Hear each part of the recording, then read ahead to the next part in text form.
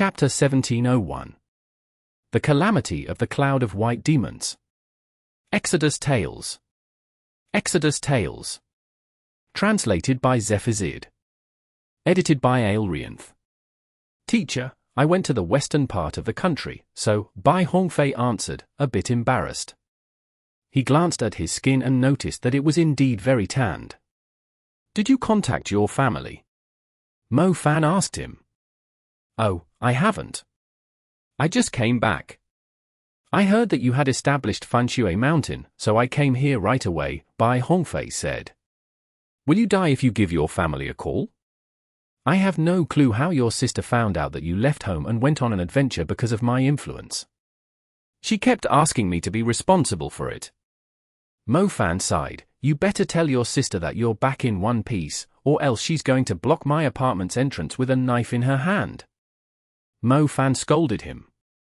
Mo Fan only learned Bai Tingting was Bai Hongfei's sister after he went off on his adventure. He had initially treated Bai Tingting as an acquaintance, but their relationship completely changed after she found out her brother had left because of him. I'm scared of talking to her. She will definitely ask me to go back home in tears. I'm worried that I might compromise because of it and go back home. I didn't dare listen to her voice for the sake of my cultivation, Bai Hongfei explained reluctantly. You're right. A man must have his ambitions. I'm glad that you said so. I will relay your intentions to Bai Tingting. She won't have to worry about taking me down with her life, she's going to be busy teaching her merciless brother a lesson, Mo Fan said with a nod. Bai Hongfei was left speechless. It had been so long, yet his teacher was still so good at entrapping others. Teacher, Bai Hongfei is interested in joining our Fanshui Mountain, Cao Qin blurted out happily. Ah? Aren't you the successor of the Bai clan? You shouldn't joke around like that. Our Fanshui Mountain has no place for someone like you. You should go home, Mo Fan said. The Bai clan had an exceedingly high reputation in the Magic City. Even the Mu clan was inferior to them, yet the little successor of the Bai clan was planning to join Fanshui Mountain. Wouldn't the people of the Bai clan come and raise the Fanshui Mountain to the ground? Teacher, please hear me out. Even if I accept my role as a successor, I have no choice but to follow the path my clan has arranged for me, not to mention that I'm far from qualified to be the successor. It won't do me any good. After all, the elders will still decide everything for the clan. I'll let them do as they please for now. I have been staying in Fanshui Mountain for a few days. I noticed how ideal of a place it is for me. Everything is new and full of challenges. I'm able to learn more and grow stronger here. I can assume personal responsibility for the things I do. Bai Hongfei said confidently. Bai Hongfei, that's such an inspiring speech. I'm impressed, Mo Fan said flatly. Bai Hongfei scratched his head. He did not know what else to say. Mo Fan was being utterly straightforward. He had given up the ridiculous inheritance of his clan in the Magic City just to join Fanshui Mountain. Teacher, aren't you going to let Bai Hongfei stay? Fanshui Mountain is short of hands. Cao Qin begged him. I don't mind if you want to join us, but you better think of a way to convince your sister. Otherwise, she's going to think that I've led you astray again, Mo Fan warned him. As long as teacher agrees, I will talk to my sister myself. I believe she will understand me, Bai Hongfei smiled like the guy on the Dalai toothpaste tube. That's great, our Fanshui Mountain has recruited another expert. Teacher, Bai Hongfei is very strong now. You can ask him to handle the fights. He won't let you down. Cao Qin said. I won't be needing his help to beat people up. It's my favorite pastime.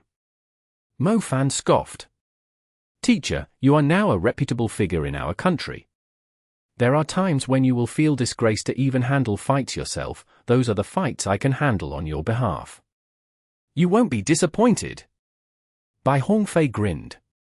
Mo Fan eventually agreed with Bai Hongfei.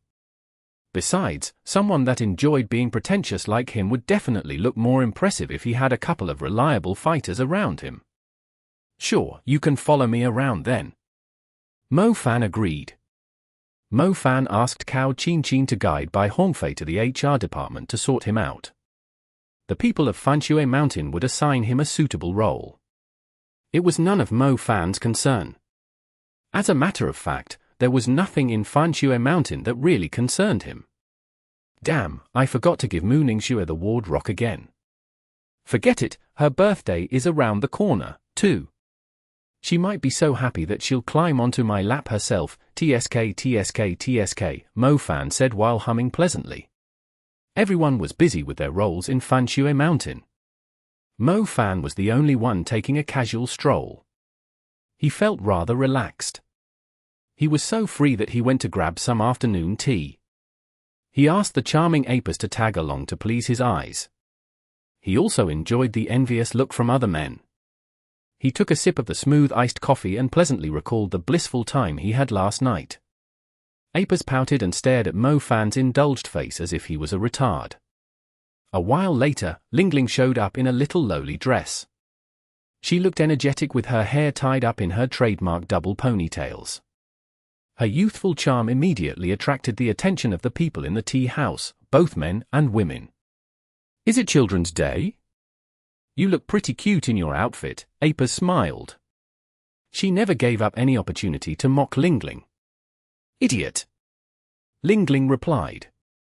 You two should stop arguing whenever you see one another. Liling, did you see the photo I sent you? Mo Fan said. It seems I wasn't wrong about the threat that the salamander demons might pose. I actually underestimated it. Liling said. How is that? Asked Mo Fan. I initially thought the little salamander demons were a new species that could mass reproduce quickly, like the demon locusts, and were capable of bringing great destruction, but after seeing the photograph, I think the great salamander demon is the new species instead. Liling said. I don't quite get it, Mo Fan admitted. The great salamander demon we took out is only a single creature from the army of great salamander demons in the photograph. I don't know how it ended up in the Thousand Islands Lake, creating the situation there, but the numbers of these great salamander demons in the middle of the Pacific Ocean are comparable to the sandstorm demon locusts. Imagine how great a disaster millions of great salamander demons can cause. Liling stated. Millions of great salamander demons, and each of them is able to produce millions of salamander demons. It's how they are covering the middle of the Pacific Ocean like clouds. Mo Fan gasped. The salamander demons are bronze, but the demon creatures in the photo are white, Liling added for him helpfully. Chapter 1702. A Snake Demon from Africa. Exodus Tales. Exodus Tales. Translated by Zephazid. Edited by Aelrianth. Does the difference in color indicate they are not the same species? Mo Fan asked. They might be trickier to deal with than the salamander demons in the Thousand Islands Lake, so if we want to prepare ourselves in advance, we need to familiarize ourselves with them first and figure out their weaknesses, Liling confirmed. I don't understand, why would nature allow such a species that goes against the rules to exist? Mo Fan shook his head helplessly. Mo Fan knew how much of a threat a great salamander demon could pose after encountering the salamander demons in the Thousand Islands Lake. He initially thought the world was safer after taking out the great salamander demon. To his surprise, the numbers of great salamander demons in the Pacific Ocean were so overwhelming. They were producing the shell demon creatures like machines. If they did not find a way to take care of them, the land might soon be overrun by the demon creatures. They were a lot deadlier than the sandstorm demon locusts. Humans aren't any better, Liling pointed out.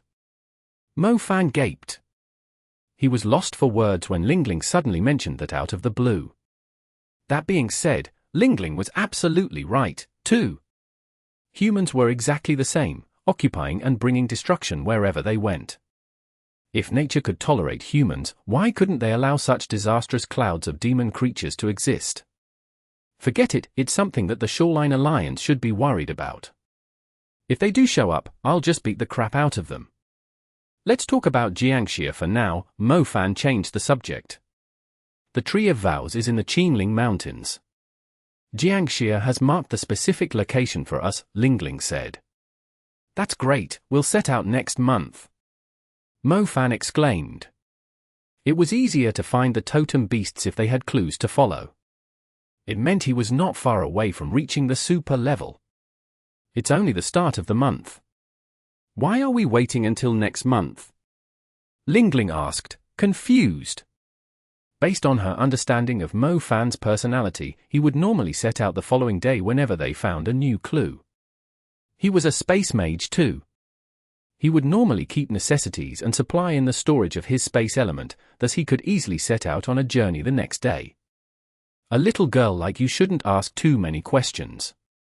Anyway, you should focus on finding more information about the Tree of Vows, Mofan answered. Someone has tasted the forbidden fruit.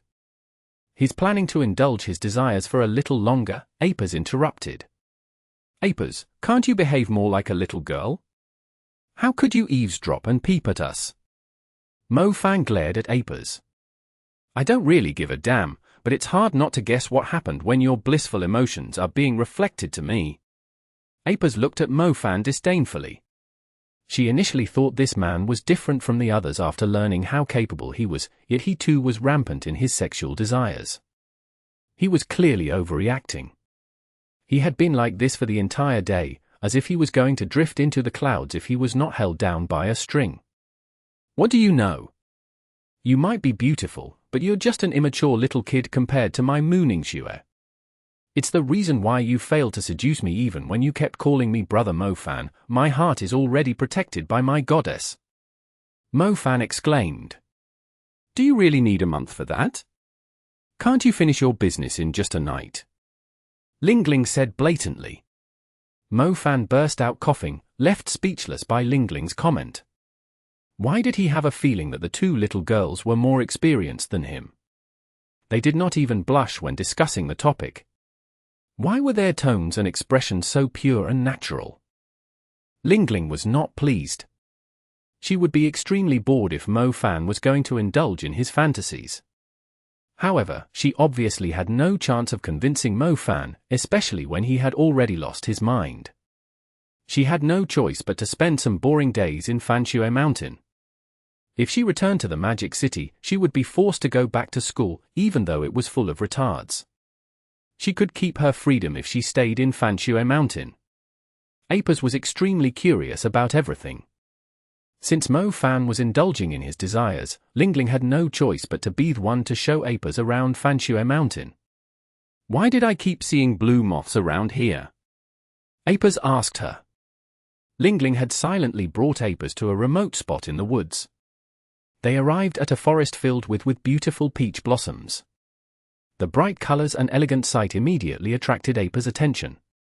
She blurted out excitedly, "What are these? Why are they so pretty?" The peach blossoms continued to the waist of the mountain, where a delicate wooden hut stood. Its roof, garden, and windows were covered by intelligent blue moths. It was almost evening, and the blue moths had woken from their sleep. Their wings were as dazzling as colorful butterflies, weaving through a garden of flowers. The dusk's light sprinkled onto the trees, the hut, and the blue moths. Can you please control your foul snake's aura? The little creatures here don't even dare to move because of your presence. Linden turned around and glared at Apis when she noticed the blue moths freezing in place. They were too scared to lift off into the air. It's a natural intimidation between creatures of different levels. It has nothing to do with my aura.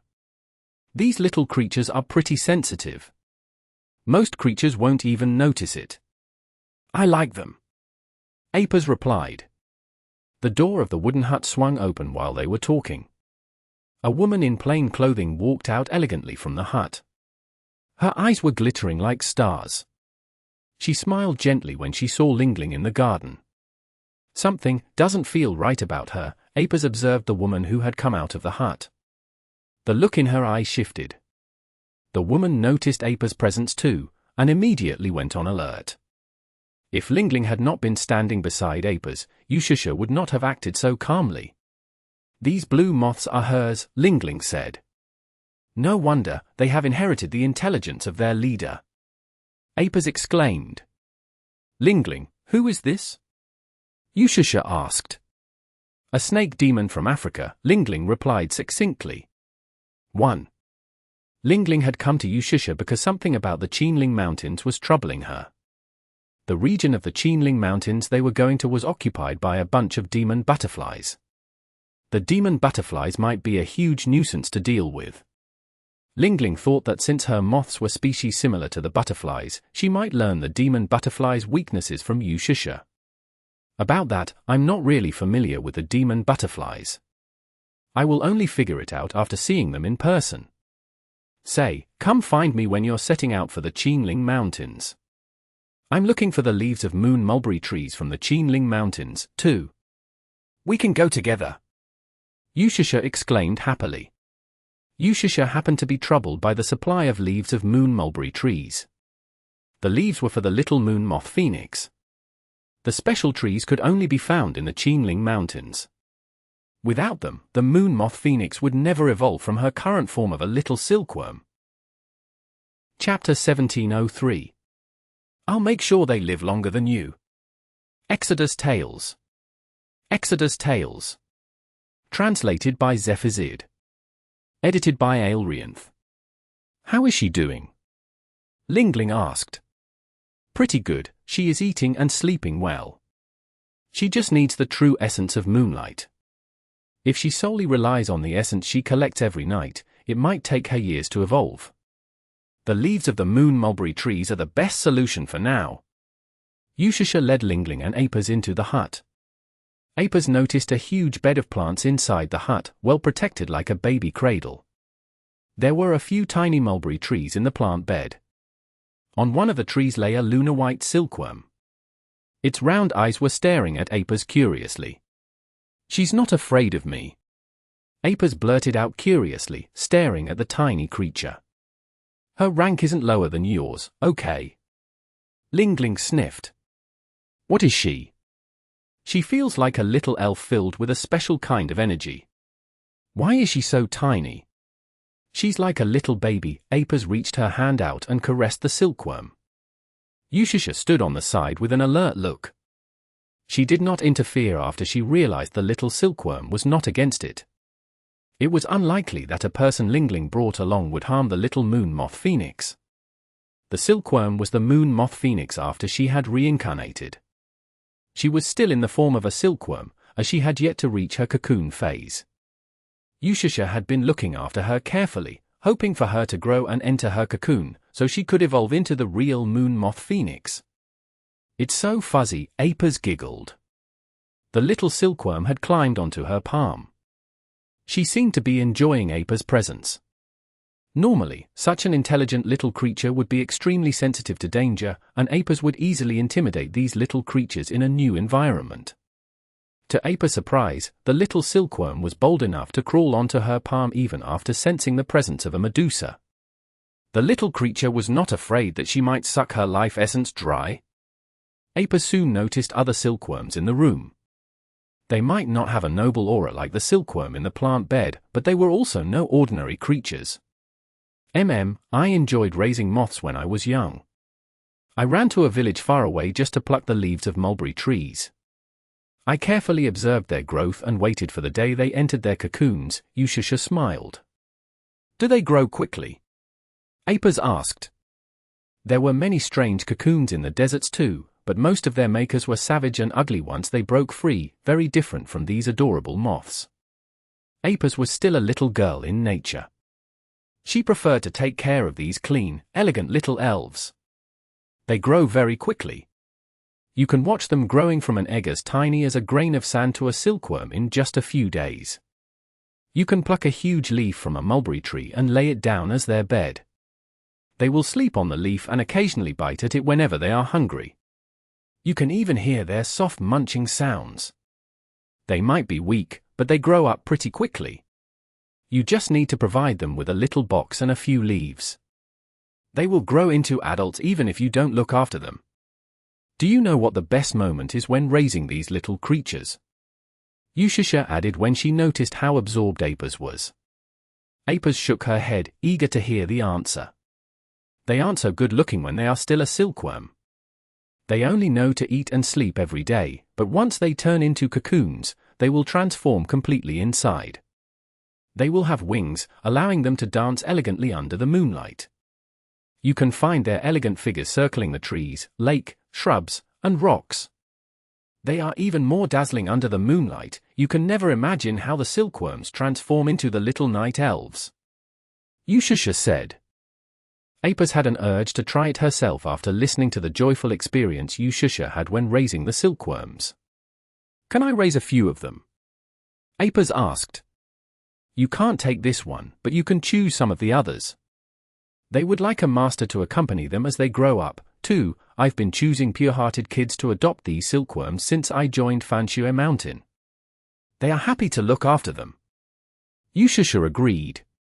Fanshue Mountain was a private land with a strict rule that forbade anyone from hurting the blue moths and the soul moths, providing them a safe habitat. Yushasha was not the only one protecting them. The people that had adopted the little soul moths were looking after them too. Yushasha was more than willing to let people that genuinely cared about the soul moths adopt a few of them. The number of soul moths had greatly increased due to the presence of the moon moth phoenix. Yushasha was struggling to take care of them all alone. Can I choose myself? Apis asked. Of course you can, but it's difficult to identify their lineage and talents before they evolve.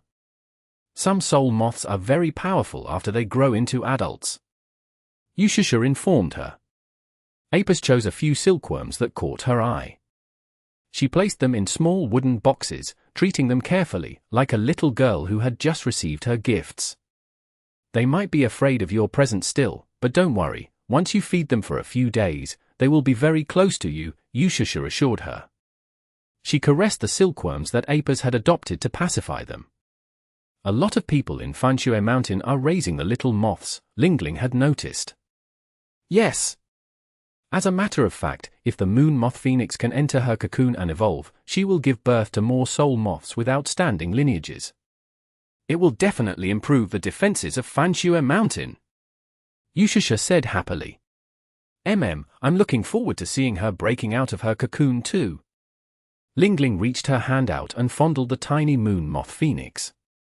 Apis was extremely happy with her new pets. She was looking forward to witnessing their transformation and the day they could beat their wings and fly. After having this thought, she suddenly realized Linden was not as much of an eyesore as she thought. After all, the girl had brought her to meet this interesting woman. Linden glanced at the smiling Apis and said, remember to leave a few holes on the boxes after laying the leaves inside them. I seriously doubt these silkworms will live more than 3 days under your care. Don't you worry, I'll make sure they live longer than you. Apis retorted promptly. 1. Humph. Humph. Chapter 1704. Was it exciting? Exodus Tales. Exodus Tales. Translated by Zephazid. Edited by Aelrianth. Mo Fan casually strolled through the mansion. Mu Ningxue finally came back from Feiniao City late that night. Mo Fan took pity on Mu Ningxue when he noticed how worn out she looked. The evil thoughts in his mind were cut down by almost half. I have something to give you, but I completely forgot about it last night, Mo Fan admitted. Mu Ningxue recalled that Mo Fan did say he had something to give her. Mo Fan took out the ward rock and placed it on Mu Ningxue's palm. Mu Ningxue lowered her head. She glanced at the object and asked with a confused look, are you pulling a prank on me? What prank? Ho, why is this thing here? I'm sorry, I took the wrong thing. Mo Fan blurted out awkwardly. The object on Mu Ningxue's palm was not the ward rock. It was a round eyeball, and to make things worse, the eyeball was spinning around oddly in her hand. Luckily, Mu Ningxue was not that easy to frighten. If it were almost any other woman, they would immediately slap Mo Fan in the face after receiving such a terrifying eyeball. I can feel the magic inside it. Where did you find this eyeball? Mu Ningxue asked him. I almost forgot about it. This is the burning evil eye. I found it at the Sunset Shrine in Cairo. It's a treasure, too. It can emit a special glow over an area that applies a burning effect to intruders. I haven't figured out how to use it, but I believe it might be useful if we place it at a crucial spot of our Fanshui Mountain, Mo Fan declared. How about its power? Mu Ningxue asked, intrigued. It's very powerful. Even a commander-level creature or an advanced mage will be injured by the burn of the evil light if they stay in it for too long, Mo Fan stated firmly. We have a few islands nearby that are rich in resources and materials. Those islands are one of our primary sources of income, but they aren't located within the safe zone. Sea monsters will invade them at times, so we have to invest a lot of funds into protecting cargo. If this burning evil eye is really that effective, we might be able to use it to drive away the invaders. Mu Ningxue conjectured. There was no end to the numbers of sea monsters. They would show up whenever the tide rose, and due to the rising sea level, many islands were now further away from the safe zone, making them more dangerous and more prone to being raided by the sea monsters. It wasn't just Fanshui Mountain, the other renowned clans were investing a lot of funds into protecting their islands too. Are you referring to the Gold Reefs Island? Mo Fan asked. The Gold Reefs are extremely important to us. Half of our fighters are stationed at the island in rotations, but not only are the casualties high, we are expending a lot of resources too, Mu Ningxue told him. Guarding a mineral-rich island was a strenuous task, especially when it was located in the demon creature's territory. Exterminating the demon creatures nearby did not necessarily guarantee the safety of the island. The sea monsters would eventually return in waves, so the defenders had to stay on alert 24 hours. Not only was it important to arrange the rotations appropriately, they had to worry about compensation for the casualties too. The demon creatures were naturally fond of exotic materials, so Gold Reefs Island was more like a miniature battlefield, where battles between the defenders and the demon creatures were constantly taking place. I'll ask Apers if she has any ideas how to deal with the sea monsters, Mo Fan said. If we can free up the men on the Gold Reefs Island, we might be able to clear the woods close to the West Ridge, Mu Ningxue said. You seem very busy, Mo Fan scratched his head. He was completely unaware of Fanshui Mountain's situation. I have had a lot of things to do lately. I'm a little worried that my cultivation will lag behind, Mu Ningxue said. I wanted to give you this, Mo Fan put the burning evil eye away and took out the railward rock. Mu Ningxue stared at the orb Mo Fan was holding. She had never seen such a special thing before. The burning evil eye contained the magic of the curse element, so she could sense its power when she was close to it, even though it was inactive. It was already a huge surprise for Mu Ningxue, as it might resolve the tricky problem the Gold Reefs Island was facing. However, the second object that Mo Fan took out was even more reserved. The orb clearly contained a strong energy tightly related to nature within it. She could easily tell it was something extraordinary. Do you remember the Earth Pistol? Mo Fan smiled. He could see Mu Ningxue had no clue what the thing was. Mu Ningxue would never forget the Earth Pistol. Without its power, there would be no Fanshui Mountain.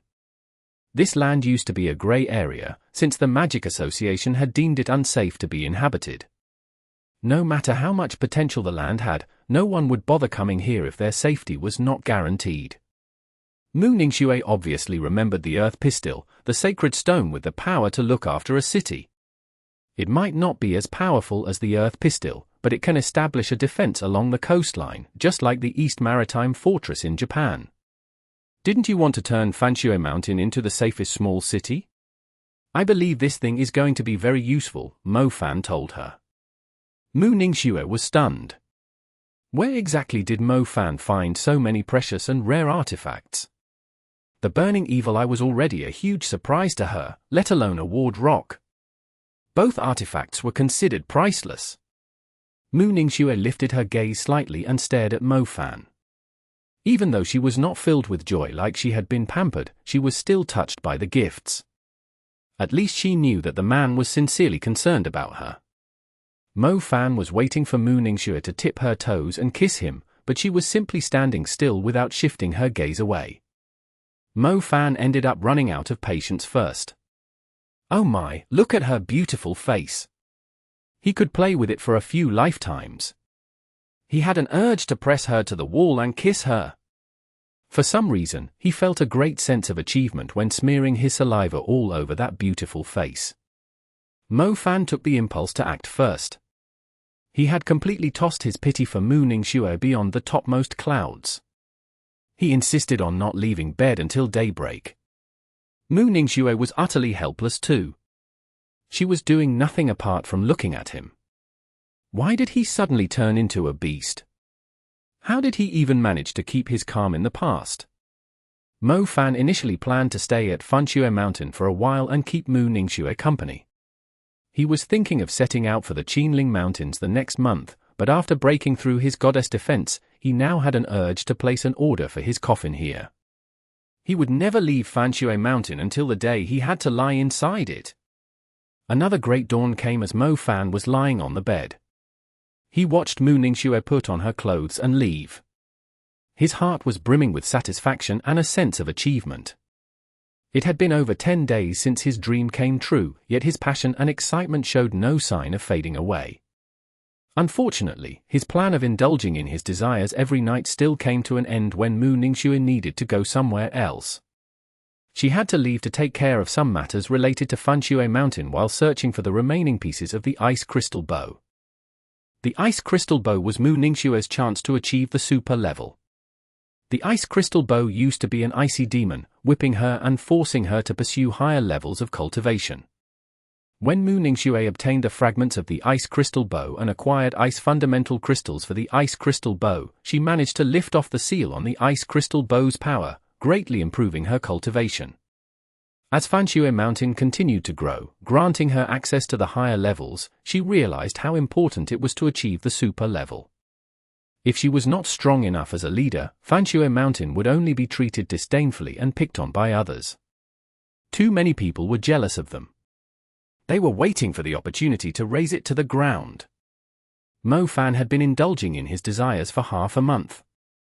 It was time for him to focus on his breakthrough to the next level, so he decided to set out for the Qinling Mountains early. The Qinling Mountains had rather complicated terrain. The place was infamous throughout the country because of how dangerous it was. Mo Fan was bringing Lingling, Apers, and Yushusha along. He did not feel secure at all. Yushusha's strength was not particularly outstanding. She could only look after herself if there was any danger. Lingling might have some life-preserving gadgets and tricks to avoid danger, but her safety was not guaranteed in the demon creature's territory. Apers might be strong, but Mo Fan was worried that they might encounter demon creatures who would not fall for her tricks. Speaking of which, am I really that popular among women? Why am I surrounded by women when I'm out on an adventure? If only they were somewhat stronger. Mo Fan looked at Apers, Yushusha, and Lingling while fondling his chin. Since he was looking for a totem beast, he had to ask Zhao Manyang to tag along, too. The two of them had chosen a similar path. If he did not want to achieve the super level, he could indulge his secular desires in Magic City for as long as he pleased. As Mo Fan thought, Zhao Manyang did not hesitate to come along. He arrived at Fanxue Mountain with a strong grudge. He grunted in displeasure when he saw Mo Fan's face brimming with bliss. What the hell are you so happy for? Am I? I'm perfectly normal, Mo Fan rubbed his forehead. Isn't it obvious? Look at your face, did you actually do something to the little gorgeous snake? Mo Fan, do you seriously have such a strong fetish? Well, was it exciting? Zhao Manyang asked. Zhao Manyang was just being himself. He could easily tell that Mo Fan's sexual needs had been well satisfied lately. Chapter 1705. We Can't Talk Anymore. Exodus Tales. Exodus Tales. Translated by Zephazid. Edited by Aelrianth. It's not her. Mo Fan said, raising his eyebrows.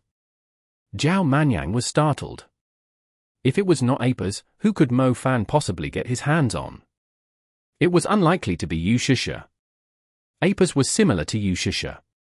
If Mo Fan did not have the fetish for Apers, he would not lay his hands on Yushusha either. Zhao Manyang turned around and looked at the adorable Lingling with double ponytails, drinking her juice. Holy crap, you son of a b****ch, she's only a kid. Zhao Manyang immediately cursed. F***K me, what the heck are you thinking? Mo Fan was utterly speechless. Who knows, you keep acting like you won't damage the flowers of our country, but maybe your desires are already driving you mad deep inside your heart. I've seen many old perverts.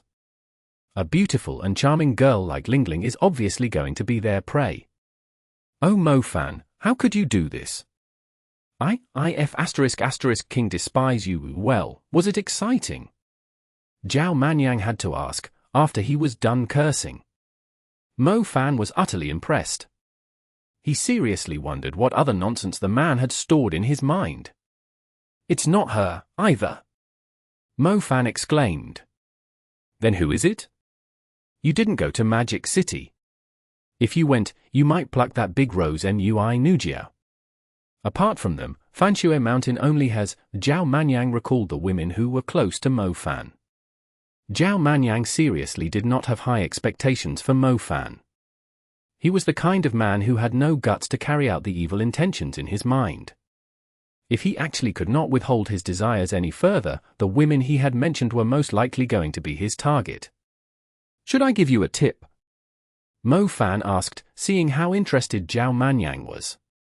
Could it be Goddess Mu? No, no way. Considering how it is between you two, there's no way you will hit a home run in the next 5 years, unless you decided to drug her, albeit with the risk of being killed by her with an arrow, Zhao Manyang mumbled to himself. Pricks! Yushasha said disdainfully as she overheard their conversation. Is everyone here? Let's head out then. There are a few more still, let's wait a little longer, Mo Fan said. Yushasha glared at Mo Fan and Zhao Manyang and demanded, won't you consider there are other women around before discussing a topic like that? Oh, really? I thought you would enjoy it too. Zhao Manyang replied shamelessly. Yushasha almost flipped the table. These two ********. She was about to lose her temper when she saw a well-groomed young man heading in their direction. Apart from his tanned skin, he had a comfortable and attractive bearing. Yushasha was stunned when he came closer. Similarly, the man was staring at Yushasha too. It's you? Bai Hongfei was the first to break the silence. His eyes were fixed on Yushasha. Yushasha seemed a little out of sorts. She had thought she would never cross paths with the man she had tricked. She felt a little guilty whenever she recalled her past, but to her surprise, he had suddenly shown up in front of her. Bai Hongfei, stop staring. She's indeed the one who tricked you. I'm keeping an eye on her on behalf of the Lingyan Enforcement Union to prevent her from doing any harm again. She's currently atoning for her sins at Fanshui Mountain by contributing to society. She's been behaving well so far, Mo Fan informed him.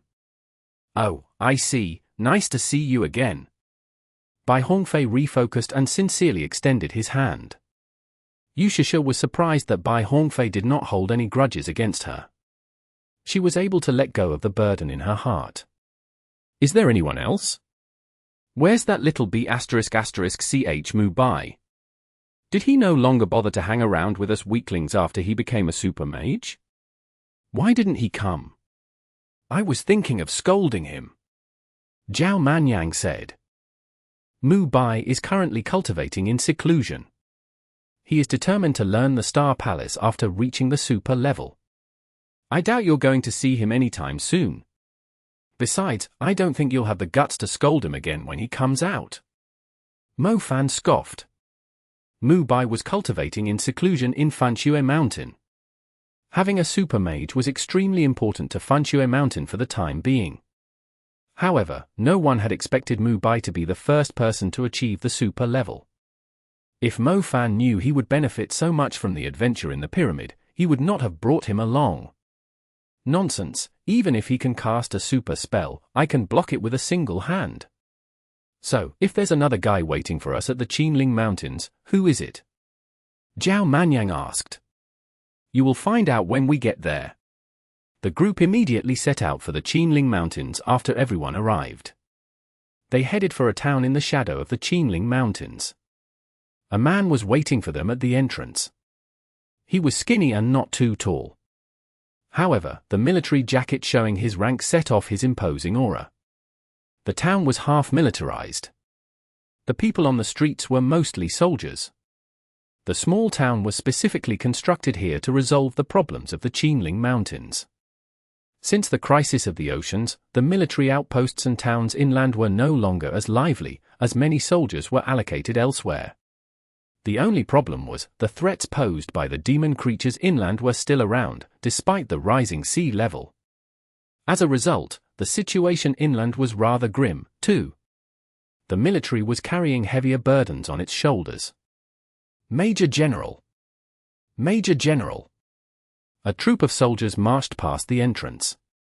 They saluted when they saw the young Major General.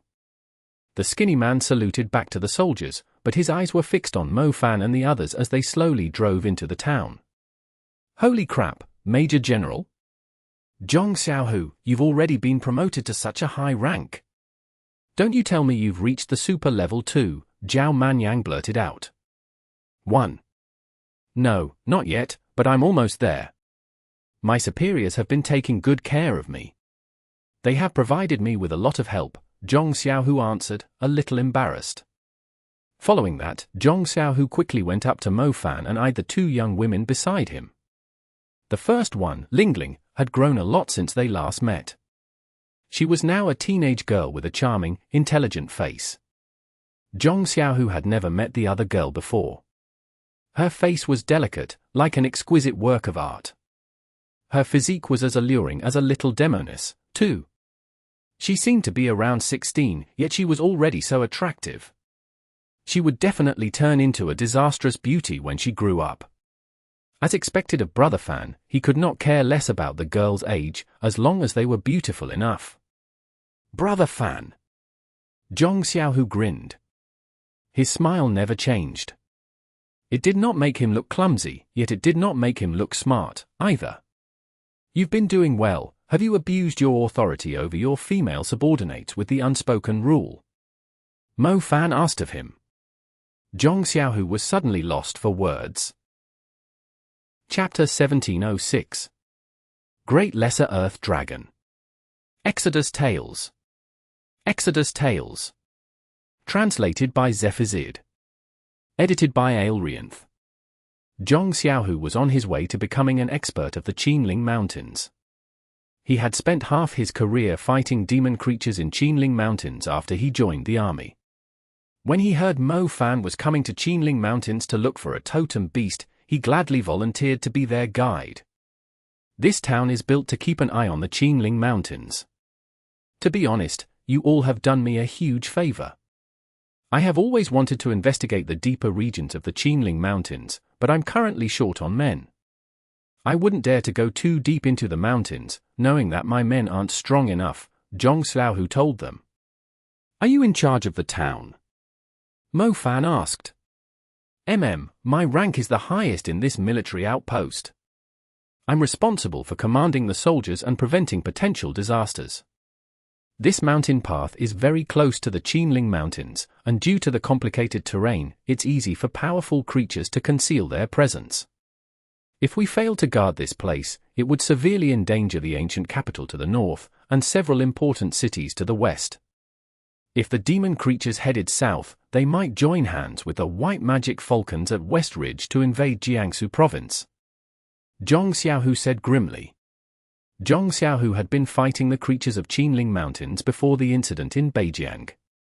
The military had placed him fully in charge of this area of the Central Plains, so he was now carrying huge responsibilities. The demon creatures of Qinling Mountains are from Kunlun. The powerful creatures in Kunlun mostly stay deep in the mountains and forests. They rarely pose a threat to our cities, but the Qinling Mountains are different. They happen to be located between a few important cities and serve as the boundary between the northern and southern parts of our country.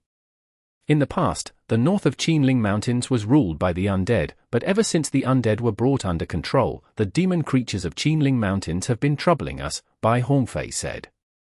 Bai Hongfei had spent some time to the west of the Qinling Mountains, so he was familiar with the situation there. Let's head into the mountains then. Mo Fan answered. Mo Fan could not wait to achieve the super level. He did not want to waste any time. "We can't go into the mountains right now," Zhong Xiaohu said. "Why is that?" Mo Fan asked, confused. Did they seriously need to choose a lucky day before entering Qinling Mountains? Were the mountains that dangerous? Every now and then, a strange wind will blow through the Qinling Mountains. It's fine if there are trees providing cover, but if we happen to be somewhere without any cover, or if we're at the top of the mountains, the wind will start corroding us. The wind will soon leave us as just bones, unless we have a layer of defense protecting us all the time. The locals here refer to it as the wind of sorrow. Zhong Xiaohu told them all. Is the wind seriously so deadly? The Qinling Mountains are indeed as scary as the people have always said. Zhao Manyang muttered. The wind is currently at its strongest phase. We should wait for a while before entering the mountains. Otherwise, we won't be able to go in too far, Zhong Xiaohu explained. Have you figured out its pattern? Lingling asked him narrowly. Lingling had done some homework before coming here. She knew that the wind of sorrow was a deadly seasonal wind. No one knew the cause for it, but humans would have difficulty staying in the wind very long. I do not. I've been here for a long time, yet I still can't figure out when the wind of sorrow will occur. It always happens at random times, Zhong Xiaohu admitted. Going into the Qinling Mountains was a challenging task. Zhong Xiaohu had been to the mountains many times over the years. Many battle mages that had joined the army at the same time as him had stayed forever in the Qinling Mountains. He was quite lucky compared to them. The Qinling Mountains are indeed worthy to be called the Demon Mountains. It's difficult to interpret their temper. Many hunters prefer to settle down near somewhere, because it's a lot safer for them to do their jobs when they can slowly familiarize themselves with the environments, regular patterns, and seasons of the place. It will give them a lot of advantages. But the Qinling Mountains are different. I've never heard of anyone that says they enjoyed searching for treasure in Qinling Mountains. I bet only the military can keep an eye on things here, Bai Hongfei chimed in. Is it really that dangerous? Zhao Manyang had to ask. The wind of sorrow has been blowing for the past few days. We will have to hide under the trees if we enter the mountains now. You might as well get some rest in the town and wait until the wind calms down, Zhong Xiaohu said. If the wind of sorrow doesn't have any pattern, wouldn't that mean we might be caught in it in any second once we are in there? We might survive if it only lasts for a brief period, but what if it doesn't stop? Wouldn't we end up in a pile of bones? Are we really considering going into the mountains? Zhao Manyang blurted out. There must be some way to deal with it. Mo Fan looked at Zhong Xiaohu. Yes, there is a way, but there's no reason to trouble ourselves, knowing the danger is right in front of us. Staying here for a few days won't hurt. Brother Fan, I can bring you around too, Zhong Xiaohu said. All right, we'll wait for a few days. The town was oddly quiet at night. Mo Fan was walking along the street alone. He noticed that there was not a single place open for him to get some supper. The lights in the town were switched off before the clock struck 9. The whole town was dark, apart from the patrols and the sentry towers. The Qinling Mountains were right in front of Mo Fan. The mountains here looked different from the mountains in the south. The mountains in the south were stacked up like cones, so it was easy to identify the different mountains looking down from a great height. Qinling Mountains were connected, instead. An obvious line forming the tops of the mountains stretched across his vision and blocked his view. He had to lift his head just to see the night sky. It felt like the little town was leaning against a heavenly wall. The wind kept blowing, its howls coming from high up in the sky. Mo Fan could easily tell how unusual the wind was, even though he was not inside it. Mo Fan remembered the wind at Kunlun was fierce and terrifying, too. He was surprised to heart that the Qinling Mountains also had a special wind. It had greatly increased the difficulty of their expedition. 1. 3 days later, the howling wind of sorrow finally calmed down. The group was packing their stuff before entering the mountains when a bunch of mags in military outfits suddenly arrived at the town. Their ranks were quite high, judging from the badges on their shoulders. The soldiers were led by a special commander. The color of his uniform was slightly different from the uniform Zhong Xiaohu and the others were wearing. He was riding a golden-brown earth element dragon. Its muscular build was a clear indication of its outstanding strength. Its imposing bearing immediately grabbed everyone's attention when it set foot in the town. A great lesser earth dragon. Zhao Manyang blurted out in surprise when he recognized the beast. Are you sure it's a lesser dragon? Mo Fan stared at the mount. He had to admit that the creature did have an imposing and imperious aura. Even the Flying Creek Snow Wolf was a few levels weaker than it. Dragons had long lifespans, but their reproductive ability was extremely weak, especially the true dragons with noble lineages. The number of true dragons in the world had a tendency to remain the same. It neither increased nor decreased. As a matter of fact, dragons were quite lusty. When they could not find their own kind to fulfill their desires, they would look for species similar to them. The most common species that the dragons ended up mating with were lizards. As a result, there were many dragons with mixed lineages in this world. If one was strictly referring to their lineages, those with only a slight relation to dragons were normally referred to as crossbreed dragons. There were many kinds of crossbreed dragons. Their strength ranged from the warrior level to the commander level, and they usually had very sturdy flesh. The dragons with purer lineages were called pseudo-dragons. They were a lot stronger. The weakest among them was at least a commander-level creature, and the strong ones could even reach the ruler level. The pseudo-dragons had insane vitality and strength, as their blood had truly inherited the power of the dragons. The level above the pseudo-dragons was very close to the real dragons. They were called the lesser dragons. The lesser dragons were very strong, ranked at the top among demon creatures. The number of lesser dragons was slightly higher than the true dragons. Almost every adult lesser dragon would be a ruler-level creature. Not only did they possess a dragon scales and draconic might, they could even unleash dragon breath that was very close to the level of a true dragon. In Europe, having a lesser dragon as a contracted beast was considered an utmost glory. They could not help but wonder who the mage riding the great lesser earth dragon was. The lesser dragon had not grown into an adult, yet it was already unleashing the imposing aura of a king of beasts. As a matter of fact, if Mo Fan had the chance, he would rather quickly trade Apers for a lesser dragon. He could not stop imagining how cool he would look when he showed up on certain occasions atop a lesser dragon. The master of the lesser dragon looked down and asked the soldiers at the entrance, "Who's the chief commander here?" The soldiers were left in awe by the beast's imposing aura, losing their bearing as soldiers. They subconsciously looked to Zhong Xiaohu. "I am." Zhong Xiaohu stepped forward. He looked at the man and noticed he was not saluting. Regardless of a soldier's rank, saluting was a must in the military. The guy had come to the town under his jurisdiction without notifying him beforehand. He was expected to salute and explain his purpose of coming first. "We are going to the Qinling Mountains to save an important person. You will take charge and gather your elites to come with us. I'm giving you half an hour to make the preparations," the man on the lesser dragon uttered, as if he was giving an order. "Do you have the official documents for the order?" Zhong Xiaohu asked him. "My words are enough," the master of the lesser dragon replied haughtily. Zhong Xiaohu frowned. He could see the badge on the man's shoulder. It showed the man's rank was only the same as his own. If the man's rank was higher, it was acceptable for him to give orders. However, if he was only the same rank, what right did he have to act so full of himself? "If you don't have official documents, I won't be taking orders from you," Zhong Xiaohu replied. Chapter 1707. Journeying together with the Violet Imperial Battalion. Exodus Tales. Exodus Tales. Translated by Zephizid. Edited by Aelrianth.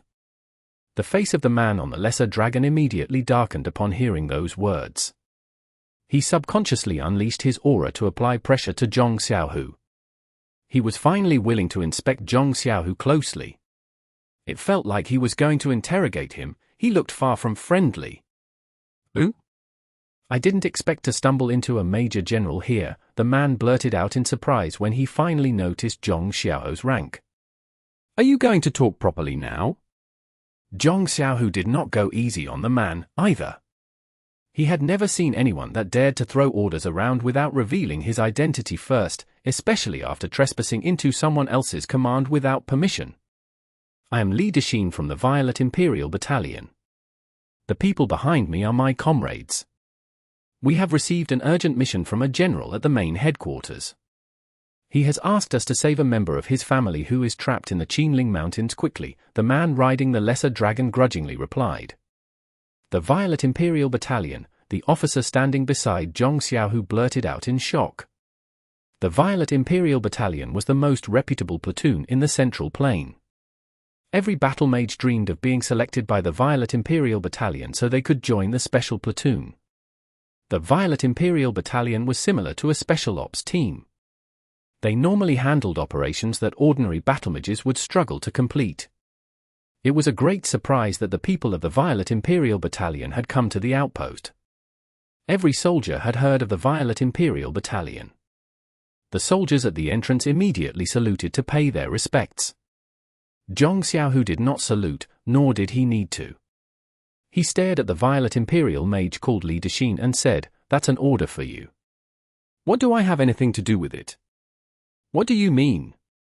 "The Violet Imperial Battalion is in the middle of an important operation. The other platoons are obliged to provide us with their full support. You are only the chief commander of a little military outpost. There's nothing wrong with asking you for assistance." Li Dexin harumphed coldly. He was quite displeased by Zhong Xiaohu's attitude. "Our ranks are the same, so I will decide if I'm helping or not. I have other things to worry about. If you're going to Qinling Mountains, you will find the path that will lead you to the mountains to the north of the town," Zhong Xiaohu informed him coolly. "Major General, they are from the Violet Imperial Battalion. It won't do us any harm if we can help them with the operation. Should we consider?" General Jiao behind him whispered. Brigadier General Jiao was meant to be in charge of the outpost. Normally, he would have the final say in decisions, but Zhong Xiaohu was the chief commander of every outpost and town in the region close to the Qinling Mountains. He was General Gao's superior. Since Zhong Xiaohu was currently in the town, General Jiao had no choice but to listen to him. As a matter of fact, Li Dexin was quite surprised, too. A brigadier general was normally the highest officer stationed at a military outpost, so he would have no problem ordering the soldiers around. He did not expect to stumble into a major general. However, Li Dexin did not treat Zhong Xiaohu seriously. How was a mere major general in the mountains comparable to a major general of the Violet Imperial Battalion? A town in a mountain and a true city both had their own mayors, but were they even the same? Zhong Xiaohu did not hesitate to talk back. He was utterly displeased by the man's arrogance. The military was strict about discipline. It was important to identify yourself when entering other people's territory. Some military bases did not even allow soldiers of other platoons to enter them. This outpost might not be a secret base, but the man was obliged to prove his identity before entering it. Not only did these battlemages of the Violet Imperial Battalion fail to do so, they did not even bother asking for his permission before requisitioning his men to assist them in their operation, when he was their chief commander. "You're taking my men without telling me first." What did they think the Qinling Mountains were? Going there without choosing the right time and season was suicide. Even if they had informed him first, he still might not agree to help. The Violet Imperial Battalion might be a special existence, but Zhong Xiaohu had no plans to submit to them. An advising officer behind the enormous lesser dragon stepped forward. He actually saluted Zhong Xiaohu before he spoke. "There's only one major general at the Qinling Mountains. I believe you must be General Zhong Xiaohu, who was promoted recently." Zhong Xiaohu saluted in return without saying a word. "Sir, we've heard of the strange wind in the Qinling Mountains. Those who are unfamiliar with the terrain of the Qinling Mountains might die a horrible death to the wind. Our mission is very urgent, so it's our fault for not informing you earlier. I do hope that you can provide us with assistance. The Violet Imperial Battalion will be in your debt." The short advising officer had greatly lowered his stance. "That's more like it. Things would be a lot simpler if you behaved like that at first," Zhao Manyang snapped back. What do you mean by that? And who do you think you are? Li Dexin glared at Zhao Manyang. I've already promised my friends that I would bring them to the Qinling Mountains. If you want to go, you can ask General Gao's men to assist you. Zhong Xiaohu did not go overboard. He had no intention of complicating matters further. Well, if General Zhong is going to the Qinling Mountains, why don't you come with us? From what I know, if anyone could be said to be familiar with the mountains, it has to be you. Our mission is to save members of the great commander's family. Lives are at stake here, so I do hope General Zhong will assist us, the advising officer asked sincerely. Zhong Xiaohu did not agree right away. He looked at Mo Fan. Where are you heading to? Which part of the mountains?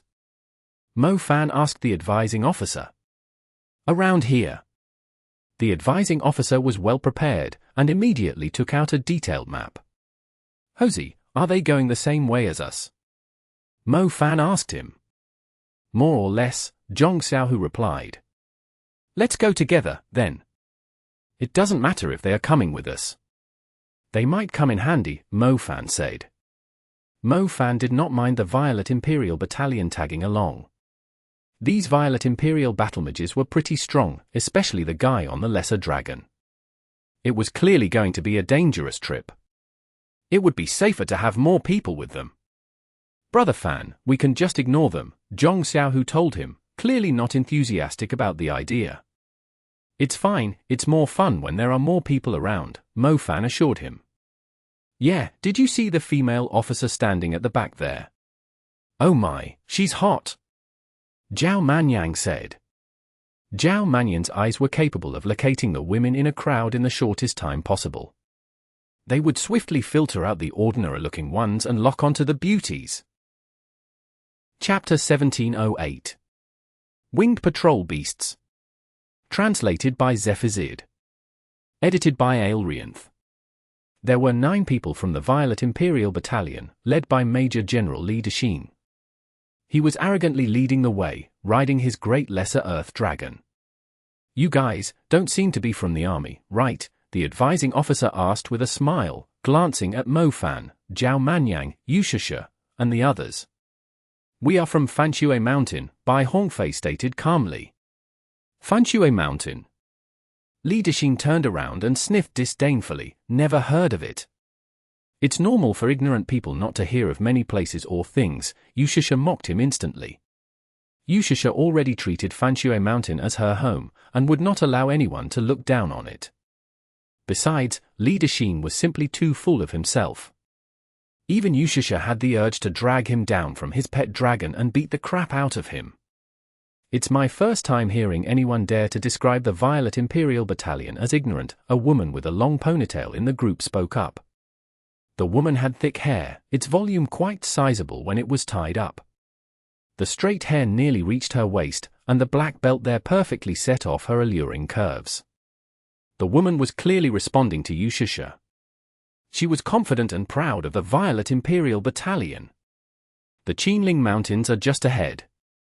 The path is steep, so be more careful, Zhong Xiaohu reminded everyone, conveniently distracting them from the argument. Mo Fan was not too familiar with the Central Plains, so he was not familiar with the Violet Imperial Battalion either. He purposely slowed down and asked Zhong Xiaohu about it. Do you know the Imperial Mags of the ancient capital? Zhong Xiaohu asked him back. I do. Are they related? Mo Fan replied quickly. A little. The most talented mags in the ancient capital are recruited by the Imperial Mags, an utmost glory for them, similar to being chosen to become royal guards. Meanwhile, among the platoons in the Central Plain, there is a special division that usually handles difficult missions and operations. Every year, each division will recommend a few talents to the Violet Imperial Battalion. Think of them as special operators, Zhong Xiaohu said. I see. No wonder they are so proud of themselves. Mo Fan said. Damn, that chick, I won't let any of you steal her from me. She's mine, TSK TSK TSK, look at her flexible waist and her long legs. Man, imagine her curling those legs around me. Zhao Manyang blurted out excitedly. Zhao Manyan's eyes had never left the woman who was arguing with Yu Shisha. He found the imposing bearing of her military training the most appealing. I can tell that you can't wait to beg her to whip you and step on you with her heels, right? Mo Fan needled him. That doesn't sound too bad, now that you mentioned it. With her face and posture? I wouldn't mind having some fun with her. Zhao Manyang declared. Brother Zhao is still a thrill-seeker. The women from the Violet Imperial Battalion are pretty tough to handle, Zhong Xiaohu laughed. Drinking the strongest booze and riding the toughest chick, I have no regrets. Zhao Manyang proclaimed. Zhao Manyang was not too excited about the trip, but it all changed after the Violet Imperial Battalion began tagging along. He was psyched as long as there were women around, no matter the circumstances. The paths leading to the Qinling Mountains were rather steep. The only way forward was across narrow bridges dangling in the air, even though they had not ventured too deep into the mountains. On one side were the magnificent walls of the mountains, and on the other were steep cliffs above deep valleys. The wind was constantly howling. A little lowly like Lingling could easily be blown off the cliff at any second. Mo Fan purposely summoned the Flying Creek Snow Wolf and let Lingling ride him, as he was concerned about Lingling's stamina. Li Dexin grinned not long after Mo Fan summoned the Flying Creek Snow Wolf. He said, I didn't know you were a summoner too. Yeah, Mo Fan nodded. But the commander level is likely to be your wolf's limit, right? Li Dexin said. It's very difficult for him to evolve into a ruler-level creature. I'll need a lot of resources for that, Mo Fan admitted. Resources? How naive are you? Don't you know how important the lineage of summoned beasts is? You have forcibly evolved the wolf to its current level.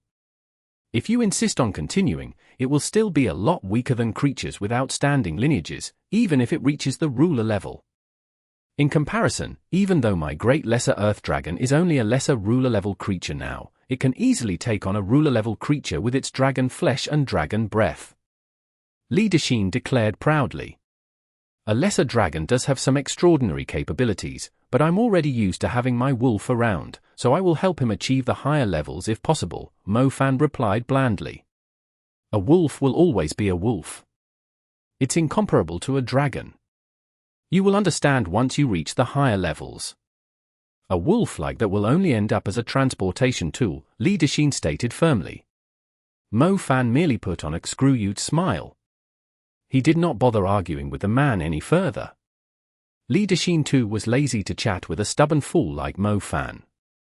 He continued to lead the way in front of the group. They suddenly heard shrieks coming from the tall cliffs.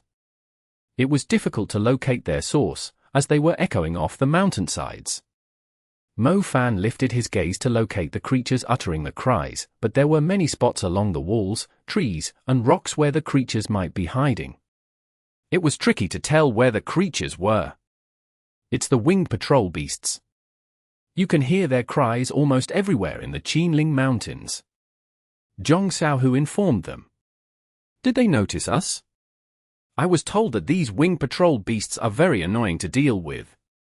They will immediately gather a large group of winged patrol beasts to them whenever they notice any intruders.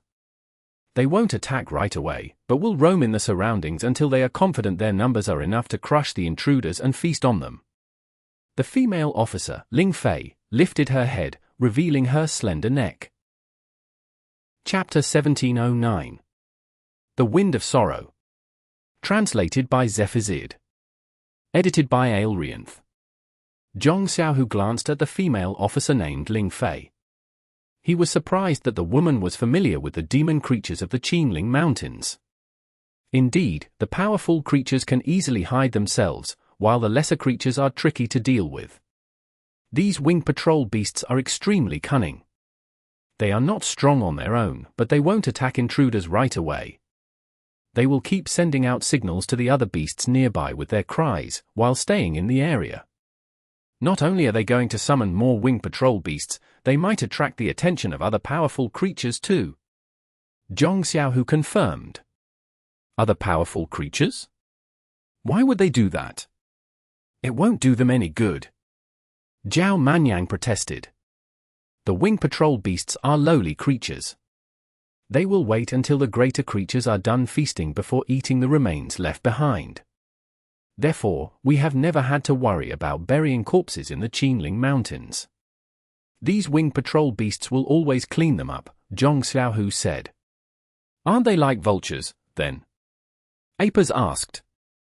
Except they are more disgusting, Zhong Xiaohu agreed. A few piercing shrieks came from above while they were talking. It sounded like the wing patrol beasts were right above them. Did they notice our presence? We should leave at once, Bai Hongfei said worriedly. Don't panic. The cries do not necessarily mean they have found us. These wing patrol beasts like to make noise for no reason, just to intimidate timid intruders. We just need to stay on the path. We will be fine once the cries fade away, Zhong Xiaohu said. Zhong Xiaohu had entered the Qinling Mountains many times. He could easily identify the meaning behind the cries of the wing patrol beasts and determine if they were bluffing or if they had truly found intruders. They are just a bunch of weaklings, we shouldn't be worried about them. Our time is running short, let's hurry. Li Dexin said impatiently. General, we are currently in the Qinling Mountains, we should be more respectful, the advising officer said. Respectful? If we bother wasting our time on the lesser creatures patrolling the canopy and the mountains, we are not being respectful, it's called making a big fuss over minor issues. We are going straight as fast as we can. If they dare to bother us, I'll handle them. Li Dexin said. We all agree beforehand that I'm in command. Zhong Xiaohu was once again displeased by Li Dexin's arrogant behavior. Forget it, let him be. Besides, he did say that he will handle it, Mo Fan said. Li Dexin did not want to waste too much time traveling. The mission was too important for him. It was the perfect opportunity for him to cozy up to his commander, so he could not allow any harm to befall his superior's family. Several more cries were heard. The group lifted their eyes and saw shadows beating their wings along the top of the mountainsides and the huge trees along the edge. They did find us this time, Zhong Xiaohu judged. Humph, they won't be a threat. Li Dexin scoffed. The group continued on their way. More shrieks came from above the walls on both sides. They would occasionally see one or two creatures with grey feathers flying from one side to the other. They took quick glimpses at the unwanted guests while they were flying past above them. Their numbers are increasing. Ling Fei noticed. My ears are hurting, Zhao Manyang added right after Ling Fei's comment. Unfortunately, Ling Fei did not even bother to look at Zhao Manyang. He had tried flirting with her cheekily, yet all he received in return was an icy expression that clearly indicated the woman's disinterest in talking to him. They are always like this, disturbing and annoying their prey. They might even make noise for the whole night around the spot where we camp, making it difficult for us to rest and recover our energy. The strange thing is, no matter how calm a person is, their cries will still influence them, Zhong Xiaohu informed everyone.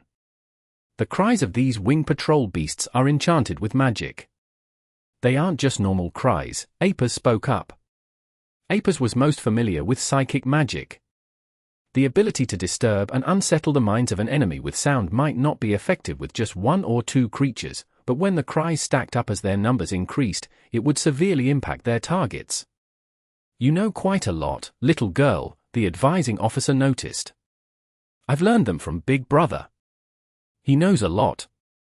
He always sits on my bed and shares his knowledge with me before I sleep. Aper smiled like an innocent vixen, purposely leaning closer to Mo Fan. On the bed. Before sleep. The soldiers of the violent Imperial Battalion immediately fixed their eyes on Mo Fan, including the advising officer. Mo Fan immediately saw the word jerk in the look in their eyes. How could such an adorable little girl fall into the hands of a perverted man like him? Mo Fan was utterly speechless at Aper's behavior. Once again, she had successfully used her charm to seduce the men into directing their anger at him. For some reason, Apers enjoyed watching Mo Fan being isolated and picked on while she pretended to be a harmless sacred little angel, as if she could finally be free once the great demon was annihilated. Should we keep going? The place ahead is a spacious valley. I believe the wing patrol beasts will reach a certain number there.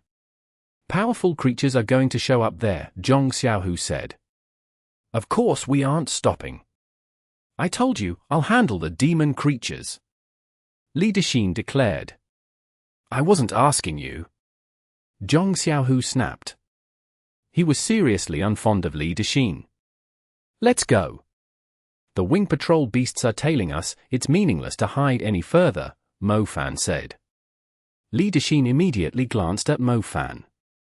He noticed that Major General Zhong Xiaohu kept asking Mo Fan for suggestions along the way. It was very likely that Mo Fan was the leader among them. A man with only a wolf as his summoned beast was acting like the boss in the group.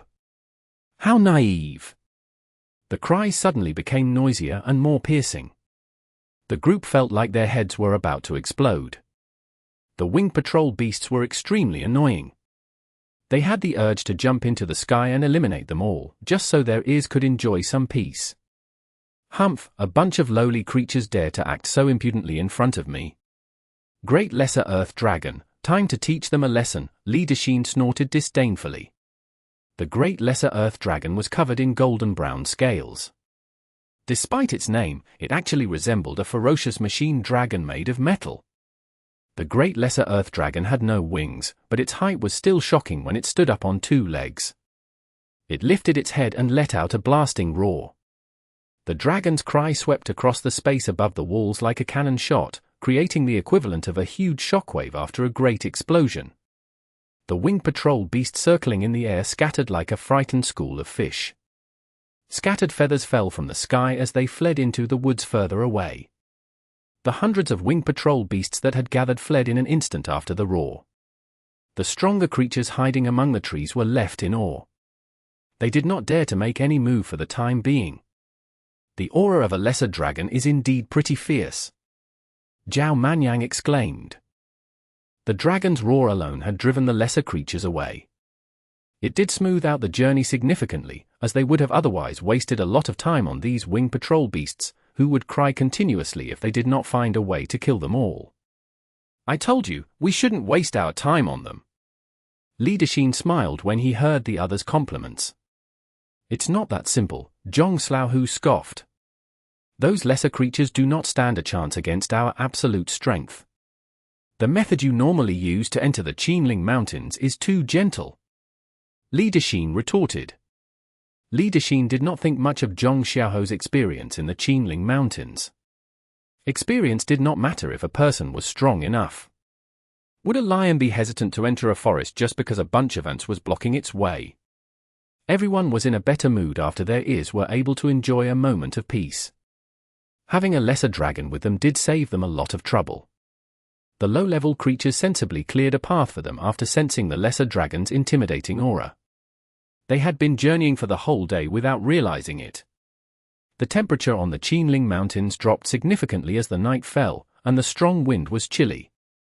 The howls of the wind sounded like people crying sinisterly.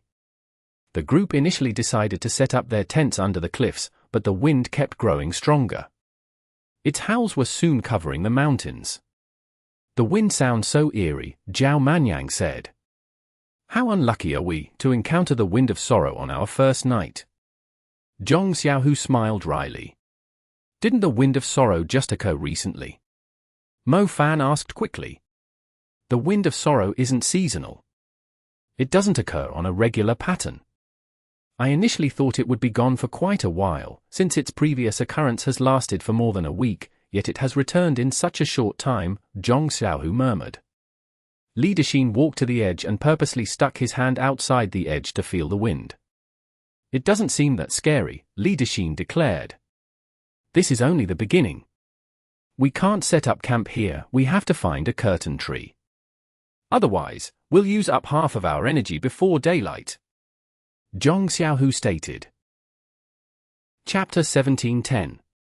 The Never-Ending Lesser Creatures. Exodus Tales. Exodus Tales. Translated by Zephazid. Edited by Aelrianth.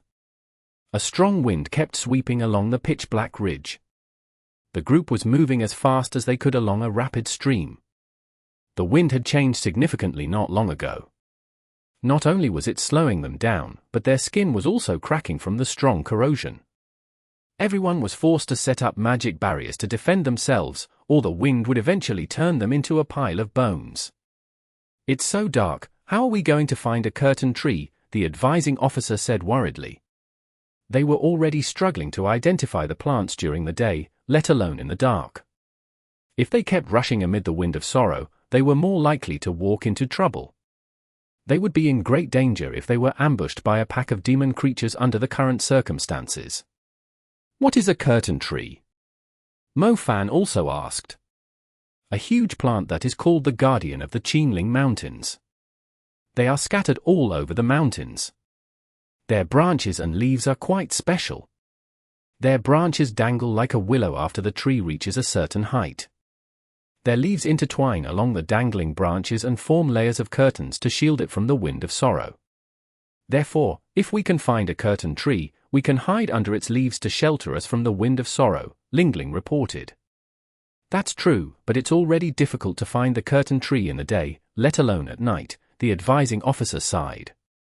"Damn it, the wind is growing stronger. I'm losing the outer layer of my skin." Zhao Manyang cursed.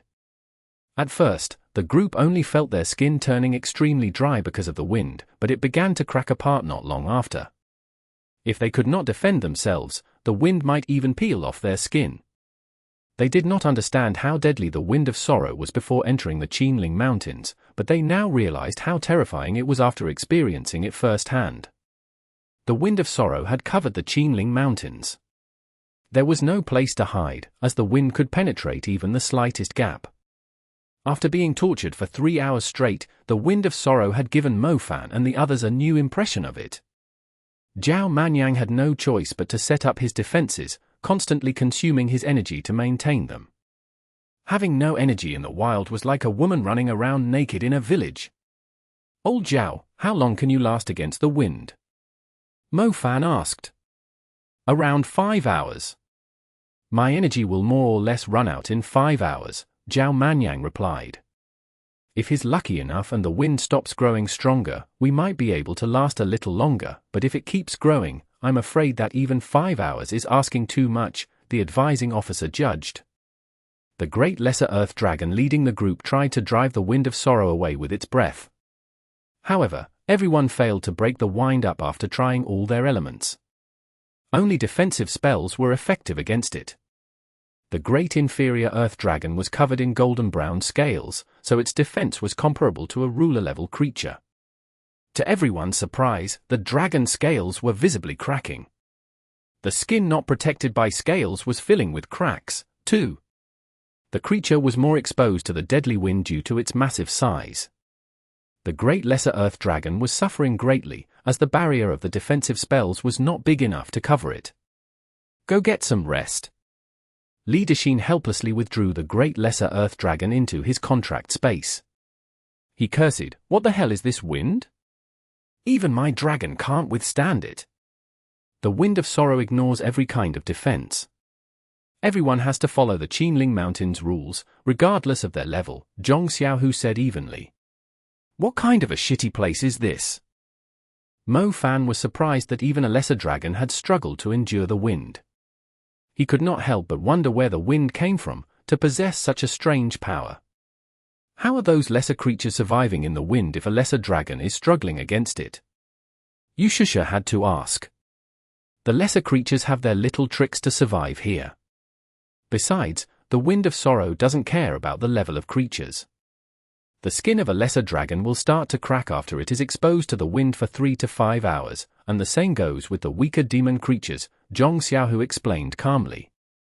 Percentage health true damage, Zhao Manyang mentioned a common term from video games. No wonder the Qinling Mountains are called the Demon Mountains.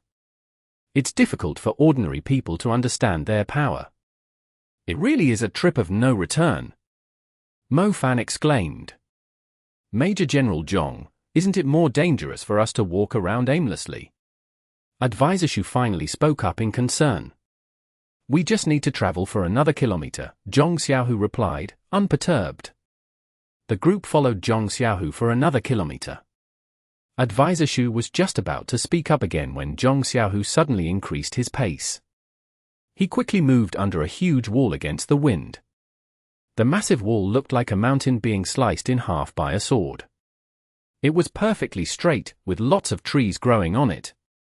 Their thick trunks had constructed a tiny world in the dark, where many creatures lived. At the edge between the wall and the ground stood an ancient tree that was completely different from the others. Its trunk extended into the darkness, and was further split into two at the middle. Both trunks were firm and upright. They were unaffected by the corrosive wind, nor were they swaying in the slightest. Their branches were different from normal trees. Those that grew out of the trunks were dangling naturally from them, forming layers of elegant curtains. The branches were densely covered in leaves in a slight arc, shielding the area under the tree perfectly. The wind of sorrow only managed to shake the leaves slightly instead of scattering them. "Isn't that a curtain tree?" Advisor Shu exclaimed in relief. They had been traveling in the wind of sorrow for 3 hours, but the wind showed no sign of weakening. Advisor Shu was getting more worried about their situation. Their mission was to rescue someone in the mountains. That person might be in danger if they were delayed too long. To Advisor Shu's surprise, they had found a curtain tree amid the grim situation. "Where there's a will, there's a way." "Well done, Hosey. You managed to find the place in the dark." Mo Fan patted Zhong Xiaohu on the shoulder. Zhong Xiaohu had been leading the way. He insisted they keep going even when the group was feeling uneasy. To their surprise, he had managed to bring them to a curtain tree. The group could finally catch their breath. "I'm dying from fatigue. I've used up so much of my energy, even though I wasn't doing much. What happens when we are really in trouble?" Zhao Manyang moaned. There were 2 areas protected by the curtains of the 2 trunks. They decided to split into 2 groups based on their genders, since they had to sleep for the night. They simply found a spot in the curtains and laid down on the ground to get some rest. As a matter of fact, the cultivation level of the group was pretty high. They had never felt so tired after traveling in the wilds for a single day, but the wind of sorrow was just too weird. They were even more scared of the wind of sorrow now. "Let's get some rest. The wind of sorrow should be weaker in the day, so we'll increase our pace tomorrow," Zhong Xiaohu said. Mo Fan and his group were here for the Tree of Vows. They were not in a rush, but the people of the Violet Imperial Battalion were running short on time. They had no idea if the person they were told to rescue was capable of looking after themselves before help arrived. If the person was a scrub, they might not even survive the night. The person who had consumed the most energy was Zhao Manyang. A light mage from the Violet Imperial Battalion had used up his energy, too. The thick-browed man was meditating diligently, trying his best to recover his energy before daybreak. "The environments are pretty nice here, it's like a high-quality tent," Mo Fan noted as he scanned his surroundings. The area under the curtain tree was surprisingly clean. A patch of soft red moss had grown under the curtain tree since it was difficult for the sunlight and wind to enter the curtains. The moss was as comfortable as a carpet. The dirt under the layer of moss would not stain their clothes when they were lying on it. If it was summer, Mo Fan could imagine lying on it for a whole day if he brought along cold drinks, half a watermelon, and a phone with full signal. The wind of sorrow blew continuously outside the curtains. The wind had obviously grown stronger during the latter half of the night, but the people were resting comfortably under the tree. The wind did not bother them, no matter how strong it was. A few noises occurred outside the curtains around 3 in the morning. Mo Fan was awake. He immediately opened his eyes and listened to the noises carefully. He frowned when a few piercing cries followed up. Didn't those cries belong to the wing patrol beasts? The wind was blowing so strongly outside, why weren't the wing patrol beasts hiding from it? The cries grew more frequent as time went by. It felt like more wing patrol beasts had begun to circle the area. They were summoning more companions to them. "What's going on?" Li Dexin asked impatiently after he was woken up. "It seems like they have no intention of letting us go." "They have gathered more numbers this time," Mo Fan observed.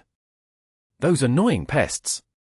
This time, I won't be driving them away. Linden grunted.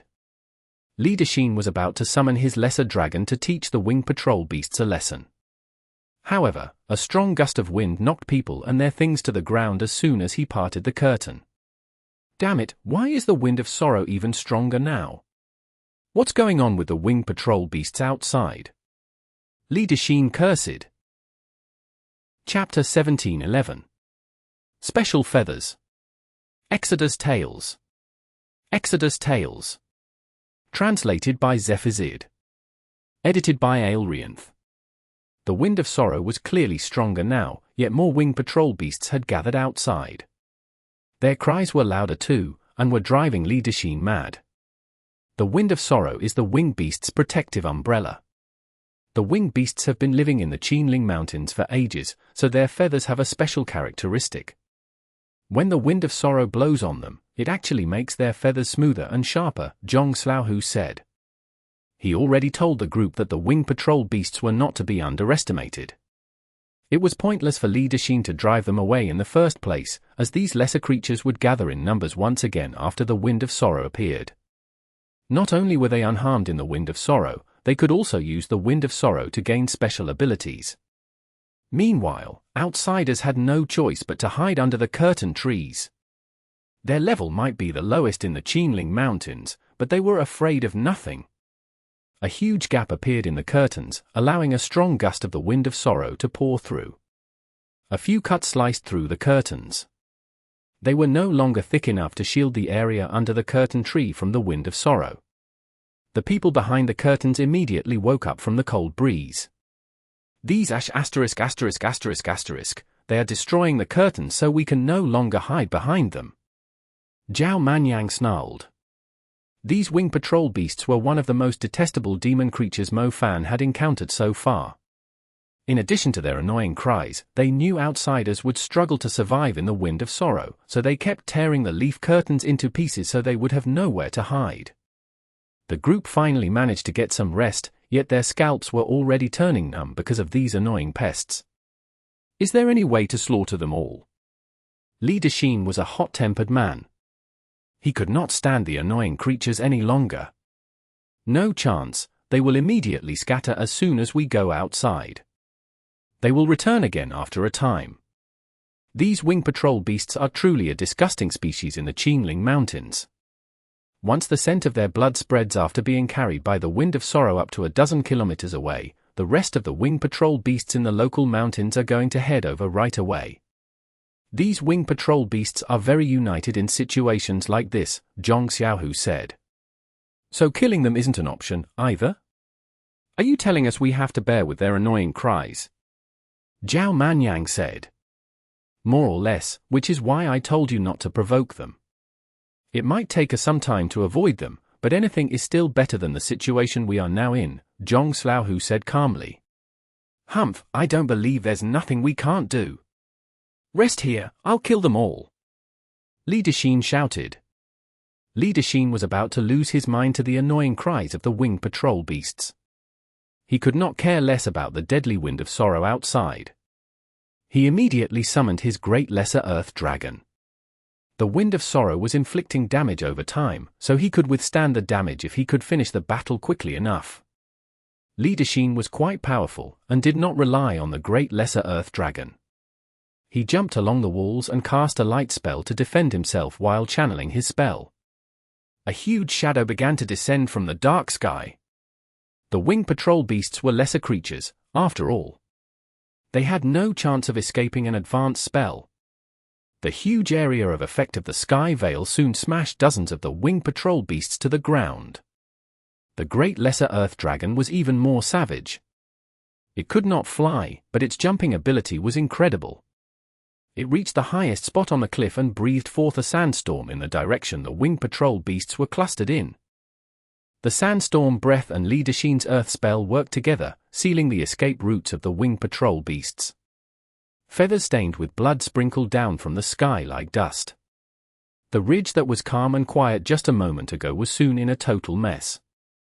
The remains of the wing patrol beasts were scattered across the trees, the ground, and the rocks. Many fell into the creek and dyed the water red. Linden had slaughtered the creatures at a shocking speed. The strong scent of blood soon lingered in the air. The remaining wing patrol beasts fled for their lives after losing the will to fight. A bunch of flies dares to act impudently in front of me. Linden harumphed coldly. The battle soon came to an end. Linden withdrew his dragon into the contract space and went behind the curtains. Major General Li, your arm, Ling Fei noticed. Linden glanced at his arm, and was shocked to see a bloody cut across it. He was only out there for such a short time. Advisor Shu exclaimed. The wind of sorrow was growing stronger, and was more harmful to human flesh now. Linden was not constantly protecting himself with magic while he was fighting, so both his arms and his face had severely dried up. Healing magic isn't effective against these kinds of injuries, Zhong Xiaohu informed him. It's just some minor injuries, it's fine. The wing patrol beasts have destroyed the curtains. We should keep going, Linden huffed indifferently. The remains of the wing patrol beasts were scattered all over the place, reeking of blood. More wing patrol beasts were going to gather in the area in no time. They could not afford to stay here any longer. I can't guarantee that I can find the next curtain tree within 3 hours, Zhong Xiaohu mentioned. It doesn't matter, we have 3 defensive mags among us. They should have no problem if they take turns to protect us. Linden declared. It's our only choice now. Let's go. Mo Fan said. 3 of the 9 people from the Violet Imperial Battalion were adept at defensive spells. They set up magic barriers to protect the group as they ventured deeper into the Qinling Mountains along the narrow path. How long is this wind going to last? Why isn't it stopping? Zhao Manyang said. It was almost daylight, but the wind of sorrow was still blowing. The energy of the first defensive mage of the Violet Imperial Battalion had been depleted. Another Mage had taken over his role, but it was difficult to tell how long she could last. Her 3 elements were not all defensive. Linden insisted the group keep going.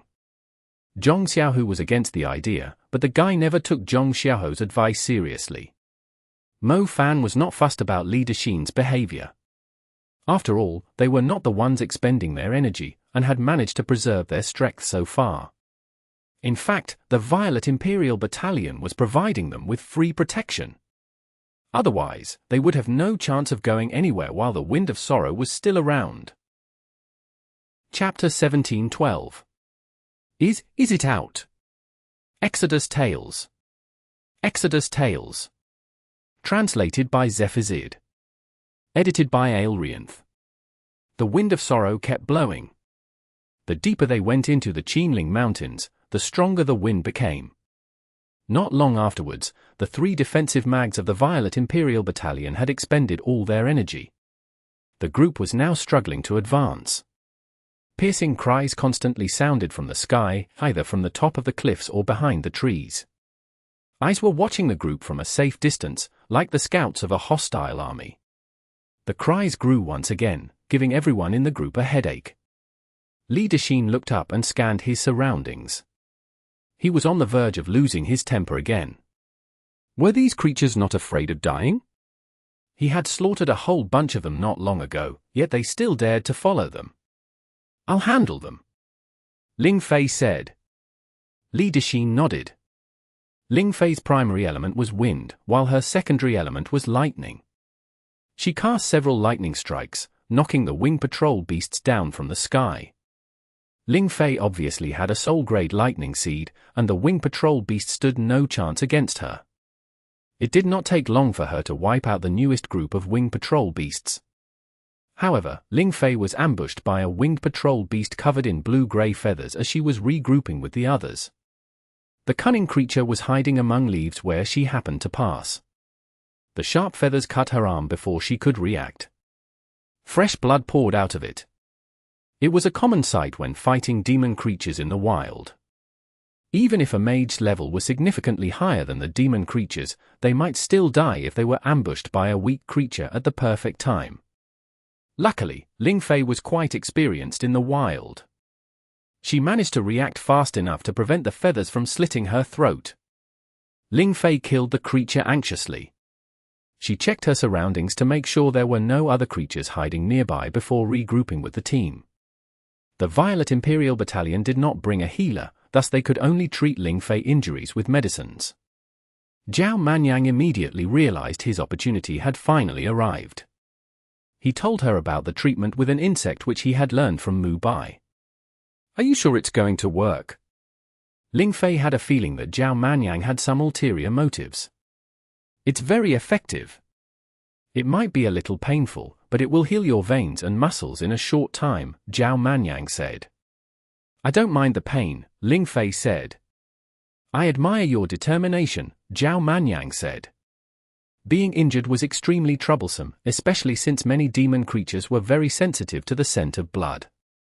A bleeding wound was similar to a constant GPS signal for the demon creatures. Ling Fei was a soldier, so she could not afford to let herself be a burden to the group because of her injuries. The method that Zhao Manyang suggested might sound disgusting, but it was better than letting her wounds bleed. "The curtain tree is just ahead. We can rest there," Zhong Xiaohu informed everyone. "That's great, as expected of General Zhong." "I'm so glad that you're with us," Advisor Shu chimed up.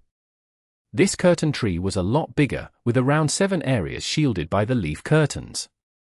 The group no longer had to crowd into a small area, and everyone had plenty of space to rest up comfortably. "Let's take this one," Zhao Manyang said. Ling Fei nodded. She did not feel it was inappropriate.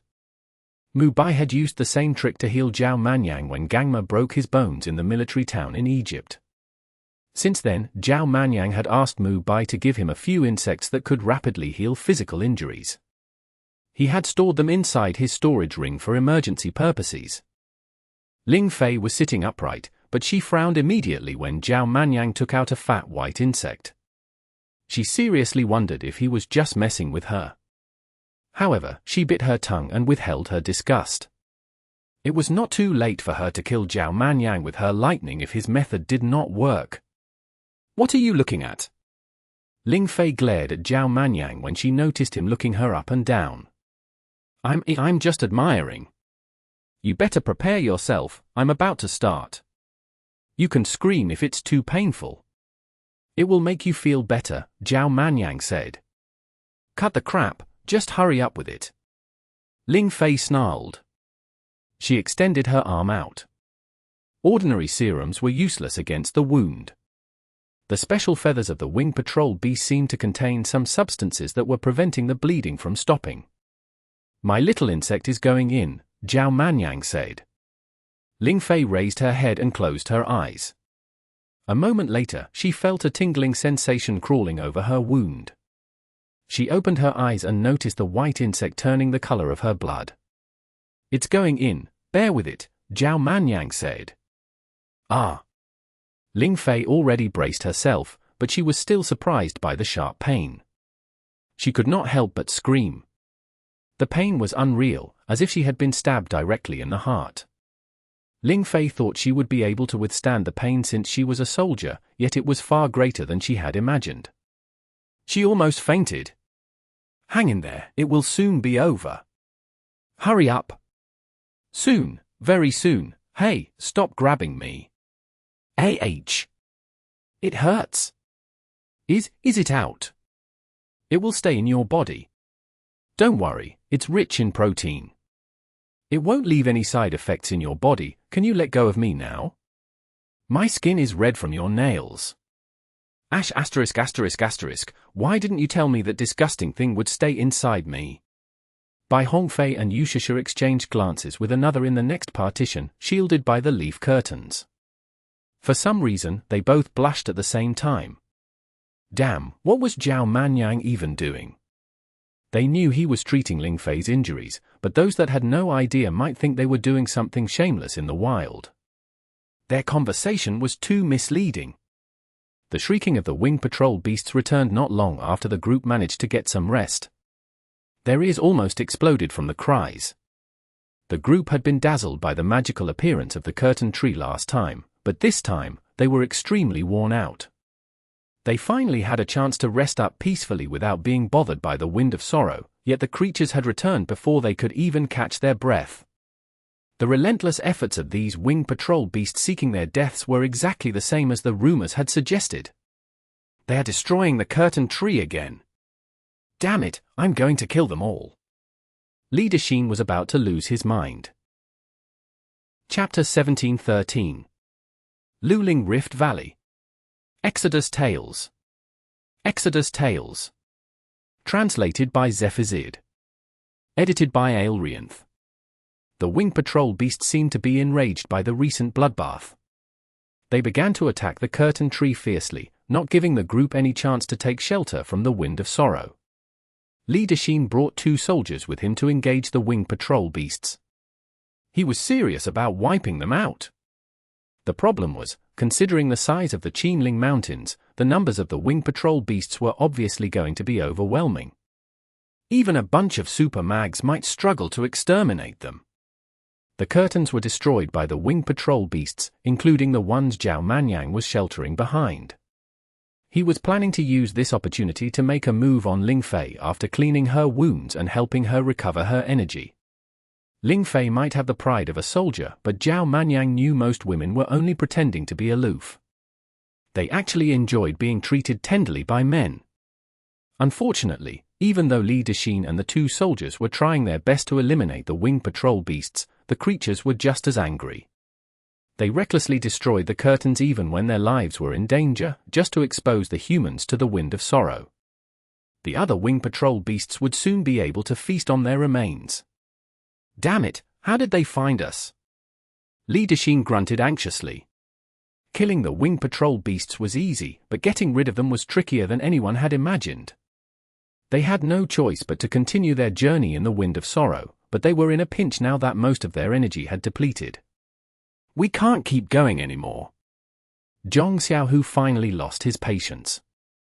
If they kept following the brainless Leader Sheen's demands, not only would they fail to rescue the person the troopers came for, they would get themselves killed too.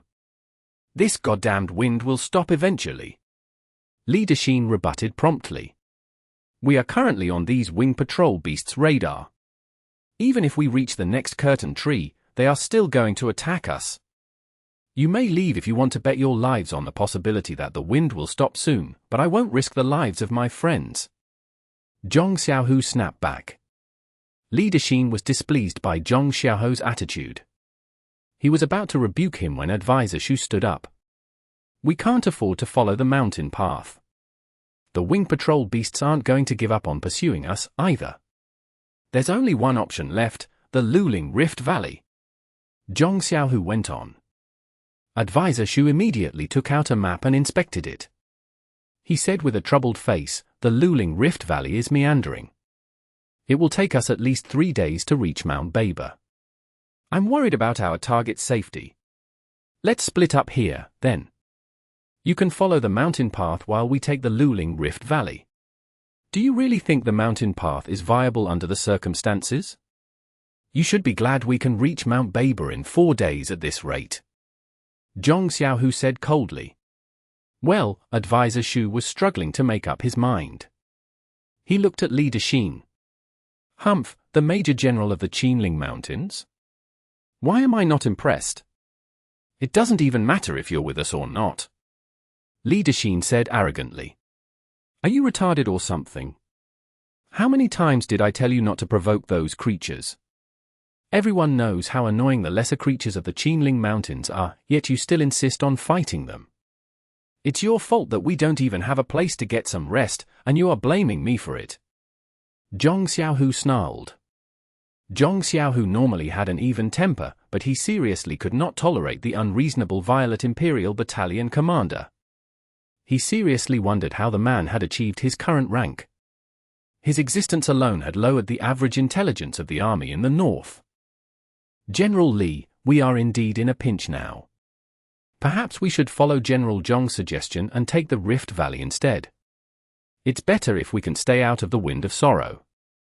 Otherwise, even if we make it to our destination, we won't have any strength left to protect our target, Ling Fei spoke up. Leader Sheen harumphed coldly, then snorted disdainfully, whatever you say. Leader Sheen sat down in a corner silently.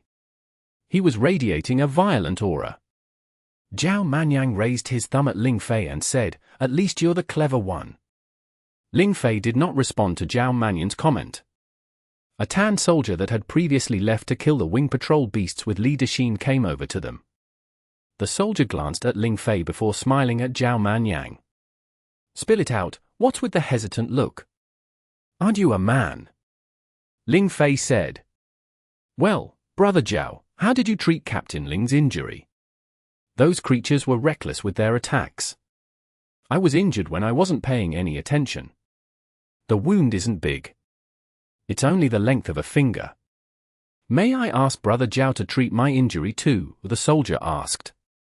"Oh, but my trick is only useful on women," Zhao Manyang said. Ling Fei turned around and glared at Zhao Manyang. Zhao Manyang smiled. "I'm just kidding, where is the wound? You look perfectly fine to me." Well, it's here." The soldier seemed a little embarrassed, but he finally turned around and leaned forward. He slowly lifted the hand that was covering the wound on his right buttock. Zhao Manyang's face immediately darkened.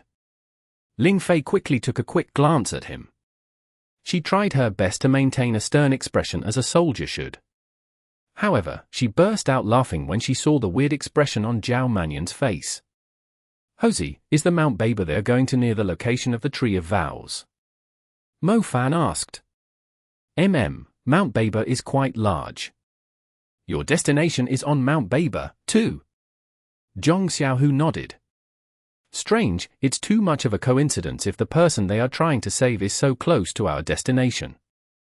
Is there something else there apart from the Tree of Vows?" Mo Fan asked. Mount Baber is the most mysterious place in the Qingling Mountains. Many demon creatures live there. No ordinary person will visit a place like that, but these soldiers of the Violet Imperial Battalion are very clumsy with their decisions. I seriously think they're going to get themselves killed rather than save the person, Zhong Xiaohu judged.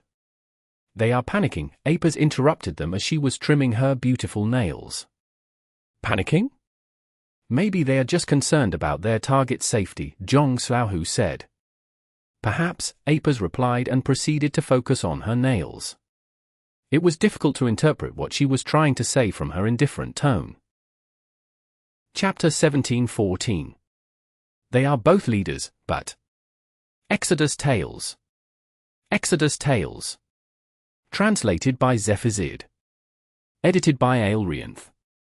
The Luling Rift Valley was extremely long. It was cool and moist within. Most wing patrol beasts preferred to roost on certain special trees or in their nests along the cliffs. The wing patrol beasts with a higher status claimed the greater heights, displaying their strength and status. The group managed to escape the wing patrol beasts' pursuit temporarily by entering the Luling Rift Valley. The Rift Valley had a few species that preferred to stay away from sunlight, but who would promptly feast on any wing patrol beasts that dared to enter there. The Wind of Sorrow was a lot weaker after they entered the Rift Valley, but the Violet Imperial Battalion did not dare to waste any time, knowing that their time was limited. They quickly followed the path through the valley. The Rift Valley was a low point in the mountains, where the water from the mountain streams and the underground springs eventually gathered. The group could see rapid currents flowing through the meandering Rift Valley like mystical white serpents. There were plenty of rocks jutting above the currents. Everyone in the group possessed a certain level of cultivation, so they were able to leap between the rocks to advance through the Rift Valley. Zhong Xiaohu seemed very familiar with the place, and was jumping between the rocks like a nimble monkey. He would occasionally sprint along the walls on either side, too. Having Zhong Xiaohu around saved a lot of trouble for the group. He had been in the military for many years, and his scouting skills were outstanding. He deftly lured the cunning demon creatures hiding in the surroundings and blocking the group's path away, ensuring the others a smooth journey. Zhong Xiaohu was able to deal with the creatures in the Rift Valley easily. The group was not bothered by a single demon creature, even after traveling for a few kilometers in the Rift Valley. General Zhong is indeed familiar with the Qingling Mountains.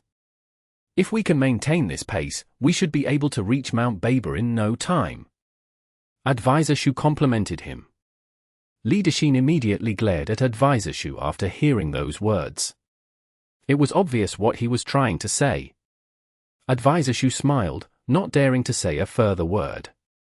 The atmosphere was not as tense while Zhong Xiaohu was leading the group.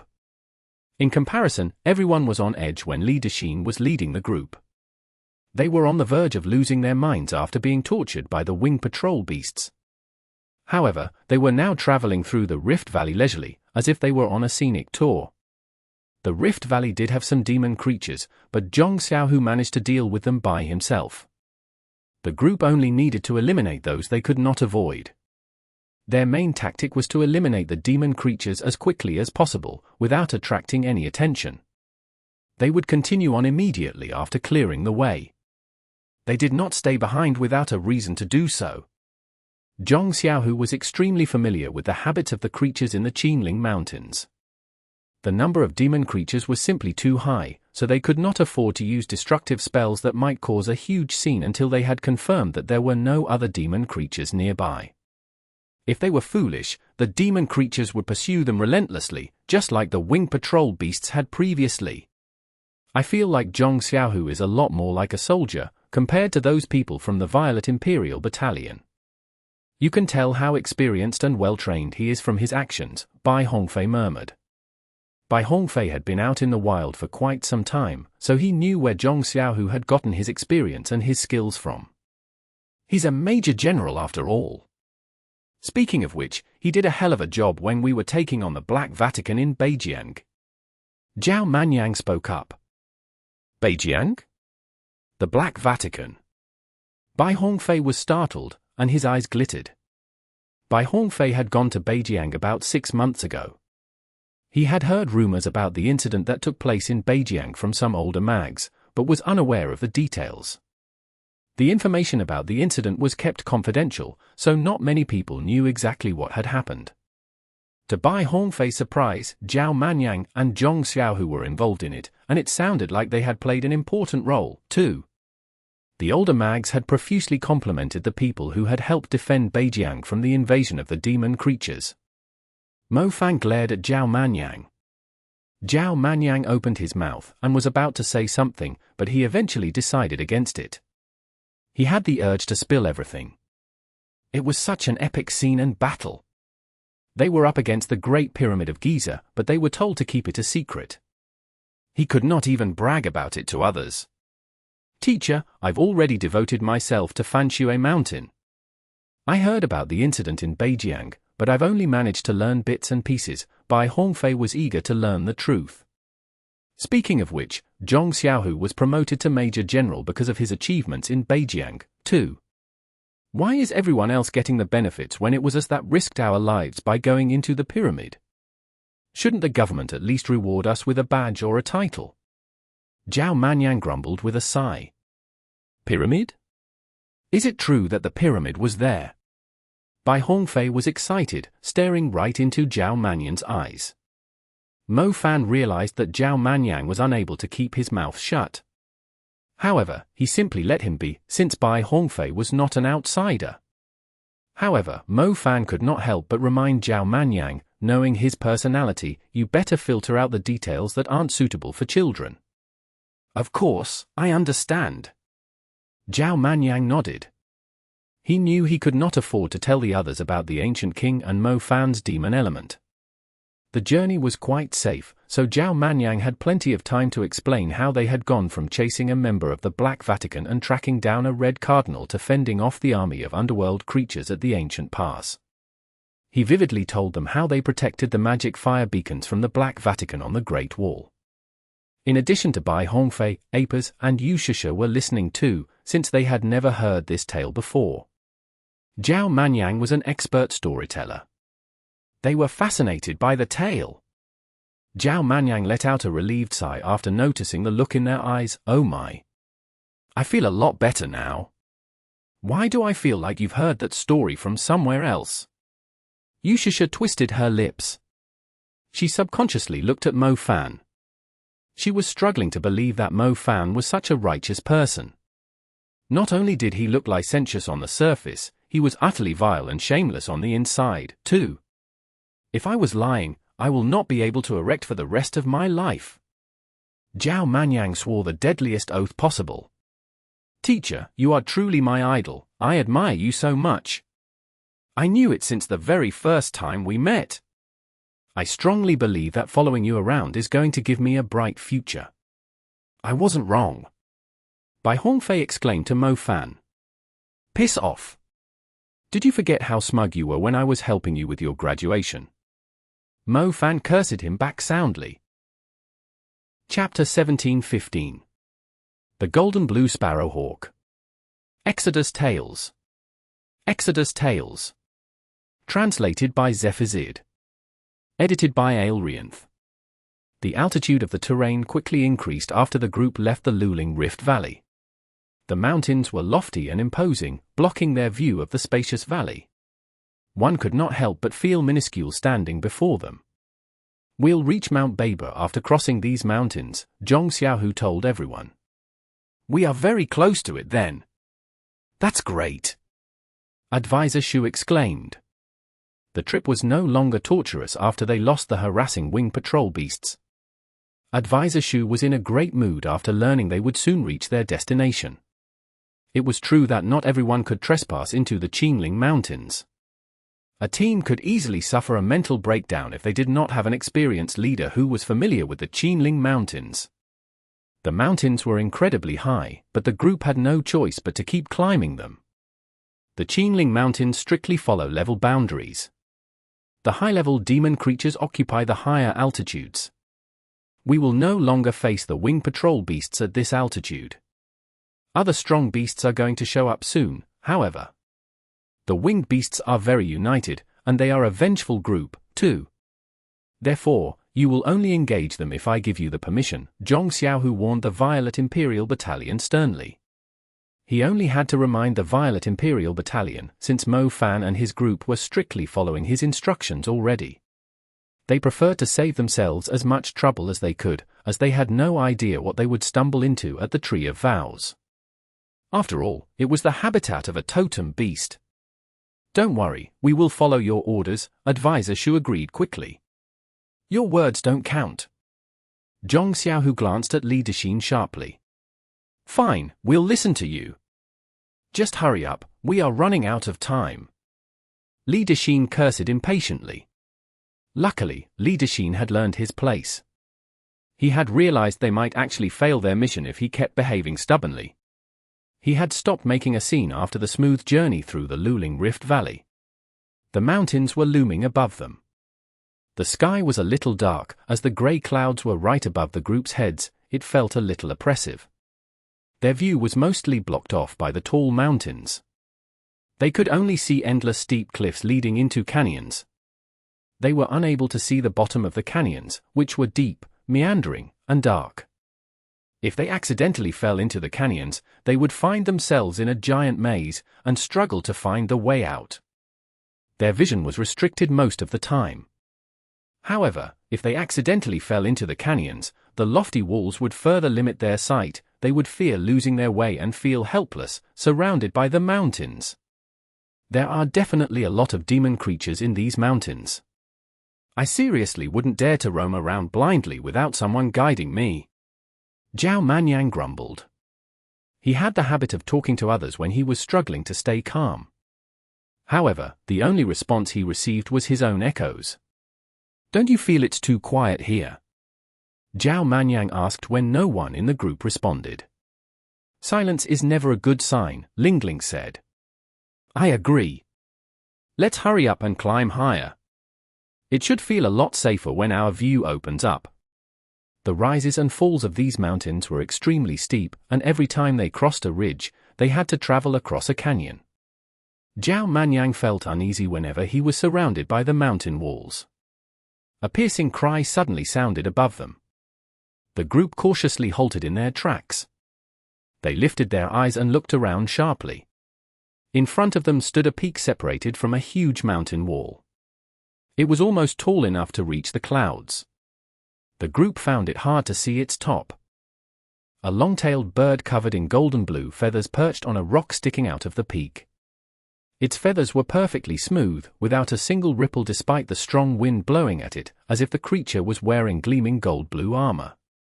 The special lines of the feathers formed an elegant curve from the creature's neck to its tail. The golden blue creature on the rock was staring down at the group with a noble, imperious bearing. It saw us. Zhao Manyang blurted out. I can see that. Mo Fan snapped. What do we do now? Bai Hongfei asked. The creature's level was obviously quite high, judging from its sacred golden blue coloration and aura, which slightly exceeded their group. The group could not tell if they had accidentally trespassed into the creature's territory. They would be in great trouble if that was the case, since they were unable to use their spells properly in the limited space in the canyon. Stay calm, these high-level winged beasts usually treat height as the boundary of their territory. It won't trouble us as long as we stay below a certain altitude, Zhong Xiaohu said calmly. Are you sure? Aren't all demon creatures hostile toward humans? Ling Fei asked. We can just walk past it slowly. Don't look at it. In their eyes, outsiders, including humans like us, are just some lowly creatures. We should withdraw our auras and try not to alarm it, Zhong Xiaohu replied. Humph, lowly creatures? It doesn't look that strong to me, either. Perhaps it can't even endure a single breath from my great lesser earth dragon. Li Dexin exclaimed. Stop bringing us trouble, do you want to rescue your target or not? Why do I feel like you are here just to stir up trouble instead? Zhao Manyang grumbled loudly. The group made their way past the peak the golden blue Sparrowhawk was standing on without provoking it. The golden blue Sparrowhawk kept staring at them, but as Zhong Xiaohu had told them, it was simply glancing down at a few weaklings. It had no intention to attack them. It had an indifferent look as it watched the group of lowly creatures walking through the canyon like a bunch of monkeys, observing them until they slowly faded into the distance. Bai Hongfei could not help but ask after they left the golden blue Sparrowhawk's view, what level was that creature? Judging from the altitude it was keeping, it was at least a great commander level creature, Zhong Xiaohu told him. Great commander level, it's not really that strong. If the wind of sorrow is blowing, winged beasts are 2 or 3 times stronger than usual. They might only be great commander level creatures when we aren't in the Qinling Mountains. However, if we are in the Qinling Mountains, they are still a threat to us.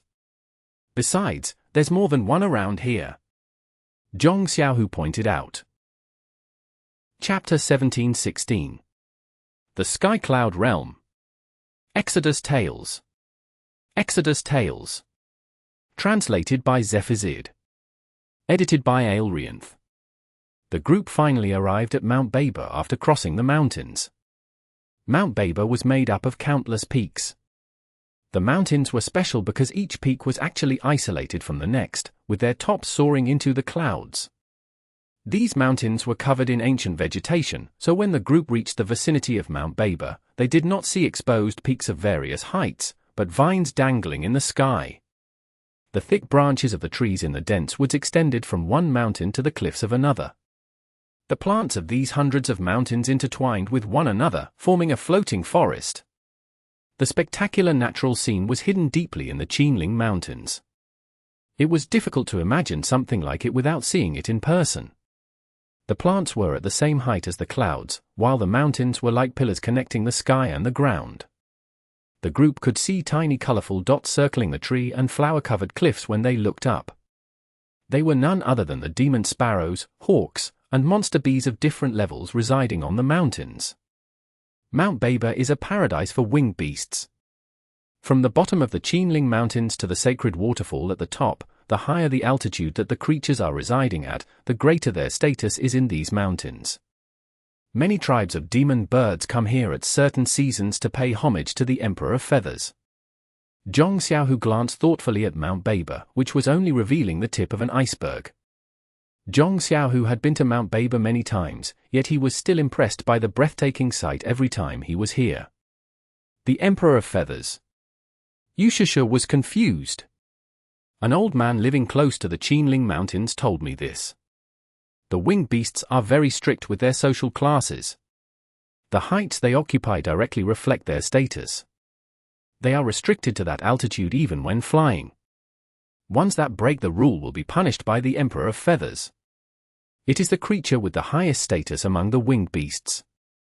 It isn't just the ruler of the paradise of winged beasts on Mount Baber, it also rules over the winged beasts in the mountains both north and south of the Qinling Mountains, one with great authority, Zhong Slouhu said. That's crazy. I never heard of that before, Zhao Manyang admitted. The soldiers of the Violet Imperial Battalion focused to listen to Zhong Xiaohu's explanation, too. Mount Baber was clearly beyond their experience. The cliffs below the clouds, the floating woods covering the sky, and the flying creatures circling them alone were shocking to them. Most importantly, the blue sky felt so close to them. It was not exaggerating to describe the scene as a utopia in the Qinling Mountains. The Emperor of Feathers is different from the demon creatures that keep expanding their territories. It strictly orders the winged beasts under its lead to stay within the boundary of their habitat. The flying creatures are actually very powerful, yet they rarely take the initiative to attack other species, including humans. We are used to paying attention to the species that keep invading our lands, so many people assume that the flying creatures of the Qinling Mountains are weak and not much of a threat to us. The military also thinks the Qinling Mountains are insignificant when compared to the West Ridge, the Dongting Lake, and Shengnongjia. However, our view changed completely when we first discovered Mount Baber. Zhong Xiaohu said firmly. He had dealt with the Qinling Mountains for many years, but the more he learned about the Qinling Mountains, the more unfathomable he felt the mountains were. So you were promoted to Major General just because the safety level of the Qinling Mountains were re-evaluated? Li Dexin harumphed coldly. The safety level of the Qinling Mountains had indeed changed a few years ago. There was never a Major General stationed at the Qinling Mountains before. The person in charge was only a Brigadier General in the past, but the army had now appointed a Major General to keep an eye on the Qinling Mountains. Many people assumed the role was deliberately set up for someone with a formidable background. Not many people knew the truth, since they had never been to the Qinling Mountains. Zhong Xiaohu's role was extremely important, but others did not think highly of it. However, that did not bother Zhong Xiaohu. He was determined to stick to his responsibilities in the Qinling Mountains, regardless of his rank. The ancient capital had suffered great losses during the Calamity, so it desperately needed a few years of peace. Zhong Xiaohu would not allow the flying creatures of the Qinling Mountains to cause any trouble while the ancient capital was recovering. Luckily, the leader of the flying creatures was keeping an eye on its subordinates, too. He just needed to keep an eye on a few species with rather hot tempers to keep the peace. Mount Baber is broken into different levels. The lowest level is the vine canopy level that we are seeing right now. The vine canopy realm is slightly higher than the majority of the Qinling Mountains. We can see most of the Qinling Mountains once we are at the vine canopy level, Zhong Xiaohu said. Those trees are only the lowest level. Mo Fan blurted out. Yes, we aren't able to see the higher levels from here. Zhong Xiaohu answered. So what is the level above it? Yushusha asked. The Ashwood Wind Layer. It is made up of a few dozen mountains covered in ashwood forests. The reason it's called the Ashwood Wind Layer is because the wind of sorrow doesn't stop blowing at that altitude, and it's a lot stronger than the wind we encounter in the Qinling Mountains. Lesser creatures aren't able to endure it. Only the more powerful winged beasts can fly in it, Zhong Xiaohu said. So there are only powerful creatures at the Ashwood Wind Layer? Bai Hongfei asked. Only powerful creatures. Zhong Xiaohu confirmed. Is there a level above it? Mo Fan asked. Yes, but I have only heard about it from rumors. It's called the Skycloud realm, Zhong Xiaohu said. Linden immediately pulled Mo Fan aside and whispered to him after hearing that name. Jiangxia mentioned the Skycloud realm. He said that the Tree of Vows is the ancient tree connected to the Skycloud realm. So that means Jiangxia and Yangsha reached the highest level of the winged beast's paradise in the past, and brought a seed of the Tree of Vows back and established the Enforcement Union. Mo Fan speculated. More or less, Jiangxia didn't really tell me the details. It looks like we will have to climb the mountains, Linden said. But if it's the paradise of the winged beasts, will we actually find the dear god here? Mo Fan said. It might be the paradise of the winged beasts, but there should be other species, too. I believe we are on the right track, Liling said confidently. Liling had read a lot of ancient records that briefly mentioned the deer god. Many of them were related to the Qinling Mountains, but Liling could not tell for sure, since the information was never verified. Only people that had been to the Skycloud realm like Jiangxia would know the precise location of the deer god. A mystical place like this does fit the sacredness of a totem beast, Mo Fan nodded. They were very close to finding a totem beast. They were very close to reaching the super level. Chapter 1717. The Battle on the Vine Bridge. Exodus Tales. Exodus Tales. Translated by Zephazid. Edited by Aelrianth. Speaking of which, how are we supposed to climb up the mountains? Won't the winged beasts attack us if we tried to fly up? Advisor Shu inquired. The person they were looking for seemed to be at the vine canopy layer, but from what Zhong Xiaohu knew, that did not necessarily guarantee that the person was still alive. The vine canopy layer might be the lowest level, but it had a lot of powerful creatures, too. Come with me, I know a safer route. We will part ways when we reach the vine canopy layer, Zhong Xiaohu said. Thanks for your help, General Zhong. Advisor Shu said. Zhong Xiaohu led the group to another mountain. The native creatures only cared about creatures at the same altitude or higher, and did not bother wasting their time on the creatures below them. The group had no trouble moving around in the woods beneath their territories. This mountain is covered in vines, we can climb along them. Remember, you can only fly as a last resort. Zhong Xiaohu warned them. The group followed Zhong Xiaohu along an extremely thick vine. The vine was so huge that they could even stand on it. Some of the vines even formed a path through the air when they were tangled up. The vines did not cover only a single mountain. Some were a few hundred meters long, and extended to a greater height on another mountain, allowing Mo Fan and the others to walk across them to the next mountain while slowly climbing their way up. The vines end here. Bai Hongfei halted in his tracks. He had already reached the edge of a cliff. They were currently at the top of a mountain, a relatively short one among the peaks nearby. It felt like they were still at the bottom when they looked up, as if they were not making any progress. Mount Baber had too many peaks soaring into the clouds. They were still a great distance away from the vine canopy layer. Leave it to me, Ling Fei stepped forward.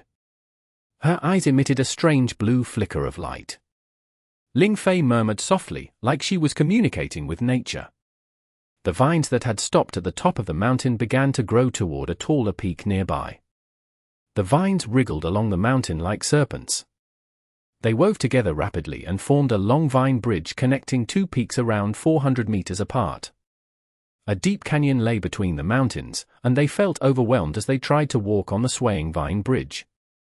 The stronger wind of sorrow blew through the vine bridge. A Mage of the Violet Imperial Battalion immediately set up a shield of light to protect the group. 1. A stronger gust of the wind of sorrow swept across the vine bridge when the group reached midway. The light crumbled instantly, exposing the group to the fierce wind. It was not the end of their misfortune. The wind of sorrow was only the entree for the outsiders. A bunch of flying creatures had noticed the humans sneaking into their paradise. The sound of the beating wings became clearer. It only came from above at first, but the loud noise soon surrounded them. Most awkwardly, the group was stuck on the vine bridge with limited space to move around. Didn't you say they wouldn't attack creatures at a lower altitude? We haven't reached their altitude. Zhao Manyang shrieked when the flyers showed up. These are only the lesser flyers. They are from below the vine canopy layer. Zhong Xiaohu replied. What should we do now? Zhao Manyang asked. What else can we do? Screw them, I've tolerated them for too long. Mo Fan rolled his sleeves up in annoyance.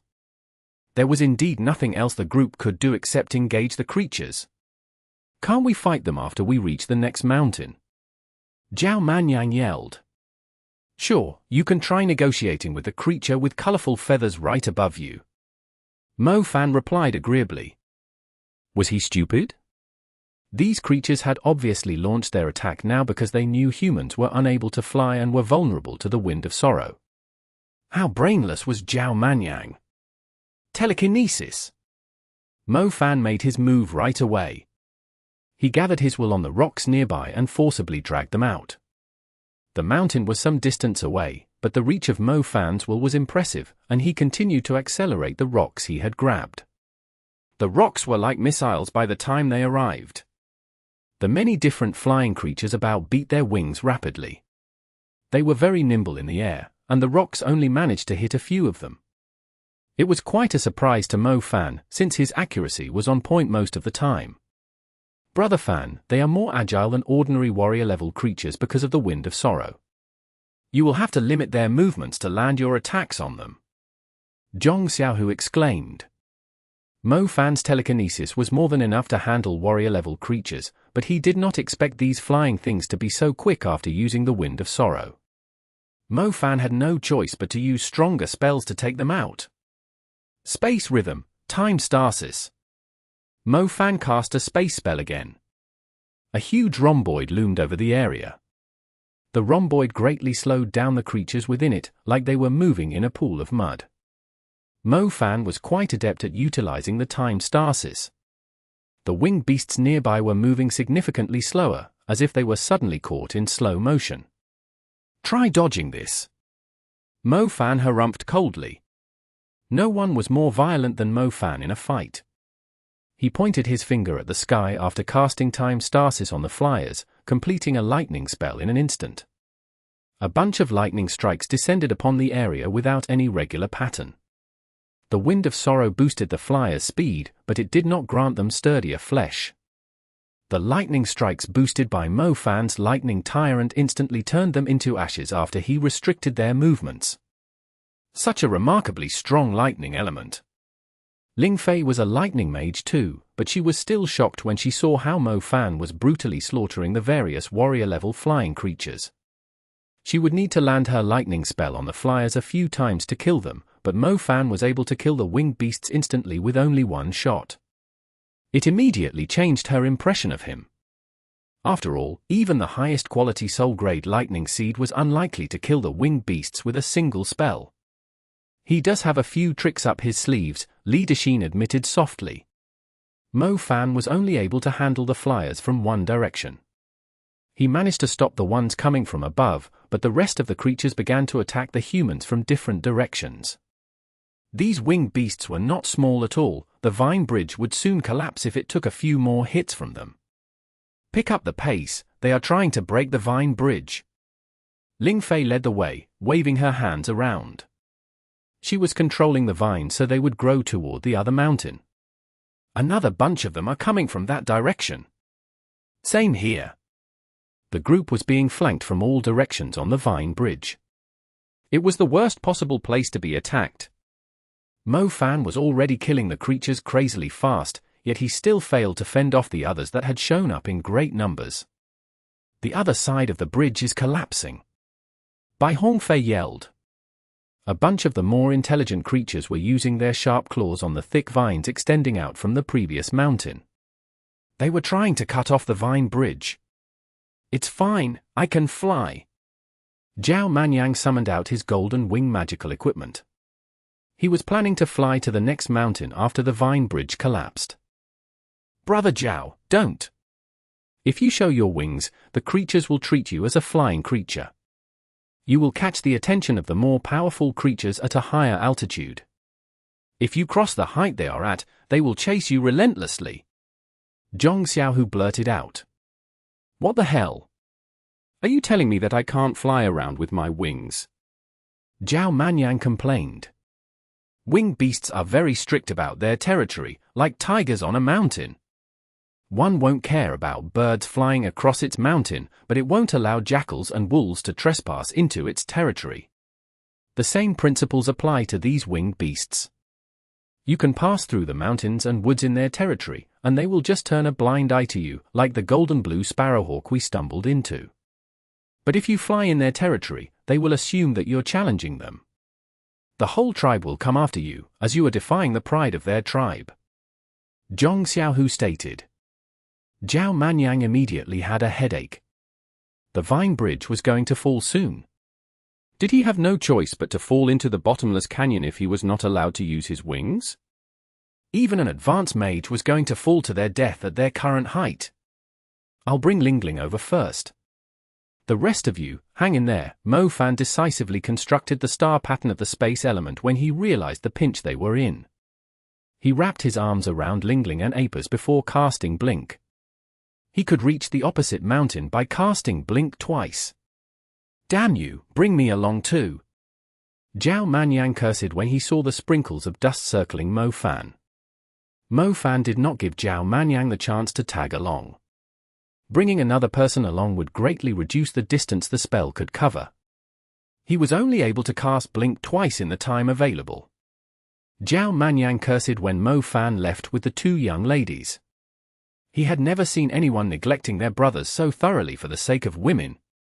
Brother Zhao, you should withdraw your wings first. Otherwise, we are going to be in serious trouble. You don't want the whole flocks of flyers chasing after you. Zhong Xiaohu reminded him.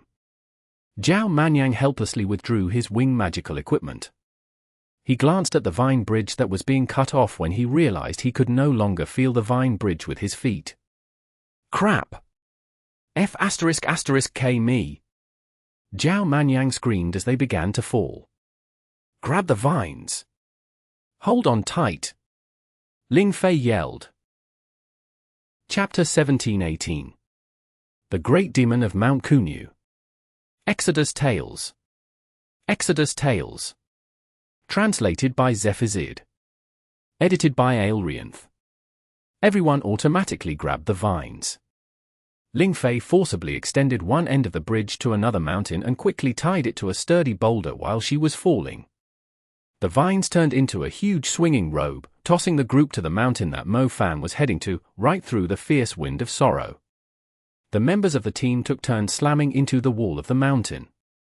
Luckily, the vegetation along the wall provided them with some cushioning, preventing them from smashing their faces into the wall hard. The flying creatures had no intention of letting the outsiders go. They headed for the mountain right away.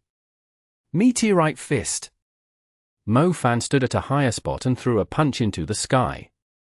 Meteorite fists fell from the sky as the flyers approached the mountain, pouring down like rain. The warrior-level creatures were intimidated by the powerful spell and did not dare come any closer. Quick, let's go! Zhong Xiaohu climbed up the vines and quickly regrouped with Mo Fan. The others did not dare stay any longer, the beasts were too terrifying. They could not wait to shake them off. The group discovered a cave on the mountain, which seemed to be occupied by some demon creatures.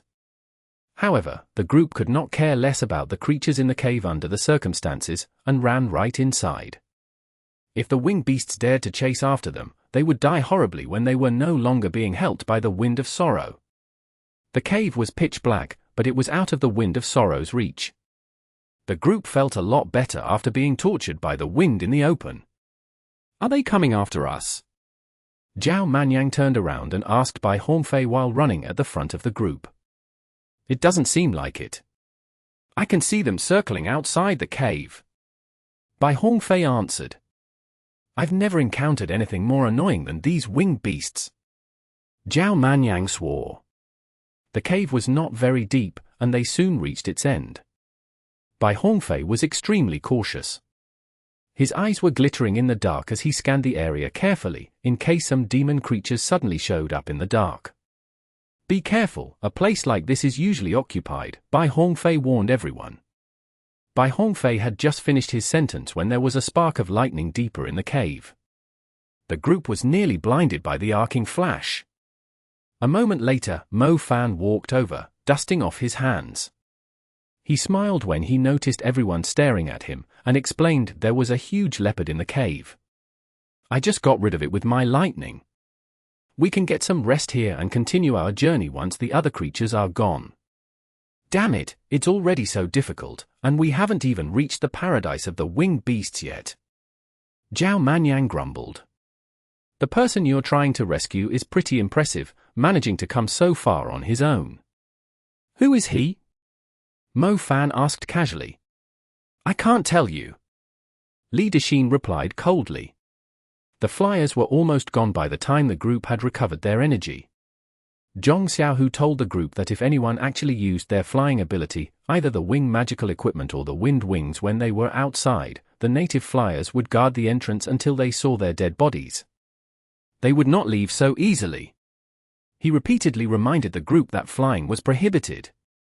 The group continued to climb the mountain after shaking off the annoying creatures. The vine canopy layer was finally within their reach.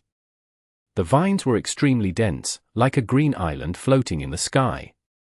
When they entered the vine canopy layer, it felt like they had arrived at a huge jungle full of primordial trees, where a person could easily lose their sense of direction. Mo Fan looked around himself and examined the many vines, one looking just like another. He turned around and asked Li Dexin doubtfully, "Are you sure you can find where the guy is?" The place was basically a maze built with trees and vines. It was extremely difficult to stay on course. How could they possibly find their target in a place like this? "We have a way to track him down once we are close enough to him," Ling Fei answered firmly. "All right, we shall part ways here then," Mo Fan said. "Won't be seeing you again," Li Dexin answered. "I have to say, I really have the urge to blurt out cursing at people like you. We were kind enough to bring you here, yet you can't even say a single thank you." Zhao Manyang was very displeased by Li Dexin's attitude. "He's a soldier too. Why should I be grateful to him? We are on a mission," Li Dexin said. "Brother Zhao, forget it, let's go," Zhong Xiaohu said.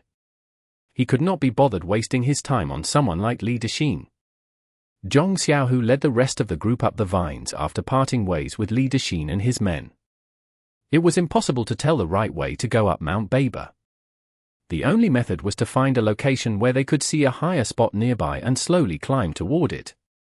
Every time they reached the highest point, they would see a magnificent mountain or wood standing before them. Luckily, the mountains at the vine canopy layer were interconnected by the towering vine trees. They no longer had to expose themselves to danger while traveling between the mountains. They had finally shaken off the annoying lesser beasts of the Qinling Mountains. "I swear I'm going to beat the crap out of that Li Dexin once I reach the super level." Where were his manners? Zhao Manyang grumbled. "We won't be seeing him again. Just forget about it. I just wonder who they are trying to save." "It sounds like he's quite interested in and familiar with this place," Zhong Xiaohu said. "The Ashwood Wind layer is coming up. Leaving aside the powerful creatures residing on the Ashwood trees, how are we supposed to deal with the Wind of Sorrow?" Ling brought up. "I have no idea. I have never been to the Ashwood Wind layer either," Zhong Xiaohu admitted, scratched his head. "Mo Fan, look over there." Zhao Manyang stood on a high point, pointing at a giant purple tree in the distance. "It's higher there. Are we going to climb that tree to the Ashwood Wind layer?" Bai Hongfei asked. Mo Fan stared at the ancient tree standing out among the forest giants that Zhao Manyang was pointing at. His face gradually filled with astonishment. Under the sunlight, the giant purple tree was sprinkling mystically under the blue sky. It was supposed to be a dazzling sight, yet Mo Fan and Zhao Manyang were lost in thought. 1. What is it? Bai Hongfei and Yu Shisha were confused. They had no idea why the two were behaving like this. "The great demon of Mount Kunyu!" Ling exclaimed when she saw the giant purple tree. Chapter 17-19. Helping One Another. Exodus Tales. Exodus Tales. Translated by Zephazid. Edited by Aelrianth. The tree had retained its sacred brilliance. Back when Mo Fan had first witnessed the elegance of the godly tree, he mistook it as a blessing from nature. He assumed the godly tree had existed to protect something, yet everything was merely his imagination. It did not exist to fulfill a sacred duty. It was merely following the core principle of nature, the law of the jungle. "It's the giant purple Linden. I didn't expect that demon to have escaped all the way here." Mo Fan clenched his fists, fixing his gaze on the giant purple Linden standing there aloofly. "Didn't Yangsha kill that thing?" Are you telling me the paradise of the winged beasts has another one? Zhao Manyang said. It had 9 trunks. Yangsha and the moon moth phoenix managed to destroy 8 of them. It only has its final trunk left, Mo Fan said. No wonder that thing doesn't look as astounding as the giant purple linden we stumbled into. Only a 9th of it is left, Zhao Manyang murmured. Even with only a 9th of itself left, the giant purple linden retained its majestic appearance. It was like a godly tree in the woods of the Ashwood Wind Layer, soaring into the sky together with the mountains nearby. Do you know what that is? Zhong Xiaohu was surprised. It was Mo Fan and Zhao Manyang's first time in the Qinling Mountains. Why would they know that tree? The purple tree was clearly one of the main trees of the Ashwood Wind Layer. It served as a pillar, together with 13 other ashwood trees. It must have been here for a long time. That thing is a demon. Mo Fan briefly explained their encounter at Mount Kunyu to Zhong Xiaohu. Zhong Xiaohu was astounded after hearing about the series of events at Mount Kunyu. I was here half a year ago. Another troop tried to climb the purple tree to make their way up, but we soon lost contact with them. We had no idea how they died until now. Zhong Xiaohu exclaimed. The purple tree had given Zhong Xiaohu a strong impression when he saw it for the first time. He immediately recalled the fate of the troop after learning its true identity. It's very likely that the demon has eaten them. It nurtures itself with fresh blood. I remember it wasn't looking so good when it ran away from Mount Kunyu. It must have absorbed the nutrients of many things after hiding in the Qinling Mountains, Mo Fan said. We can't let it live any longer. Once it regrows its trunks, it will move to somewhere close to a human city. Many people will end up as its food if they don't realize what it is, Ling said. It was hard to recall the terrifying series of events at Mount Kunyu. If it wasn't for Yangsha, the half-forbidden mage who had sacrificed everything to stop the demon, it would have dragged countless innocent lives from Yangtai into the abyss of death. Mo Fan, don't you think something isn't right? Why would we stumble into it again here? Zhao Manyang said sternly. It's not a coincidence. I'm afraid this place was once the great purple linden's old nest. Yangsha and Jiangxia must have discovered its existence here in the past when they brought back the Tree of Vows to the Enforcement Union, Mo Fan said. That makes sense. Zhao Manyang nodded. Ling twisted her lips. Wasn't it obvious? Did they really have to analyze it so seriously just to reach such an obvious conclusion? I bet it won't be easy to fight that thing, right? Yushasha asked. Even though the great purple linden had lost 8 of its trunks, it was still exceedingly strong, even with only 1 trunk left. They also had to take into consideration the winged beasts residing on it, too. If the Violet Imperial Battalion was still around, they might be able to distract the winged beasts for us. It might be a chance for us to get rid of the great purple linden. Mo Fan said. If they were only up against the great purple linden, they might actually stand a chance. The great purple linden was a great threat. They would only feel at ease after killing it. They would also fulfill Yangsha's last wish by killing it. Why can't we forget about it? Can't we avoid it by climbing another tree? Zhao Manyang sighed.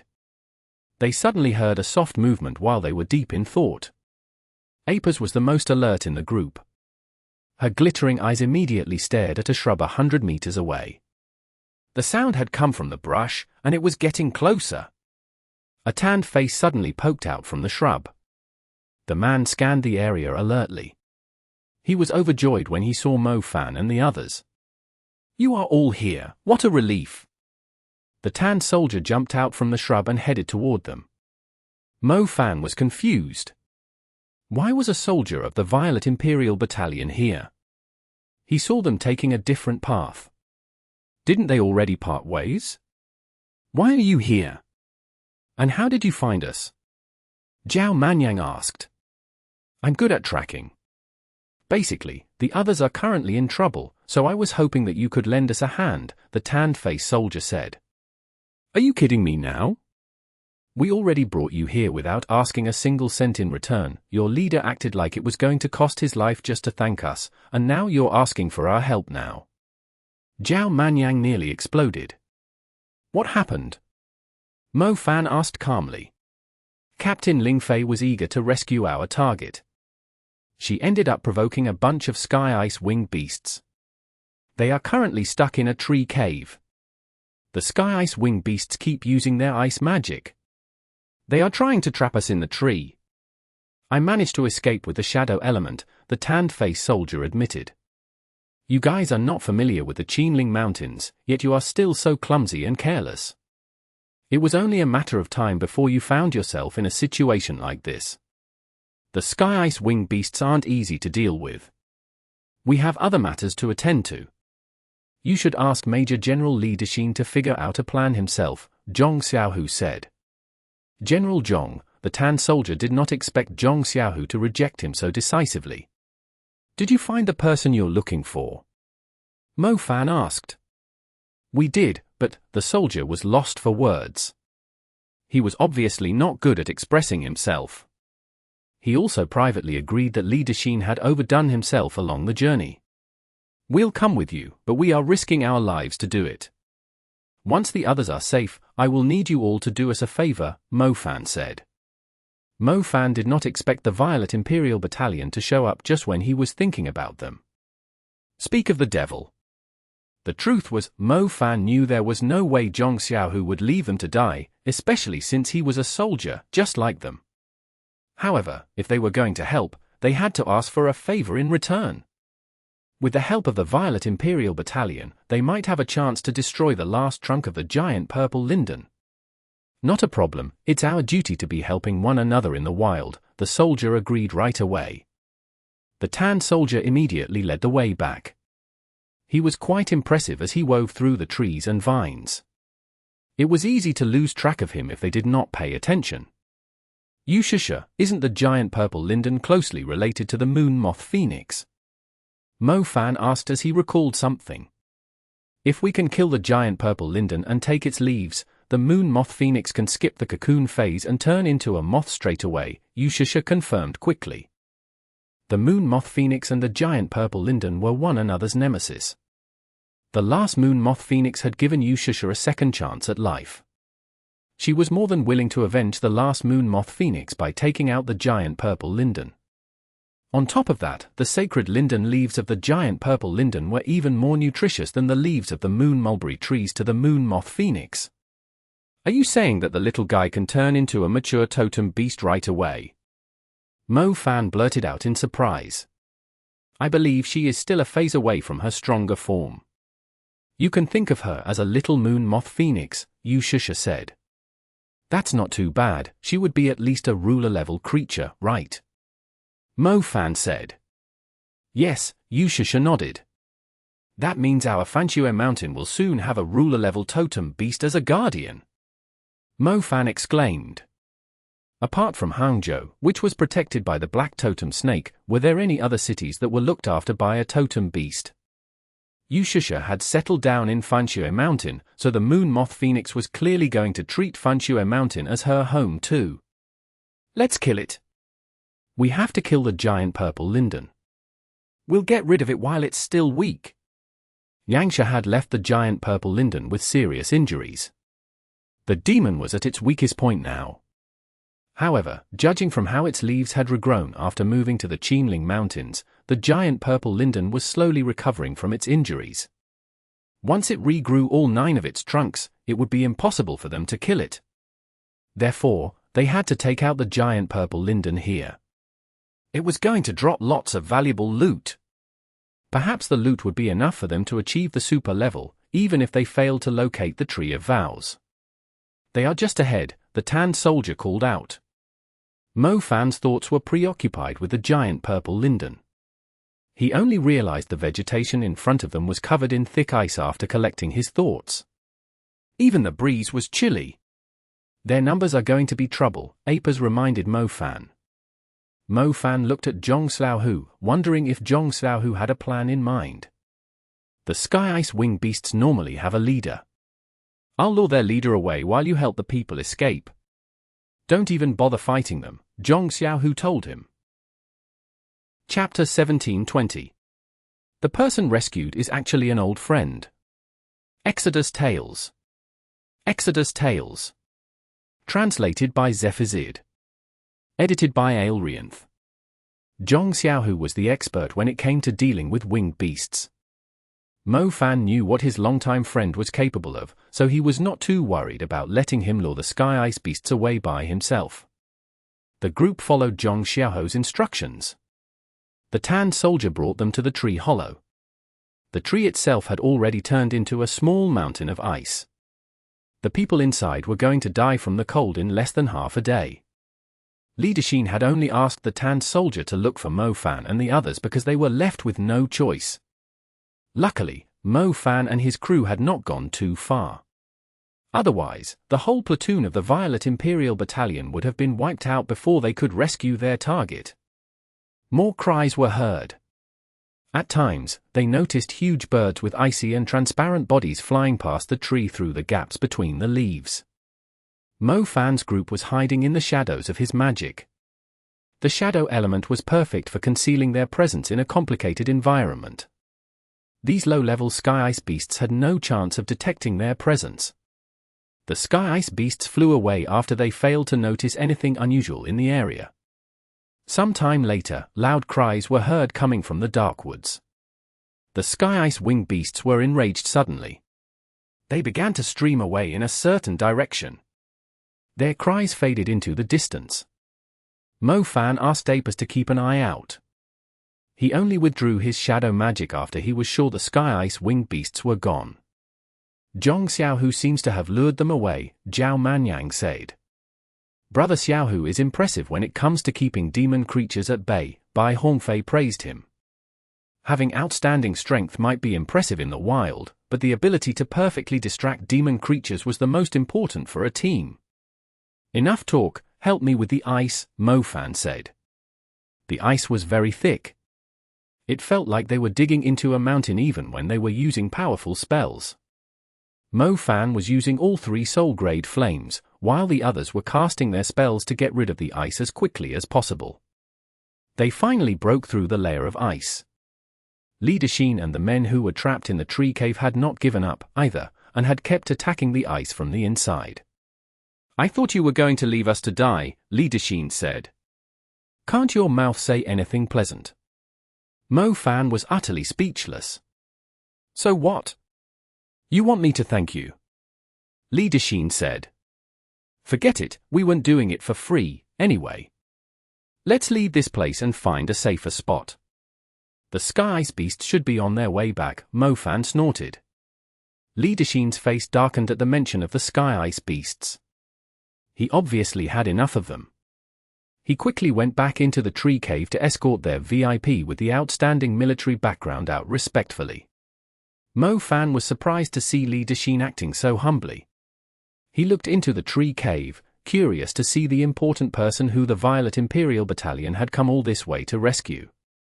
A skinny figure walked out from the tree cave, their face covered in dirt and hair disheveled. The person was wearing a military jacket from the Violet Imperial Battalion, but the clothes inside it were torn and rugged. He wondered how long they had been trapped here for.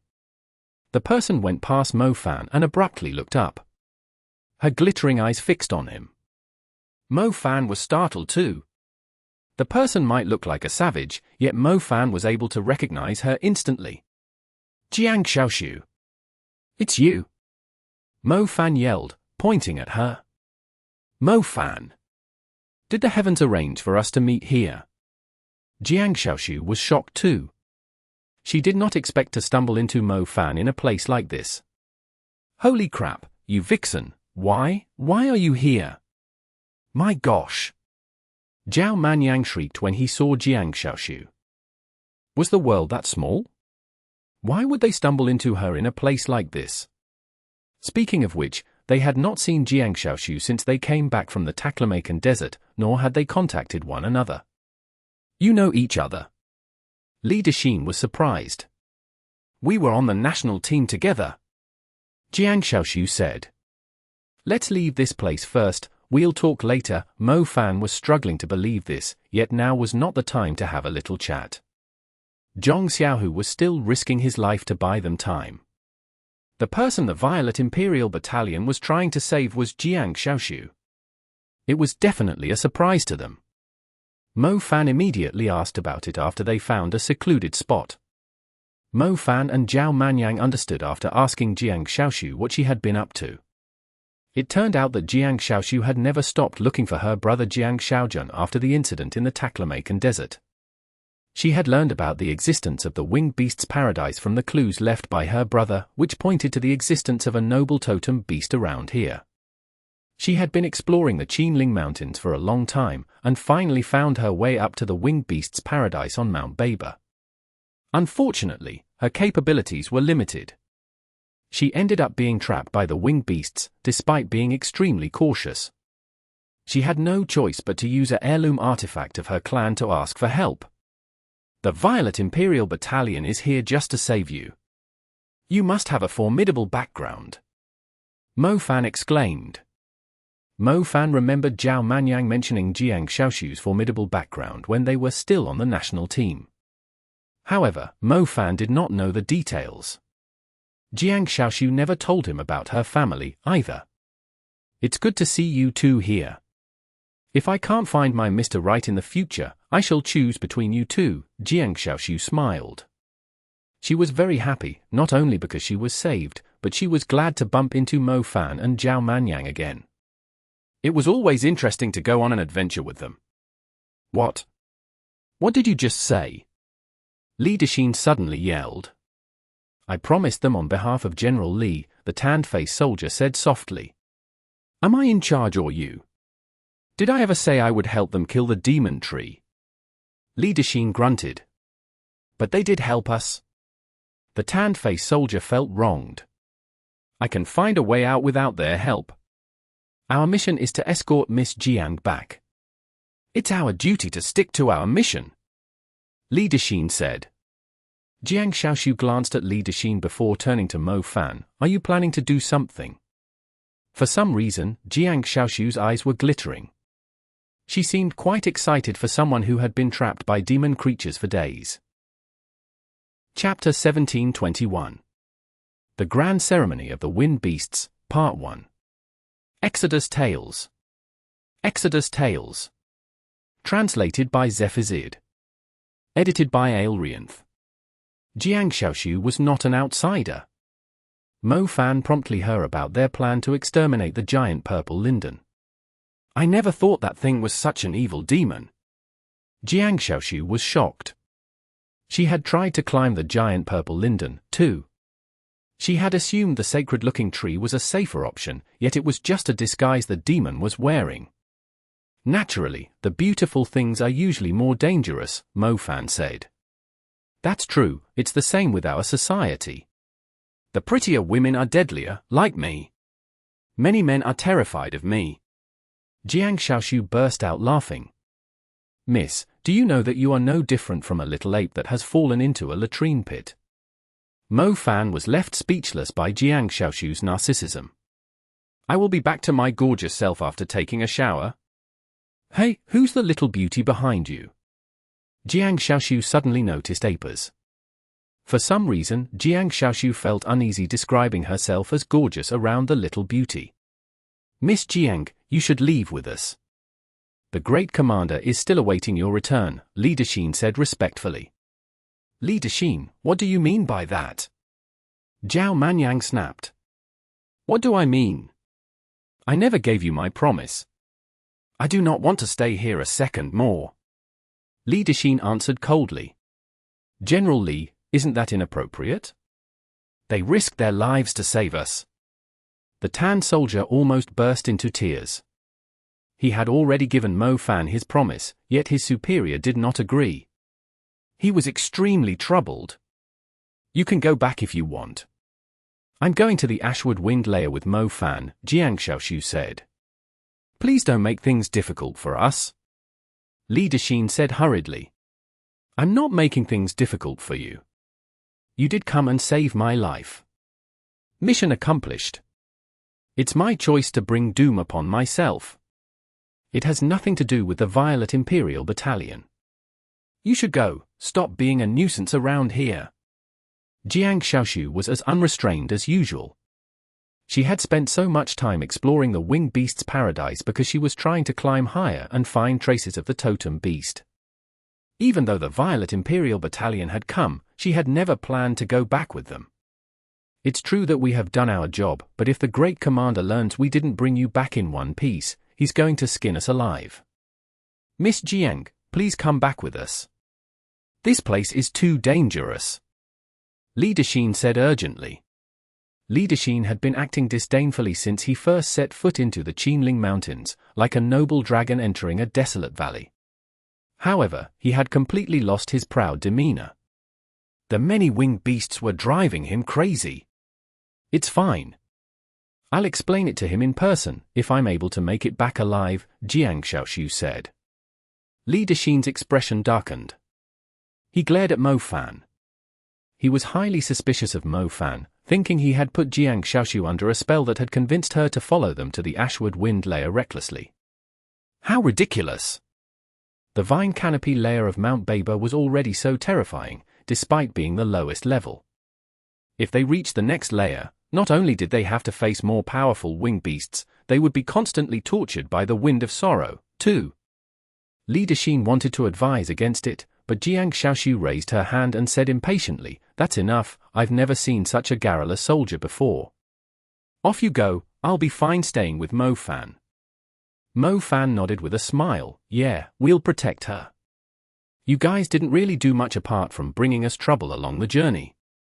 Just go back the way you came. The Qinling Mountains aren't suitable for young soldiers like you." "Humph, what are you trying to say? Are you humiliating the Violet Imperial Battalion?" Li Dexin was enraged. "I'm just speaking the truth. Just leave, we have a real business to attend to later. Oh, be careful not to stumble into any trouble again on your way back. We won't be able to lend you a hand again after we reach the next layer," Mo Fan added. "Enough with your nonsense. Miss Jiang, we were told to keep you safe. We didn't just come to accomplish our mission half-heartedly. We won't leave before escorting you safely back to the Violet Imperial Battalion's camp," Li Dexin said sternly. "Then stop talking and follow me," Jiang Xiaoshu said. "We are just worried about." "Worried about what?"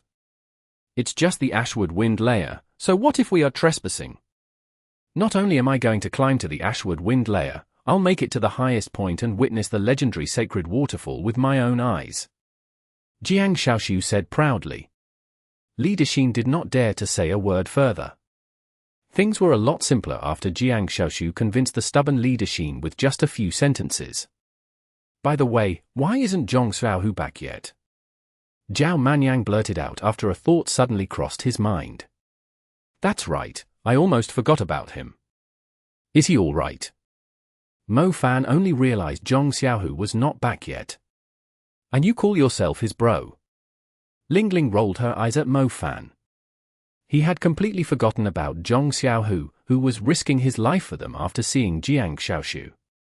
A mountain covered in dense vines and ancient trees poked through the clouds. The Wind of Sorrow swept fiercely, but the mountain remained firm.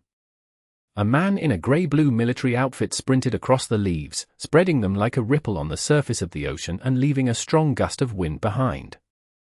A huge beast with an icy transparent appearance circled in the air, scanning the leaves below with a sharp gaze. The leader of the Sky Ice Beasts was trying to track down Zhong Xiaohu by observing the movement of the leaves. However, Zhong Xiaohu had used his wind element to stir up the leaves and scatter them across the place, blocking the Sky Ice Beast's view. The leaves fell to the ground after some time.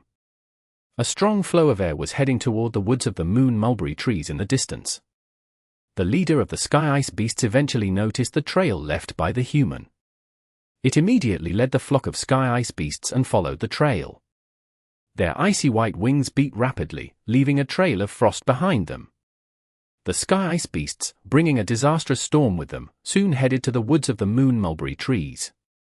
Somewhere below the area where the leaves were scattering, a head silently poked out from under a pile of leaves. It was none other than Zhong Xiaohu, who was on the run.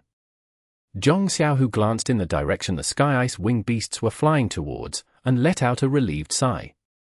These creatures are indeed picking up the trail of their prey by following the flow of air. No wonder they were able to track me down when I was so far away, Zhong Xiaohu mumbled to himself. It was easy to shake off the sky ice beasts after figuring out how they were tracking him down. Li Dexin and his men ended up being surrounded because they had no idea how the sky ice beasts stayed constantly on their trail. The harder they ran, the more obvious the trail was, hence the sky ice wing beasts could pursue them effortlessly. Frosty birds, see you later. Time for me to go back. Zhong Xiaohu climbed to his feet and waved at the sky ice wing beasts to bid them farewell. Zhong Xiaohu was rather mischievous. He had plucked all the feathers off the leader of the sky ice wing beast's crown while it was resting alone. The crown feathers were useless to many wing beasts, but they were the pride of the male birds, since the colorful feathers symbolized their manliness to the crowd and attracted the female birds. If Zhong Xiaohu had not taken such a step, he could not guarantee the sky ice wing beasts would chase him. These feathers are quite pretty. I should use them as decorations. Zhong Xiaohu casually attached the feathers to his peaked cap. He looked slightly taller with the feathers on. I think this is the way back.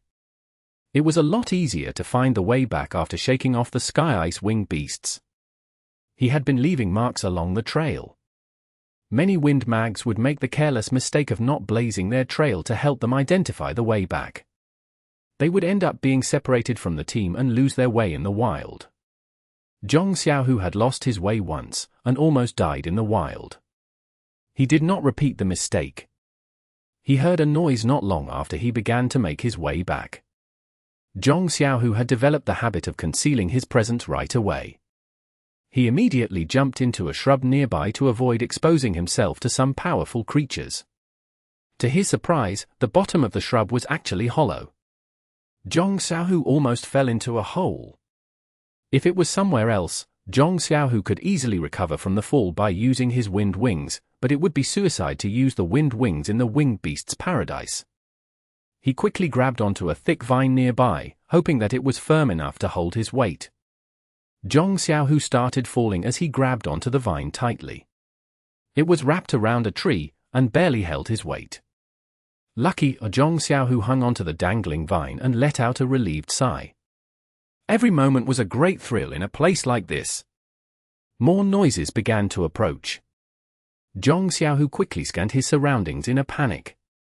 Feathers! Feathers as dense as the stars in the night sky. Zhong Xiaohu noticed the sky was full of colorful feathers when he looked around him. More precisely, he was looking at the wings of different winged beasts soaring into the sky. They had filled up the sky before he realized it, stretching from the Qinling Mountains to the vine canopy layer Zhong Xiaohu was currently at. He was dumbfounded by the breathtaking sight. He remained hanging onto the vine as he totally forgot to climb back up. Chapter 1722. The Grand Ceremony of the Winged Beasts, Part 2. Exodus Tales. Exodus Tales. Translated by Zephazid. Edited by Aelrianth. This is crazy. Zhong Xiaohu finally regained his wits after a long time. It was his first time seeing so many winged beasts of different species soaring into the sky at the same time. It felt like the blue sky was covered in feathers. Zhong Xiaohu climbed back to the vine canopy layer and quickly followed the path he had blazed to regroup with the others. Something serious must be happening if so many winged beasts, including several high-level species, had shown up at the same time. Something big is happening. Zhong Xiaohu blurted out as soon as he saw Mo Fan, even before he could catch his breath. What's going on? Mo Fan asked archly. The winged beasts, the whole sky is full of them. It feels like they are performing some kind of ritual. Zhong Xiaohu exclaimed. Mo Fan and the others were at a spot surrounded by plants, an overgrown area that barely had any sunlight, so they could not see what was going on outside. Mo Fan quickly found himself a spot where he could see out. He was dumbfounded after just a glance. The sky was full of winged beasts, as Zhong Xiaohu had mentioned. They were beating their wings, but seemed to be hovering in the sky instead of flying about randomly. The feathers were as dense as stars when there were so many winged beasts flying in the air. Their colorful feathers were dazzling under the sunlight, a miraculous sight. What's going on? Why are they hovering there? Mo Fan was confused. As I thought. Ha ha, it's finally happening. Jiang Xiaoshu suddenly yelled in excitement. The others stared at her in confusion. Jiang Xiaoshu proceeded to explain, I read about it in my brother's journal. The winged beasts of Mount Baber will hold a grand ceremony toward the end of a year, when the Wind of Sorrow is at its strongest. Every winged beast will participate in it. The winged beasts have their ceremonies, too? Could it be that their ceremony involves them hovering in the sky and showing their feathers under the sun, to see who has the prettiest feathers? Zhao Manyang wondered. Of course not, it's not a beauty contest. Jiang Xiaoshu snapped. One-track mind male. What are they doing, then? They are waiting for the Wind of Sorrow. The Wind of Sorrow actually has its patterns. Apparently, the Wind of Sorrow will blow up at certain times. With its help, the winged beasts might have a chance to reach the legendary sacred waterfall. Jiang Xiaoshu said. What are you talking about? Zhao Manyan's thoughts were all muddled up. An old man living in the Qinling Mountains told me that the winged beasts are not keen about their strength, but their ability to fly. The higher they can fly, the more respect they will receive from their peers. The Emperor of Feathers is the best among them. Zhong Xiaohu added. That's right, that's how the status of the winged beasts is determined.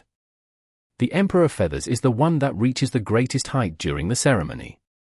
Once in a while, the winged beasts will hold the ceremony when the Wind of Sorrow is blowing to decide their status and territory on Mount Baber by the altitude they can reach. They are preparing for it now. Jiang Xiaoshu said. So the one that reaches the highest during the ceremony will become the Emperor of Feathers for the next few years? Mo Fan asked. Exactly. The winged beasts treat the ceremony very seriously. They will use everything they have to fly to a higher altitude to earn the respect of the other winged beasts. Jiang Xiaoshu nodded. But isn't the number of participants too insane? Zhao Manyang wondered. This is why it's regarded as a grand ceremony of the winged beasts. Jiang Xiaoshu said. But is it even our concern? Zhao Manyang said. Of course it is. Aren't you trying to reach the higher layers? If we go up the normal way, we are going to be trapped by the powerful winged beasts before we can reach the altitude where the Tree of Vows is located. The Wind of Sorrow is constantly blowing at the ashwood wind layer. It's extremely difficult to fight the winged beasts amid the Wind of Sorrow. However, if we can sneak into the winged beasts and fly to the ashwood wind layer together with them, we won't catch their attention.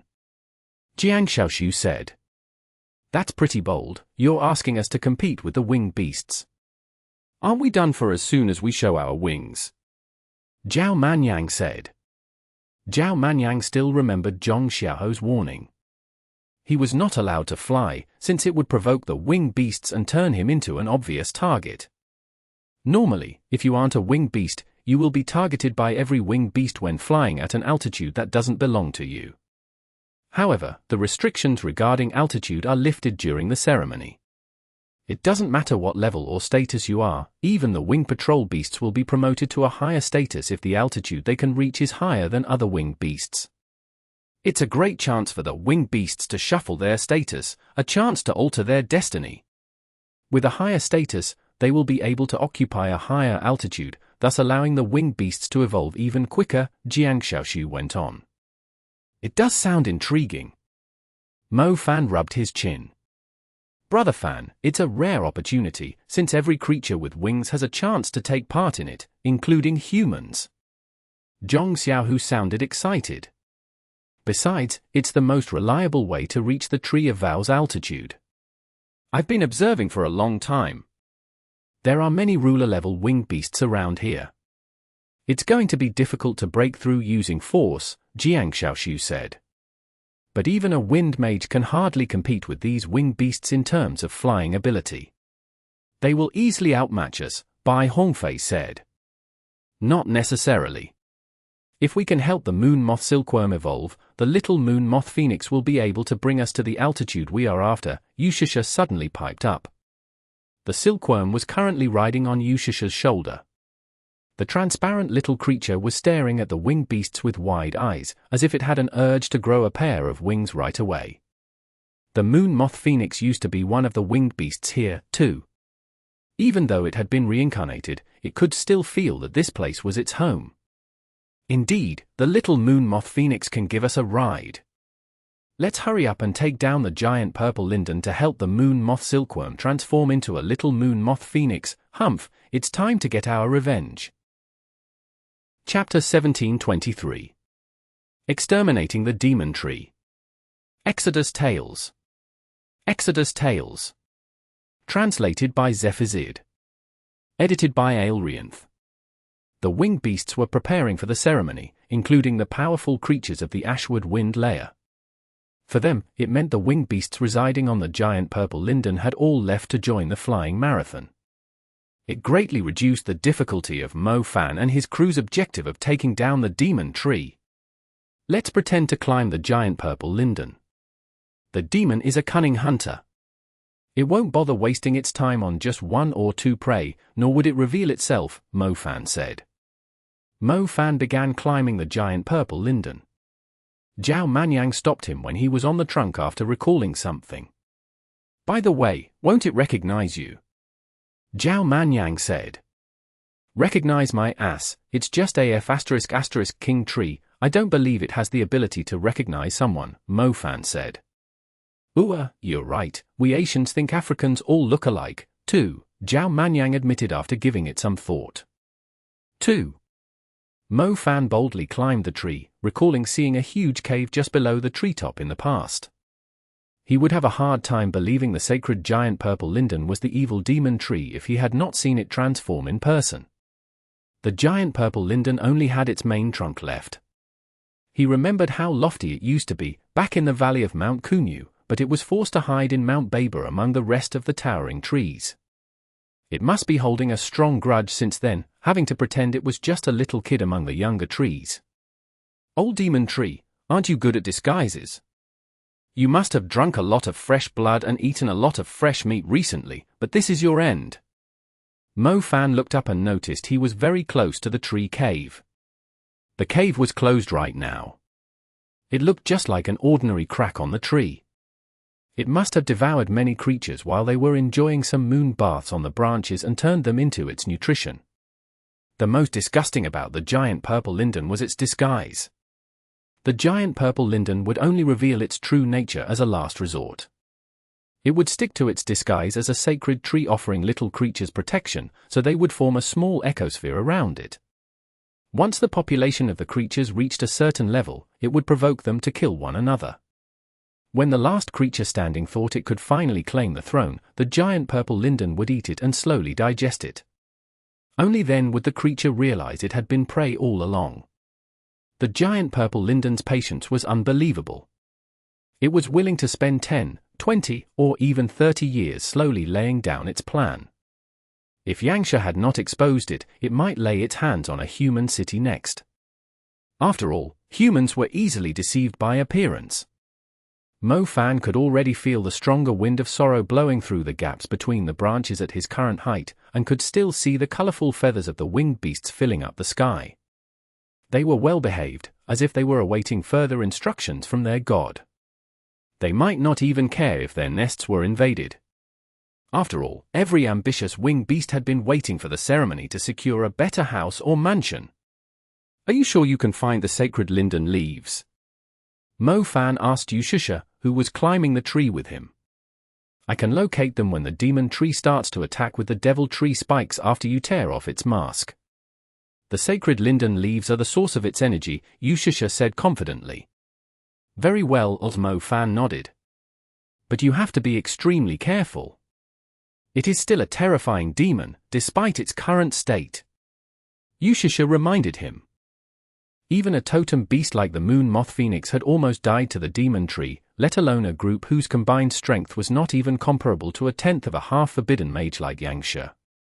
It would not be easy to kill the demon tree. Don't worry, those people of the violent Imperial Battalion are with us. Li Dexin might be an annoying jerk, but he is still quite strong, Mo Fan said. All right, you can start once I'm in position. If I can pluck the sacred linden leaves, it will greatly weaken the demon, Yushasha said. They waited until Yushasha had climbed higher up the tree. Mo-Fan asked Bai Hongfei to go with her to look after her.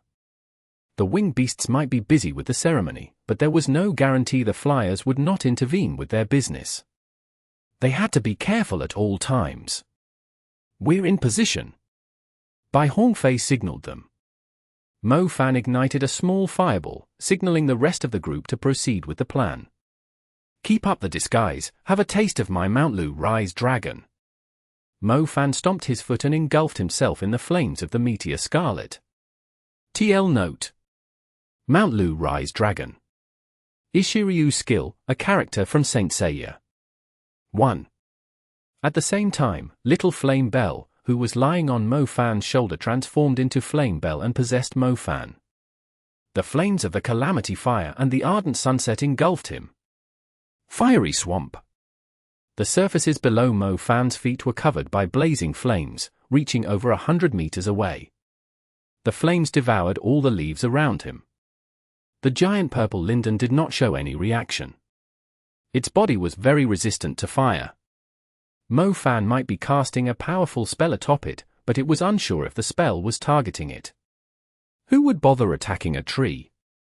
The winged beasts and other creatures would only bother killing one another. Mo-Fan shoved his fist into the air, as if he was trying to mess up the winged beast's ceremony. Rise and shine. Fiery Dragon sprang higher into the sky from the flames, dyeing his surroundings red. The winged beasts roaming nearby were terrified by the strong magic, and immediately fled for their lives. The fiery dragons made up of the meteor scarlet and the ardent sunset flew across the sky. They gradually enlarged as their flames grew stronger. Come back here. Just as the giant purple linden assumed Mo-Fan was attacking the winged beasts, the fiery dragons returned and slammed down heavily on the tree cave. The destructive flames spread wildly. The giant purple linden was enjoying the competition between the winged beasts, while waiting to reap some long-awaited harvests. It did not expect there to be a maniac that would bother attacking a tree. The branches of the giant purple linden shook vigorously. It was able to use its demon tree spikes to set up a perfect defense, but the problem was, it did not expect the humans to be after it in the first place. It was only a tree, after all, and so was not as intelligent as most creatures. More precisely, it did not have a real brain. It happened to taste the fresh blood of demon creatures once after a huge battle happened between two tribes, so it kept using the same trick to nurture itself into a demon. With a huge blast, the fiery dragons penetrated the weak defense the demon tree had set up in a panic and slammed into the tree cave on the giant purple linden. The giant purple linden shuddered suddenly, but it was useless since it did not have any chance to dodge the attacks. The tree's bark was extremely thick, yet the flames still managed to scorch it and leave a huge hole in the giant purple linden's forehead. The giant purple linden realized its identity was exposed. It stopped disguising itself and turned its branches into deadly weapons, pouring them down at Mo-Fan. Even though it only had a main trunk left, the devil tree spikes covered a huge area, with almost no gaps between them.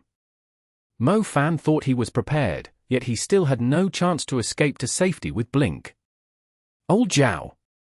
Mo-Fan yelled. Titan hug! Zhao Manyang responded instantly. An enormous silhouette backlit by a brown light expanded rapidly. It had grown to the size of a small mountain by the time it reached Mo-Fan's position. Its actions were synchronized with Zhao Manyang. It leaned forward and spread its arms to protect Mo-Fan with its back. The devil tree spikes left countless tiny holes in the sturdy back of the Titan. Some of the thicker branches even punctured it and attacked Mo-Fan. It gave Mo-Fan a huge fright. He quickly dodged the branches, but they kept pouring down and destroyed Zhao Manyang's spell. Damn it, is that thing made of diamond? Zhao Manyang was startled at the outcome. The Titan hug was one of his strongest defensive spells, but the giant purple linden had punctured it like it was something made of Play-Doh. The giant figure was beyond recognition in just a brief moment. Mo-Fan turned into a shadow bird and fled to the edge of the cliff. He heard Bai Hongfei yelling before he could set down, "Teacher, look out!" A massive elastic branch swept at Mofan like a powerful tentacle, fierce and brutal. The rocks were smashed into pieces, shattered like mere bubbles. Mofan's figure faded away amid the dust that had been swept into the air. He reappeared on top of an ancient tree 300 meters away. The tree was like a little sapling compared to the giant purple linden. The demon tree was able to track Mofan's location with ease. The truth was, a distance of 300 meters was like a little hop compared to its enormous size, which had shrouded the whole sky. Chapter 1724. The Tragic Scale-Winged Serpents. Exodus Tales. Exodus Tales. Translated by Zephizid. Edited by Aelrianth. Do it quick! Mofan yelled as he began to feel uneasy. His voice echoed for a moment before he heard the answering cry of the lesser dragon from below. Linden had summoned his great lesser earth dragon. The muscular dragon rammed into the trunk of the giant purple linden with its horn. The dragon possessed incredible strength, and the entire giant purple linden shook from the hit. The devil tree spikes that were aiming at Mofan missed too. Mofan immediately fled to a safe spot using Fleeing Shadow. As a matter of fact, there was not really a safe spot in the vicinity of the purple giant linden.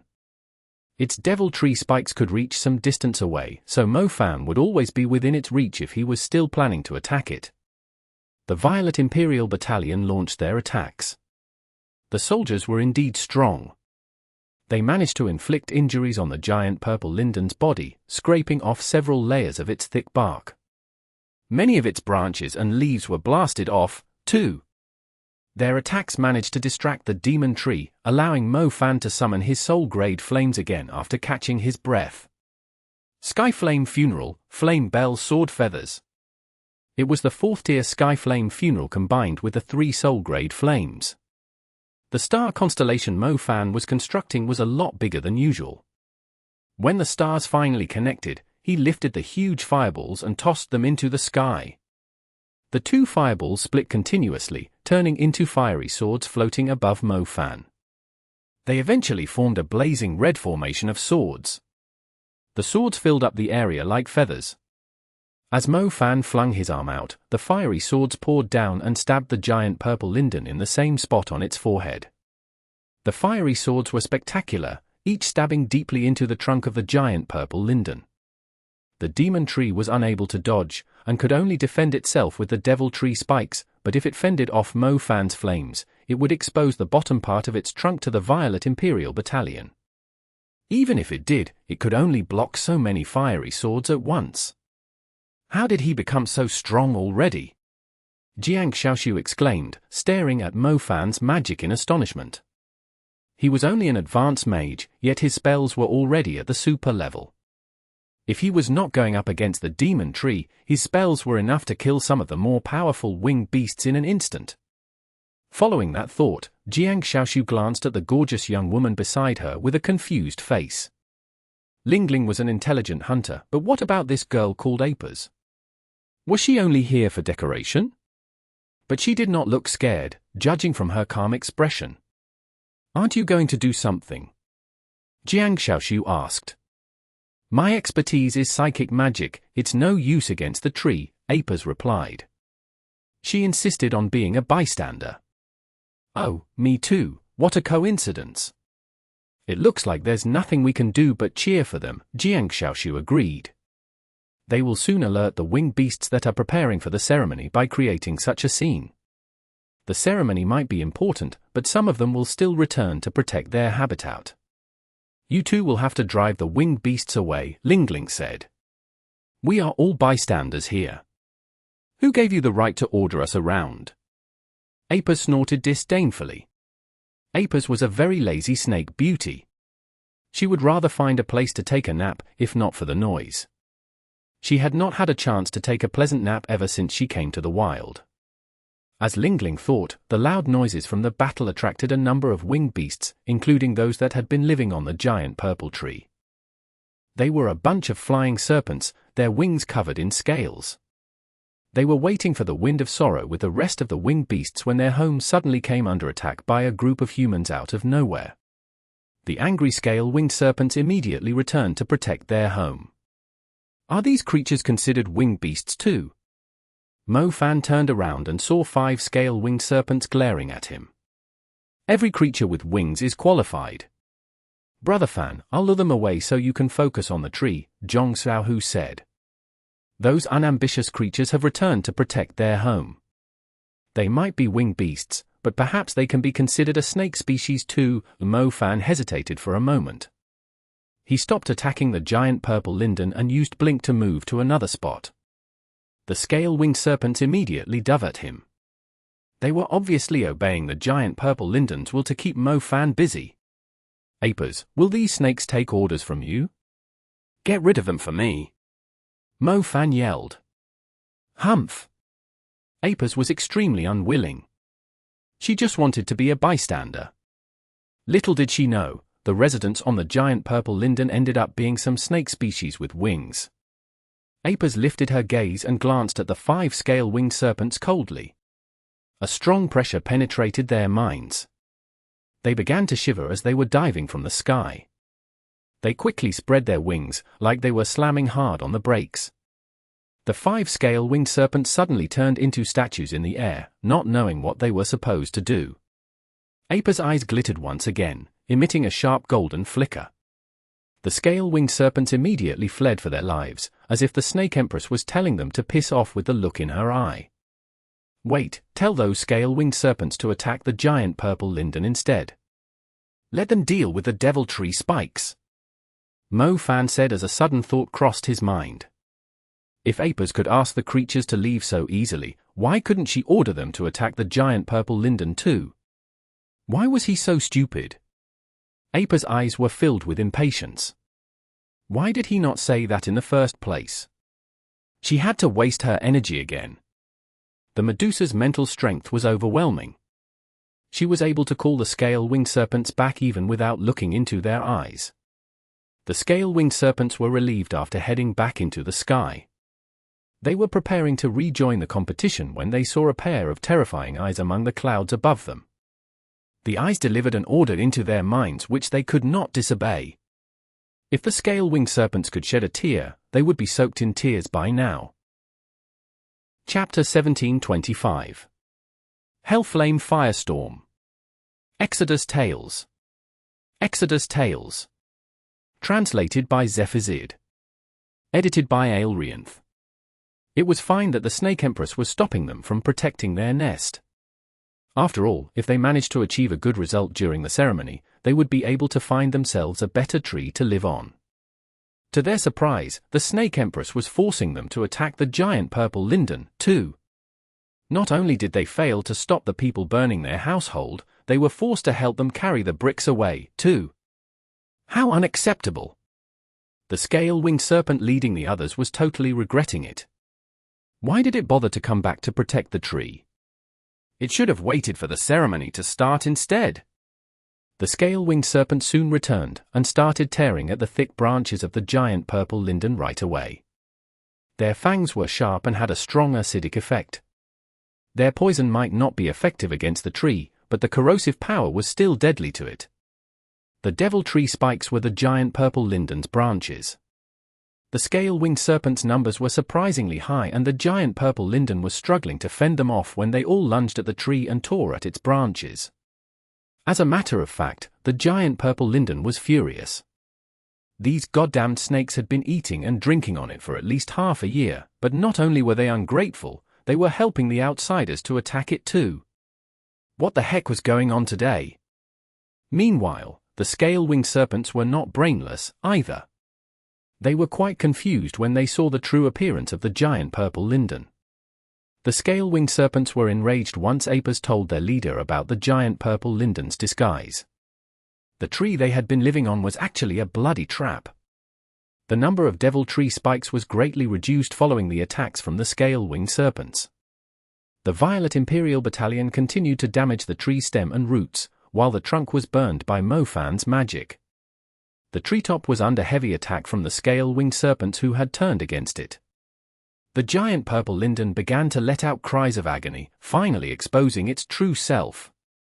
The winged beasts hovering in the air were astounded and terrified after seeing the giant purple Linden's true appearance. They did not expect a demon to be hiding among the trees they were living on. The winged beasts no longer bothered to interfere with the matter. They might not like the outsiders, but they were more afraid of the monster that had disguised itself in their territory.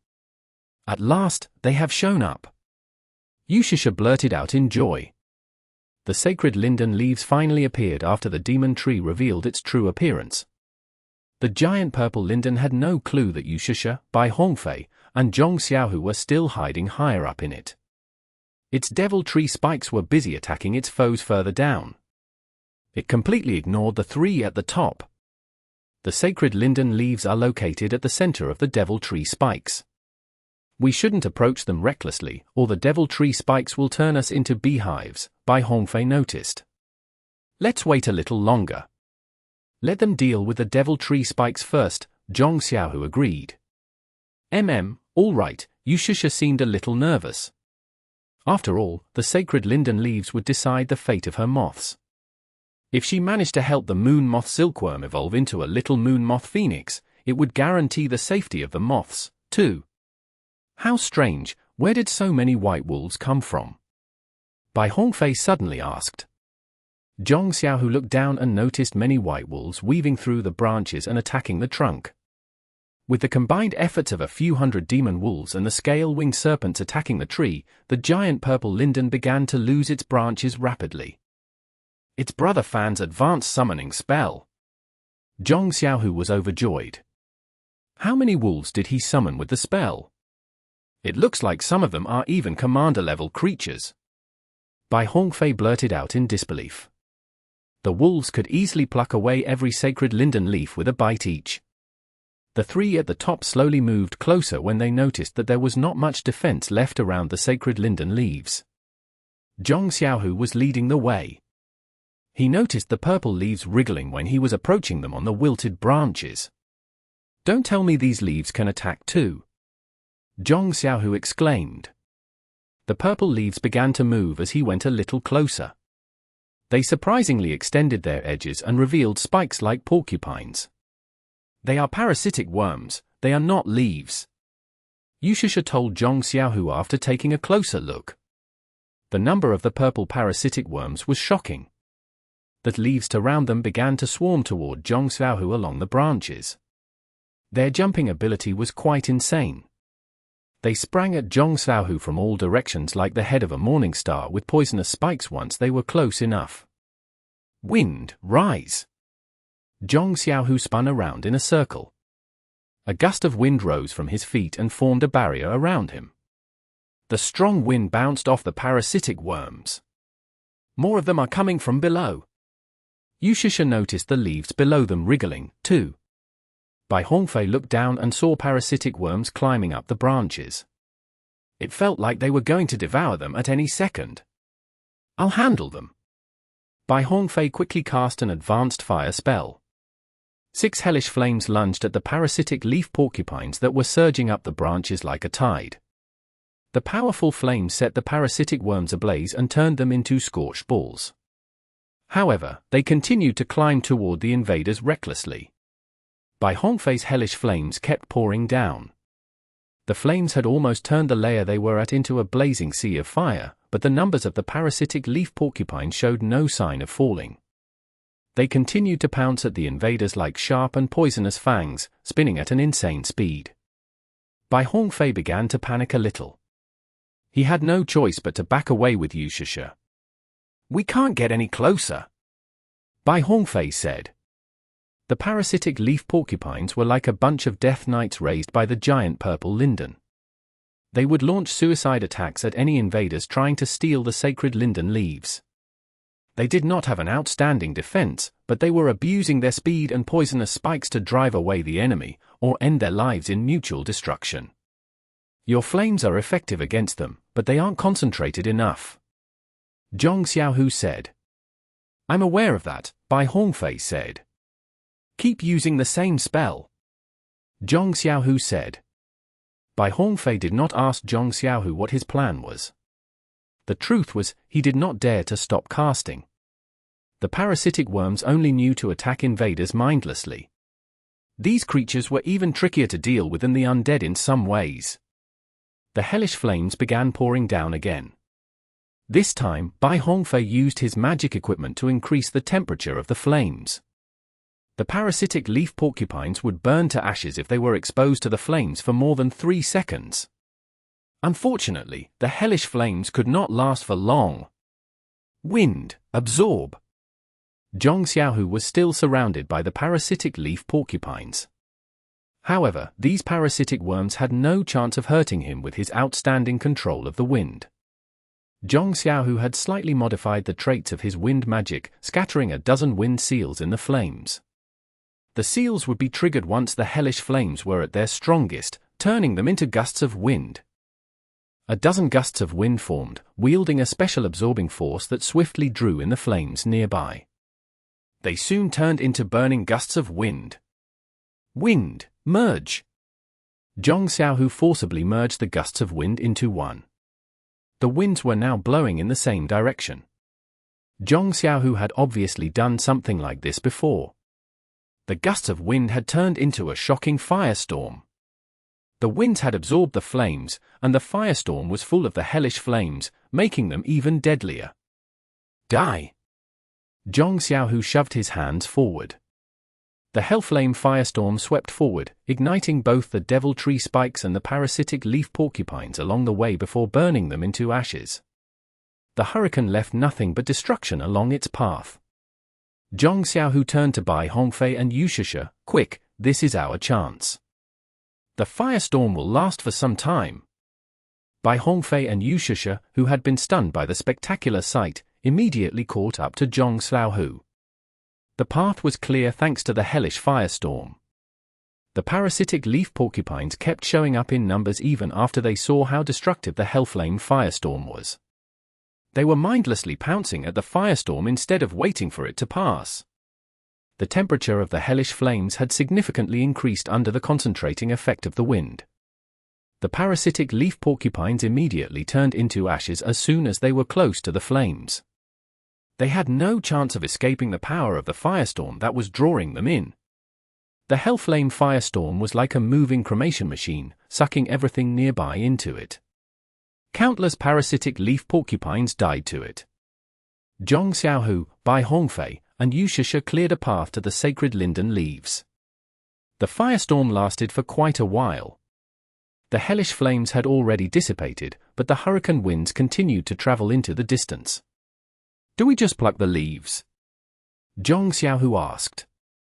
The sacred Linden leaves were less than 10 meters away from him now. Chapter 1726. Evolve, Little Moon Moth Phoenix.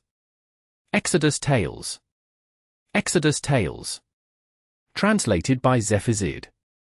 Edited by Aelrianth. I'm not sure, either. Yushasha had never done anything like this. Will there be some kind of trap?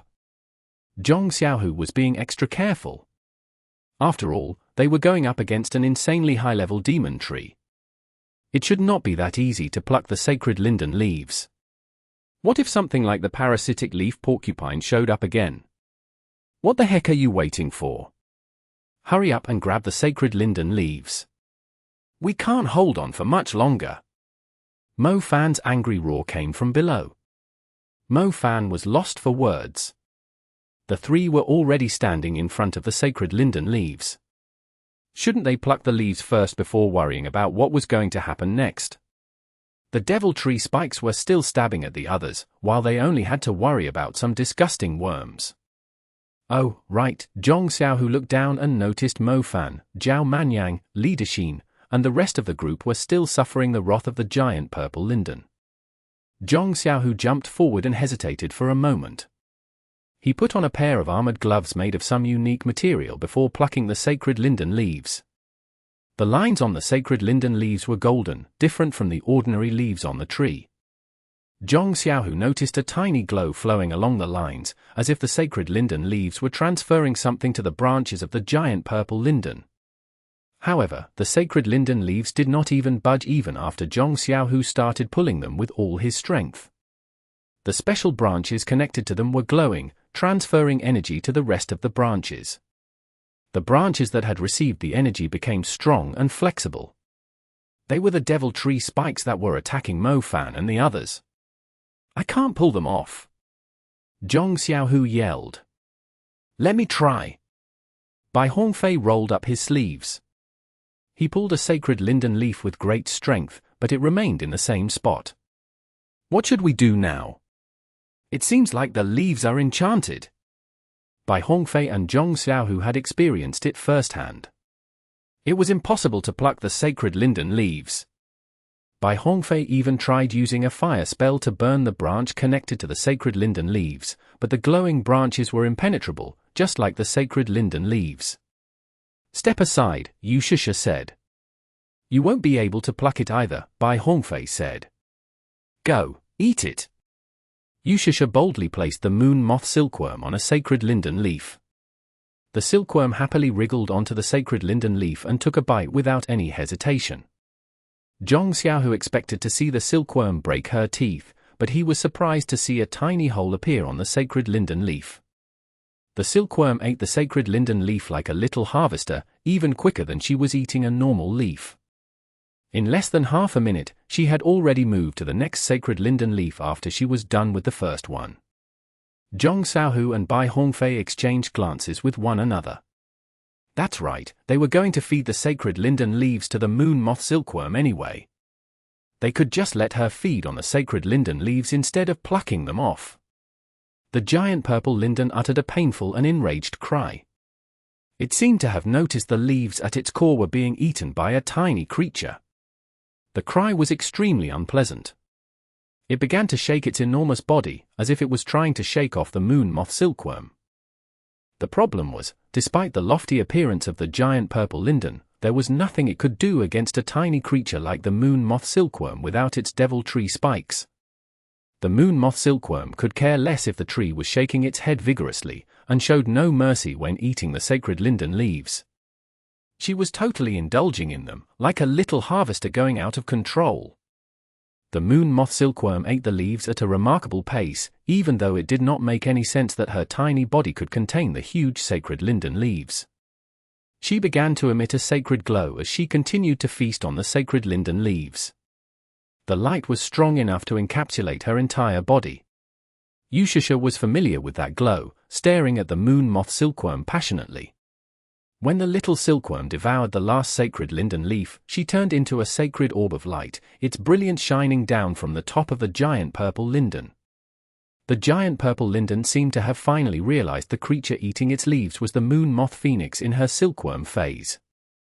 It let out a ghastly cry, as if it was trying to use everything it had to kill the moon moth silkworm.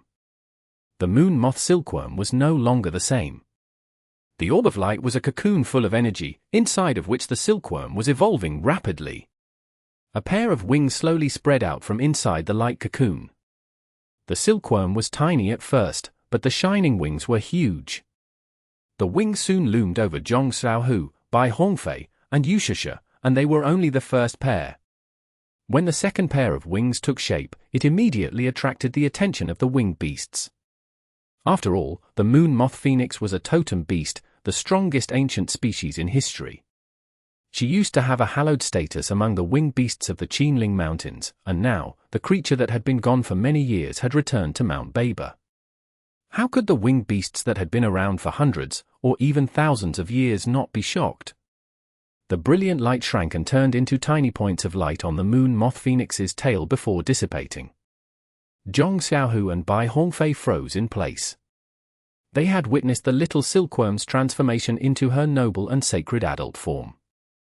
The process was indeed fascinating. It was difficult to imagine such a unique creature existed in nature. Their lifespan might be short, but their transformation was as dazzling as the cycle of birth. The little moon moth phoenix hovered above the branches, emitting a gentle light. Her demeanor was completely different from the unveiled giant purple linden, bearing a warm, gentle aura. Perhaps she was the real protector of nature, as her brilliance alone was enough to purify all murderous intent exposed to it. The giant purple linden was still uttering unpleasant cries. It was struggling to accept the fact that the moon moth phoenix it had almost killed had entered the next cycle of life and evolved successfully with the energy of its own leaves. The sacred linden leaves contained the energy that the giant purple linden had accumulated over thousands of years. Their energy allowed it to keep bearing fruits of fresh blood so it could become the ruler of all. But now, the moon moth phoenix had taken everything from it. The little moon moth phoenix flew to the middle section of the giant purple linden, flying around the trunk as fragments of her previous life's memory surged into her mind. Even though she was unable to recall the details and appearance of her previous guardian, the emotions she inherited were deeply imprinted on her soul, inerasable even when she had entered the next cycle of life. Chapter 1727. Purple Linden Fruit. Exodus Tales. Exodus Tales. Translated by Zephazid. Edited by Aelrianth. The little moon moth phoenix stopped in front of the tree cave and stared at the demon that had brought her nothing but misfortune. The remorse that Yangsha had displayed prior to her death. The loneliness of the moon moth phoenix in her previous life, hiding in the deep mountains. The misunderstanding that was only resolved at the end of their lives. However, time would only flow in one direction. There was no going back in time. The only thing she could do was annihilate the demon tree. Otherwise, the souls of the last moon moth phoenix and Yangsha would never find peace. The giant purple linden opened the tree cave to vent its frustrations. The little moon moth phoenix suddenly beat her wings. She dove into the tree cave on the giant purple linden, leaving a glowing trail behind. The giant purple linden was suddenly terrified. It began twisting its trunk vigorously, trying to spit the little moon moth phoenix out, yet it did not stand a chance against the special creature. The giant purple linden's trunk had begun to wilt after losing the energy of the sacred linden leaves, not to mention the damage being inflicted on it by Mofan and the others. It was already at its limit.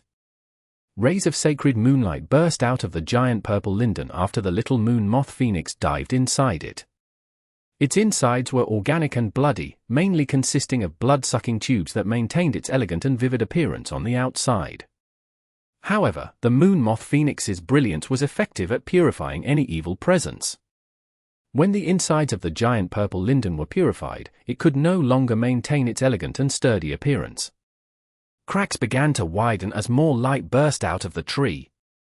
Segments of the giant purple linden began to collapse amid the purifying light, starting from the trunk, extending to the branches, and finally its leaves. The demon tree that had relied on its beautiful and elegant appearance to trick its prey slowly turned into purple ashes. The wind of sorrow carried them away, and slowly blew them into the distance. Mofan looked at the remains of the demon tree and let out a relieved sigh. He had finally managed to eliminate the demon tree. Yangsha and the last moon moth phoenix had sacrificed their lives to stop the demon tree, but the new moon moth phoenix was able to evolve through its final death. It had finally ended in a pleasant way. Mofan, leaves, the leaves. Zhao Manyang reminded him urgently. What leaves? Holy crap, we're rich. Mofan was focusing his attention on the little moon moth phoenix's brilliance so much that he did not even notice the purple golden leaves scattering across the place after the giant purple linden died. These leaves might not be as valuable as the sacred linden leaves, but some enterprise at Mount Kunyu was buying them at a high price, offering at least 100,000 for every leaf. The leaves falling from the sky were basically stacks of cash. Mofan and Zhao Manyang were moneygrubbers. They quickly collected the leaves while everyone else was still lost in thought. They were moving even faster than they had during the battle. 1. Mofan managed to collect a full sack of the leaves in no time. Zhao Manyang had also collected a lot of them. The two roughly estimated their profit. They had collected enough leaves to become suppliers. They could easily earn millions with them. Let's see if there's any other loot. Mofan exclaimed. Zhao Manyang was searching, too. Even a ninth of the demon tree's body would still be full of treasure. After the light reached its peak, the little moon moth phoenix beat her wings and flew toward Mofan. She was carrying a purple fruit with a red sheen on its surface. Any way you looked at it, it was Mofan that had insisted on eliminating the demon tree. Little moon moth phoenix obviously knew she should be grateful. She voluntarily offered Mo Fan the fruit. Mo Fan looked at the fruit. To be honest, the thing looked more like a pumping heart than a fruit. Was there any fruit that would pound like a heart? What is this? Mo Fan asked. Little Moon Moth Phoenix uttered a soft cry. Mo Fan could only feel a soft breeze blowing at his ear. Mo Fan could not understand her. He immediately called Apis over. Apis rolled her eyes and said, "I don't understand her language." "Little Flame Bell, you do it." Little Flame Bell stood on his shoulder and stared at Little Moon Moth Phoenix with wide eyes. The Little Moon Moth Phoenix stared back at her with wide eyes, too. 1. The two little creatures remained silent for a few minutes, as if they were comparing who was more adorable between them. It's the purple linden fruit. It contains the hatred of every living creature that the giant purple linden has slaughtered. Little Moon Moth Phoenix believes you can deal with it. Yushasha stepped forward to be the interpreter. What do you mean? She's giving me something that contains hatred? I'm not a vengeful spirit collector. Mo Fan grumbled. Mo Fan, the orb. Lingling tugged Mo Fan's sleeve and reminded him. What orb? What does Little Moon Moth Phoenix mean? Why is she giving me such an evil fruit, huh? Mo Fan suddenly remembered something in the middle of his diatribe. He lowered his eyes and saw the essence orb he had been carrying emitting a bright light, as if it could not wait to devour the purple linden fruit with a single bite. That's right, he could fill the essence orb with the energy inside the fruit. If the essence orb had a temper, it might have jumped up and smacked Mo Fan in the head. It was specifically designed to absorb all evil presences. Wasn't it obvious that the fruit full of hatred was the perfect food for it? Here you go, take it, it's yours. Mo Fan was overjoyed. He quickly shoved the purple linden fruit toward the essence orb. The glow of the purple linden fruit began to weaken as soon as it was drawn close to the essence orb. Streams of energy were flowing from the purple linden fruit to the essence orb, the fruit gradually shrinking during the process. The essence orb soon absorbed the energy of the fruit. It fell silent after enjoying the pleasant meal, needing some time to digest the energy. The essence orb was satisfied, but it was the little loach pendant's turn to throw a tantrum. It was vibrating in protest. Little Loach had no interest in the fruit.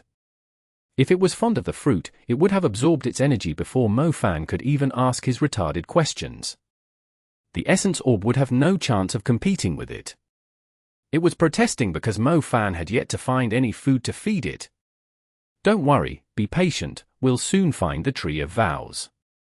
Little Moon Moth Phoenix is still too young to provide you with the energy of totem beasts, but the dear god at the Tree of Vows should have plenty of energy for you.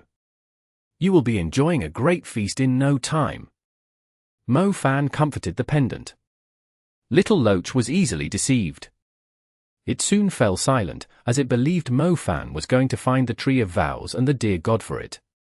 Speaking of which, did any of you notice that the winged beasts are watching us? Ling Fei suddenly spoke up. The giant purple linden had occupied a huge space on Mount Baber.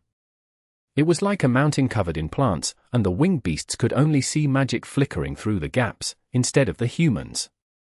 However, after the giant purple linden wilted away, the group was basically standing on a barren mountainside, completely exposed to the winged beasts in the sky. Their sharp gazes were like stars, thousands of cold arrows aiming at them. The group could even feel cold sweat sliding down their necks. Are they going to attack us? We just did them a huge favor by taking out a great threat. How could they turn against us? Zhao Manyang protested in a trembling voice. Loud cries sounded continuously. Zhong Xiaohu followed the cries and saw a large group of winged patrol beasts flying to their altitude, circling a powerful winged beast with steel-grey feathers, as if the lesser winged beasts were reporting to their superior. This is bad. Zhong Xiaohu's heart skipped a beat. It's those things again. Li Dexin was enraged as soon as he saw the winged patrol beasts. That's the Mountain Crusher ruler, the leader of the winged patrol beasts. Those winged patrol beasts have recognized us. We did kill a lot of their friends along the way, Zhong Xiaohu sighed. How vengeful are these creatures? How did they know it was us? Do they have a facial recognition system? Zhao Manyang said. We are stained with the smell of the winged patrol beast's blood. Damn it, the winged patrol beasts weren't supposed to reach our current altitude, but the restrictions are lifted because of the ceremony. The winged patrol beasts that attacked us are here too. Zhong Xiaohu pointed out. 1. The powerful winged beast beat its steel-grey wings. The large group of winged patrol beasts led by the Mountain Crusher ruler were approaching them like a cloud of bats. The Mountain Crusher ruler had a formidable aura, like a small grey mountain floating in the sky. It soon loomed over them and stared down at them imperiously. Is it looking for a fight? We can take it out together if it's holding a grudge against us. Mo Fan was ready to fight the creature. Brother Fan, don't do it. That creature is the Qinling Mountains peace officer. If it thinks we are a threat to the Qinling Mountains, it will alert the Emperor of Feathers, and every winged beast in the sky is going to attack us. Zhong Xiaohu interrupted him. What should we do then? Mo Fan began to panic. If the winged beasts decided to attack them, if he remembered correctly, he still had yet to fill up the essence orb. Chapter 1728. Public Enemy of the Winged Beasts. Exodus Tales. Exodus Tales. Translated by Zephazid. Edited by Aelrianth. Zhong Xiaohu was asking Mo Fan to stand his ground, but the winged beasts were the ones making the decision, not them. If the winged beasts refrained from attacking, nothing was going to happen. The Mountain Crusher ruler let out a loud cry, but this time it was looking into the sky instead of directing it at Mo Fan and his crew. The cry traveled a long distance. A while later, a deep thunderous rumble responded from above the clouds. The Mountain Crusher ruler's gaze sharpened afterwards. Meanwhile, the eyes of the winged beasts nearby began to emit a cold light. Mo Fan and the others immediately felt a great pressure from the winged beasts. Their gazes alone could easily shatter one's mind. Zhong Xiaohu, what are they doing now? Zhao Manyang asked in a cold sweat. Isn't it obvious? They are going to tear us outsiders into pieces. Mo Fan grunted. The winged beasts were displaying great hostility. The humans' outstanding cultivation was unimportant when faced with the overwhelming numbers of the winged beasts. However, Little Moon Moth Phoenix beat her wings and flew toward the Mountain Crusher ruler while everyone else was clueless about what to do. The Mountain Crusher ruler stared at Little Moon Moth Phoenix coldly. The rest of the winged patrol beasts scattered after sensing Little Moon Moth Phoenix's formidable aura, not daring to get any closer. Little Moon Moth Phoenix was confronting the Mountain Crusher ruler. They seemed to be communicating with one another. The Mountain Crusher ruler would occasionally lift its head and cry at the clouds. Little Moon Moth Phoenix was not to be outdone, either. Her voice might be soft, but it still managed to reach the top of the clouds. The deep thunderous rumbling descended from the clouds once again, delivering instructions to the winged beasts. The unfriendly winged beasts suddenly stopped approaching the humans. The murderous looks in their eyes vanished, too. Little Moon Moth Phoenix soon returned to the group. Mo Fan could only look confused. He had no idea what the Little Moon Moth Phoenix had done to nullify the winged beast's hostility. Little Moon Moth Phoenix said, "We are here to participate in the ceremony with her. The fight with the winged patrol beasts is only a personal conflict with the Mountain Crusher ruler. It has nothing to do with the rest of the winged beasts," Yushasha explained. "Oh, right, we are here for the ceremony. I have wings, too." Zhao Manyang immediately summoned out his fancy wings. The truth was, his magical wings were considered high quality when he first bought them, but the golden wings were nothing worth mentioning now, since any of the commander-level winged beasts could easily outmatch him. They were negotiating with a higher-level winged beast above the clouds.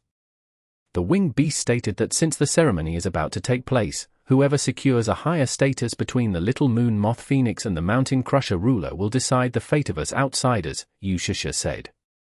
What now? We didn't agree to bet our lives on it. Zhao Manyang yelled. We did kill many of the winged patrol beasts. The Mountain Crusher ruler won't let us go easily, so unless we can help Little Moon Moth Phoenix secure a higher status among the winged beasts, Zhong Xiaohu said.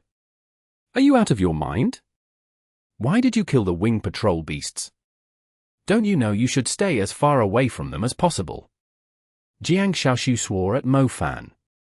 The person who was so keen to save you is the one who was out of his mind. Mo Fan glanced at Li Dexin. Li Dexin did not dare to speak, standing at the side with a grim face.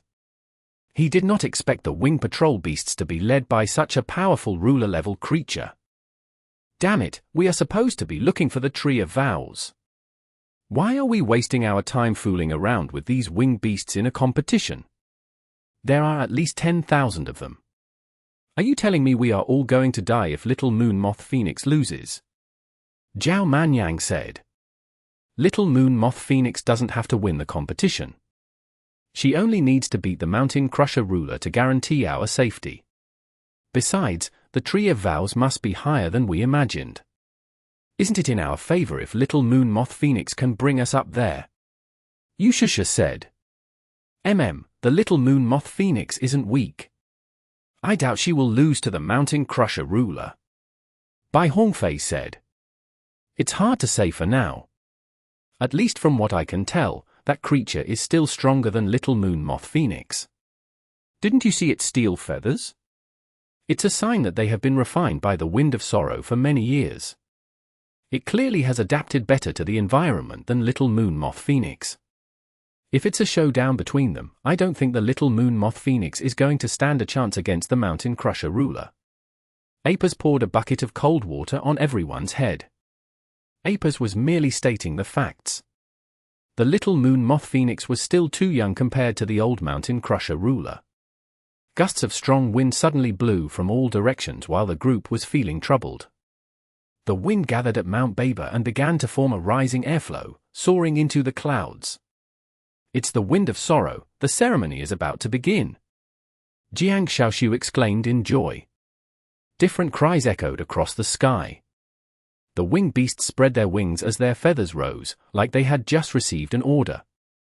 Even the feathers on their crowns were following the direction of the airflow. The winged beasts in the sky beat their wings and rode the rising wind to fly into the sky.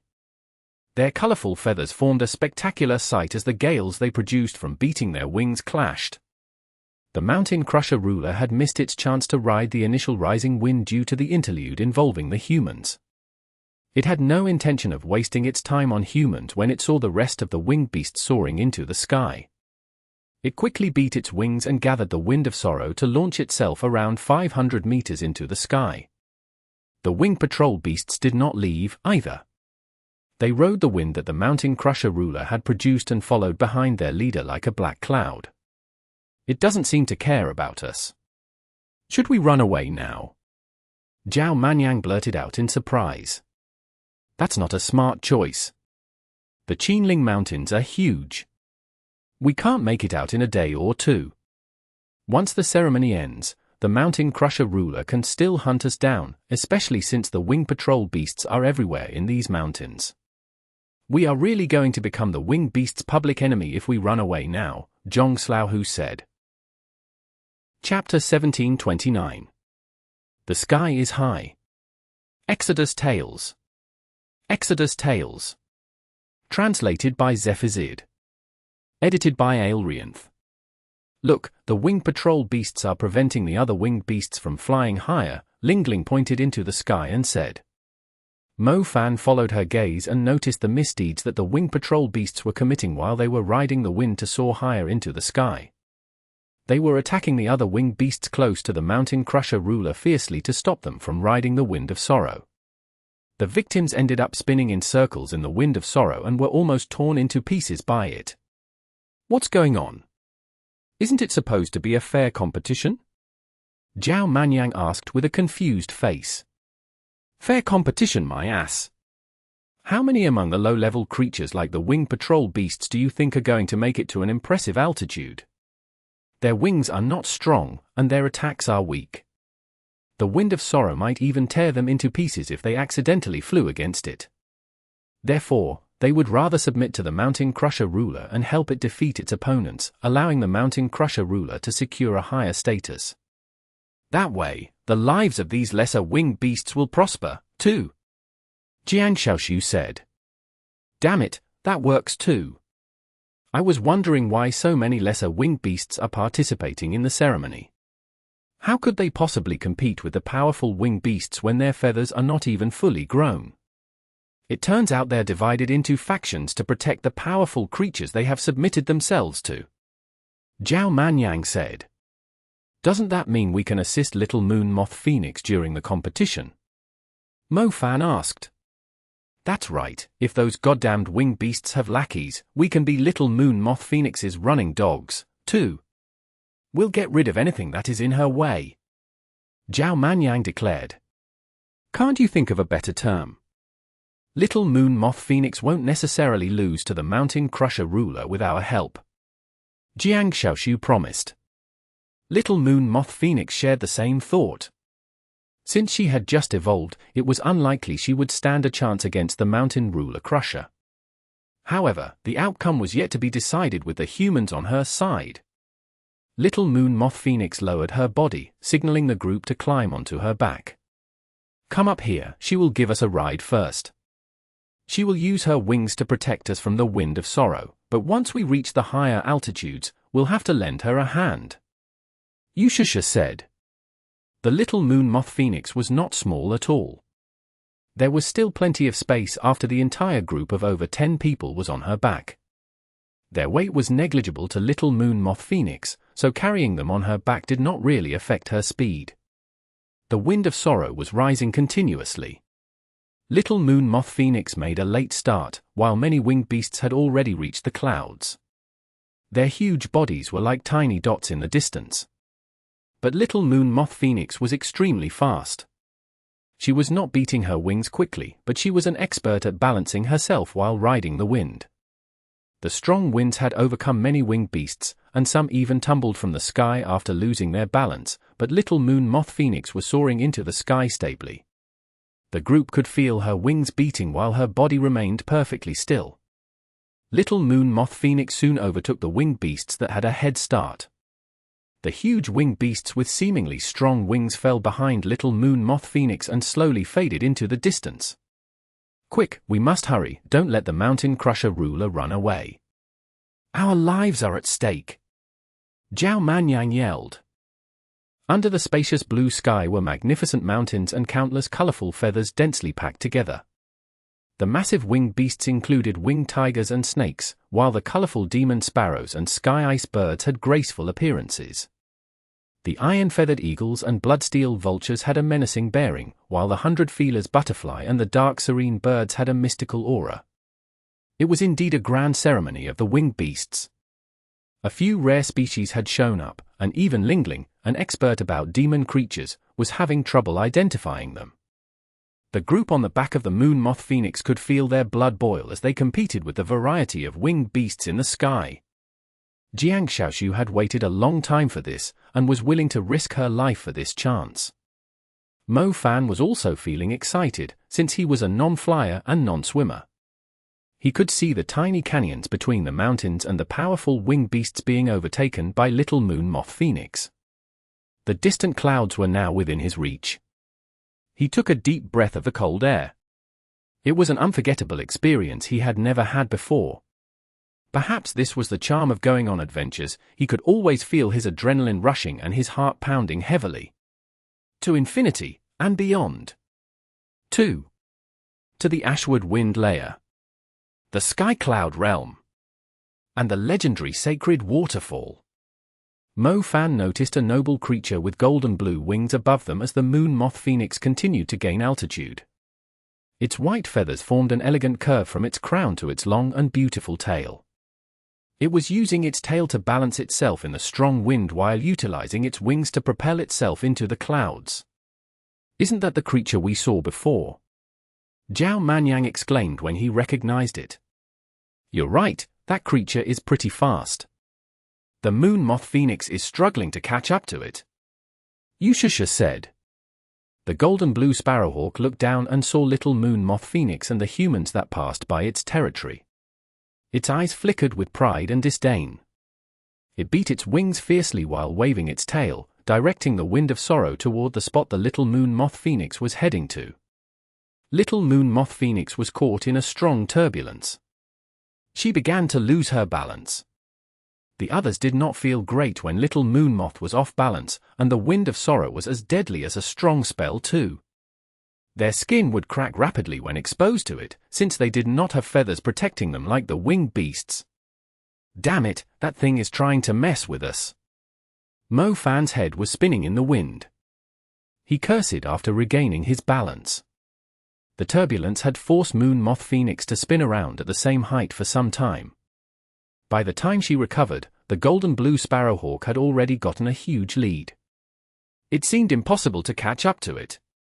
"I'll lend you a hand," Zhong Xiaohu called out, constructing a wind star constellation. White airflow appeared around little moon moth phoenix's wings, gathering into an extra pair of wings to protect her while increasing her momentum as she beat them. Little moon moth phoenix quickly adapted to the protection of Zhong Xiaohu's wind wings. She spread her wings and broke free from the annoying turbulence to chase after the golden blue Sparrowhawk.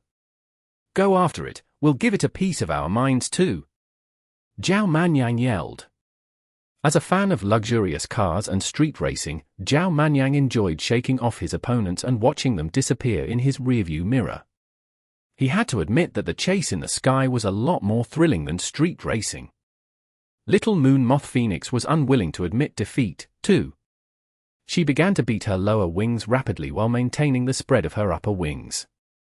The boost from Zhong Xiaohu's wind wings sped her up significantly.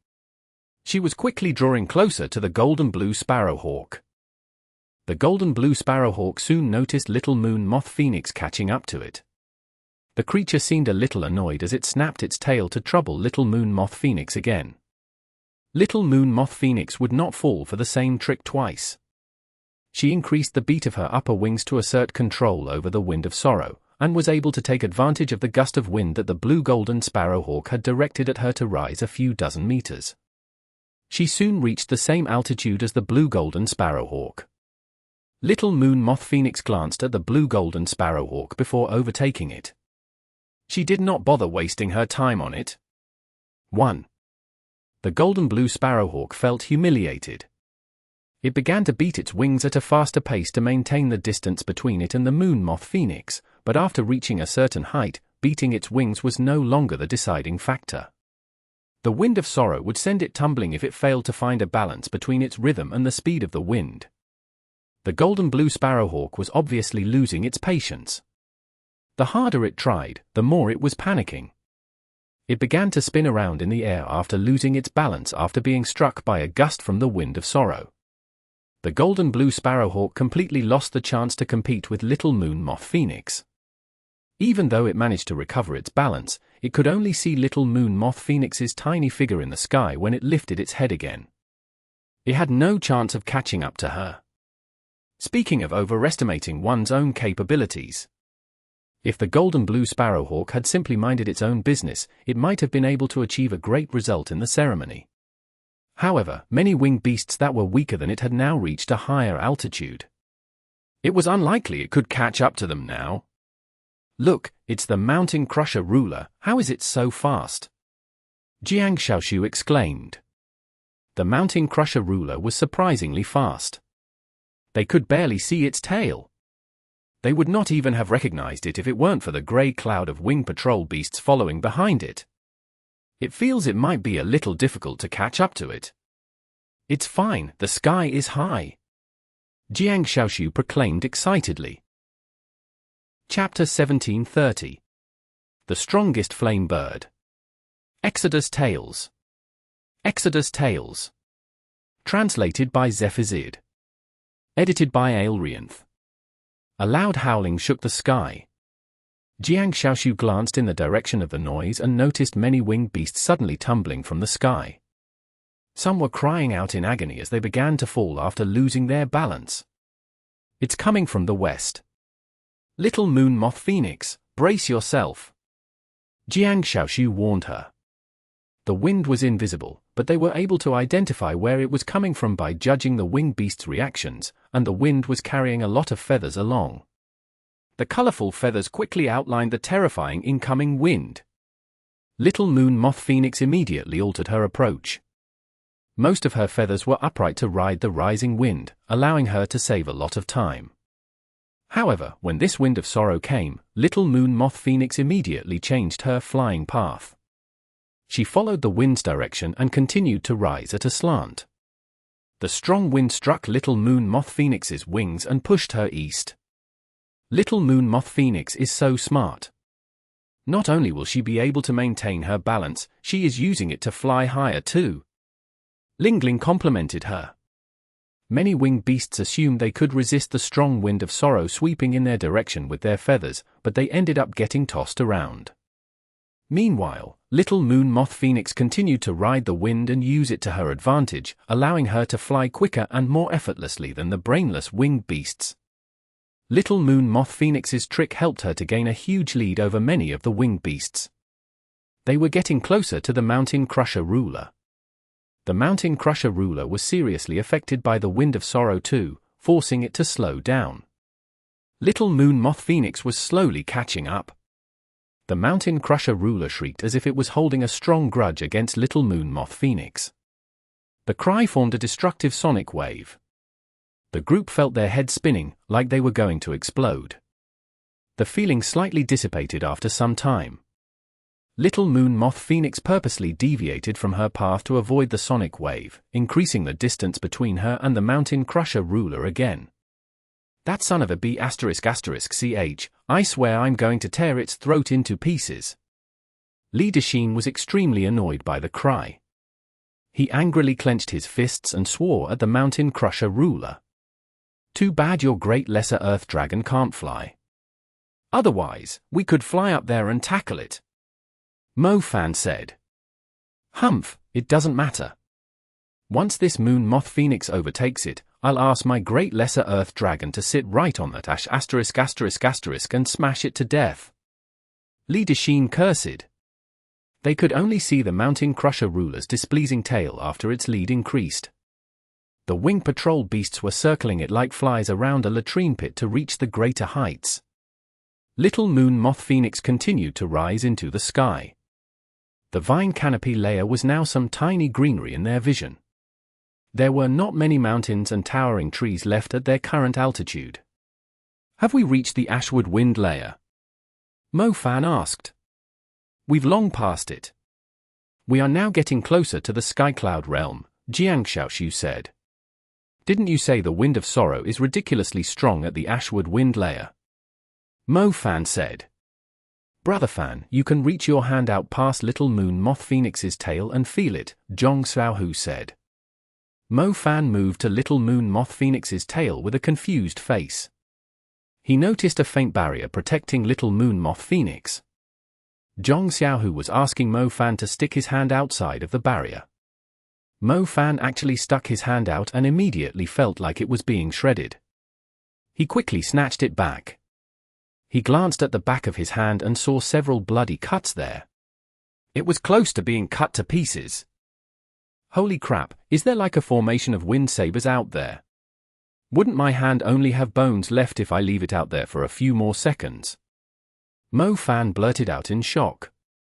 If we weren't protected by Little Moon Moth Phoenix's wind barrier, we wouldn't survive for long at this height. I believe advanced spells would only last briefly, Jiang Xiaohu told him. Is it too late to get off the ride now? Zhao Manyang wondered. Not at all, you can just jump. Jiang Xiaoshu answered. They were around the middle of the Ashwood Wind layer. The wind of sorrow was strong enough here to tear a winged beast with sturdy flesh into pieces in a few minutes. The creatures that managed to make it so far either had strong control over the wind, or their feathers were very tough. Look at that black winged beast, its feathers are covered in blood. Linden suddenly pointed at a black winged beast to their right. The feathers of the black winged beast looked ordinary. At first glance, it looked just like an ordinary demon bird that was commonly seen in many places. One could easily tell some winged beasts were not high-level creatures with a single glance, by observing their crowns, the quality of their feathers, their strength, and overall appearance. The black winged beast seemed rather normal based on these criteria, so it was already a miracle that it had managed to come so far. That thing seems to be just a warrior-level creature. Apis blurted out in surprise. Most creatures in the Ashwood Wind layer were already in the commander level, let alone those at their current height. Warrior level? Little Moon Moth Phoenix is a ruler-level creature. How did that creature possibly reach the same height as her? Jiang Xiaoshu said. Its feathers are no longer able to withstand the strong wind. It will be torn into pieces if it keeps going higher, Apis said. The black winged beast was covered in blood, yet it was still beating its wings relentlessly to keep up with Little Moon Moth Phoenix, the Mountain Crusher Ruler, and the Dawn Swordbird. How was this even possible? Hosey, isn't it unlikely for a warrior level to rise so far? How did it keep flying so high? Mo Fan asked with a puzzled face. It looks like a flamebird, Zhong Xiaohu said. Nonsense, a flamebird's feathers are crimson gold, but that thing is pitch black, like a piece of charcoal. How could it be a flamebird? Jiang Xiaoshu immediately broke in. It's indeed a flamebird, but it's different from the others, Lingling said. Could it be one with a mutated lineage? Zhao Manyang said. No, it's a flamebird with the purest lineage. I once heard a special trait about the flamebird. Apparently, every time their feathers evolve, the color of their feathers will darken slightly. Zhong Xiaohu nodded. He said with a deep voice, I think I know why it managed to reach this height. It must have exposed itself to the wind of sorrow continuously so the wind would tear its feathers off. The flamebird is able to grow new feathers the fastest among the winged beasts, so it waited for new feathers to grow out after losing the old ones and repeated the same action to train itself. Every time it molted its feathers, their color would darken a little. Its feathers are pitch black now, indicating that it must have replaced its feathers 100 or even 1,000 times. The new feathers are more resistant to the wind of sorrow. Mo Fan was amazed after hearing the explanation. Peel off the feathers, regrow, and peel them off again. Even though he was not a winged beast, he could imagine that peeling off the feathers would feel like slicing off his flesh, yet the flamebird had gone through the torture 100 or even 1,000 times, just to help its feathers adapt to the wind of sorrow, allowing it to reach its current height. The flamebird's determination truly deserved his respect. What a pity. If it was a commander-level creature, it wouldn't suffer such serious injuries. Its warrior-level flesh can't withstand the damage. If it doesn't back away, it will be torn to pieces, Zhong Xiaohu sighed. Despite its outstanding feathers, its strength, the sturdiness of its body, and its control over the wind were no match for the ruler-level winged beasts. If it kept going higher, it was doomed to die a horrible death. Why is it trying to fly higher?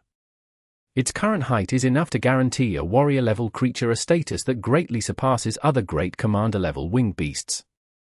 It's already a significant achievement. Why did it bother? Yushasha felt sorry for the creature too. Mo Fan looked at the pitch-black flamebird. He was touched when he saw the determination in its eyes to go higher, despite its miserable appearance. Some lives deserve to be respected, even if they were demon creatures. Apis, make it leave, Mo Fan said. Apis nodded. She began to use her psychic magic. Apis fixed her eyes on the flamebird, transmitting a hypnotizing order into the flamebird's mind. Apis could easily control the mind of a warrior-level creature with her psychic magic. It was difficult to resist her order. However, the light in Apis' eyes faded away. The pitch-black flamebird glanced at them and continued to fly higher. What happened? You failed to hypnotize her? Mo Fan asked. Mo Fan was feeling it was a pity if the flamebird died here. He wanted the creature to live, yet to his surprise, Apis' psychic magic did not work. No, Apis shook her head. She said, I can control its mind, but it seems to be different from the other demon creatures. How different? Don't tell me that creature has another soul in it. Mo Fan asked. There's an imprint in its soul, the same imprint as mine, Apis said. The same imprint as yours? Mo Fan failed to understand what Apis meant at first. However, he immediately understood when he saw the gloomy look in her eyes. The imprint. It was the imprint of the summoning element. The Flamebird was not a wild demon creature, it was a contracted beast. Chapter 1731. Silver Skyruler. Exodus Tales. Exodus Tales. Translated by Zephizid. Edited by Aelrianth. A contracted beast? It meant the Flamebird belonged to a summoner. Why did it show up at the ceremony of the winged beasts? A contracted beast, but it must have repeated the same action for many years, judging from its feathers. Zhong Xiaohu was confused when he heard Mo Fan's exclamation. It was difficult to imagine that the creature was actually a contracted beast. Where was its master, then?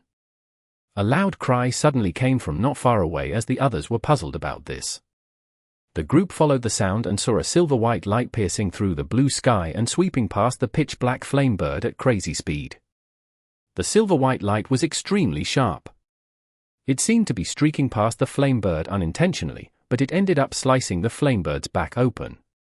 Fresh blood jetted out from the cut and scattered in the strong wind, shocking them. "Damn it!" Zhong Xiaohu yelled, glaring at the silver light. The silver light eventually stopped not far away from Little Moon Moth Phoenix. Mo Fan glanced at it and recognized it as a great ruler-level creature he had seen before. Its body was covered in silver feathers like jagged metal. They could be as sturdy as needles or as flexible as silk. Its massive body was an embodiment of outstanding strength. The feathers on its tail spread like fangs, and wisps of lightning were flowing throughout its body occasionally. It was the Silver Skyruler. The tyrant of the West Ridge, the highest leader of the horde of white magic falcons.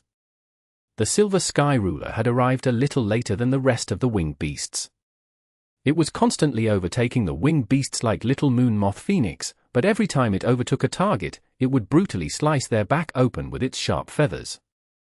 The Flamebird was no exception. Its back was sliced open, fresh blood pouring out into the air, yet it was still beating its wings relentlessly with no intention of giving up. Even though they had no idea why the creature was being so stubborn, they could not help but feel a strong grievance surging in their throats after seeing how much it was struggling.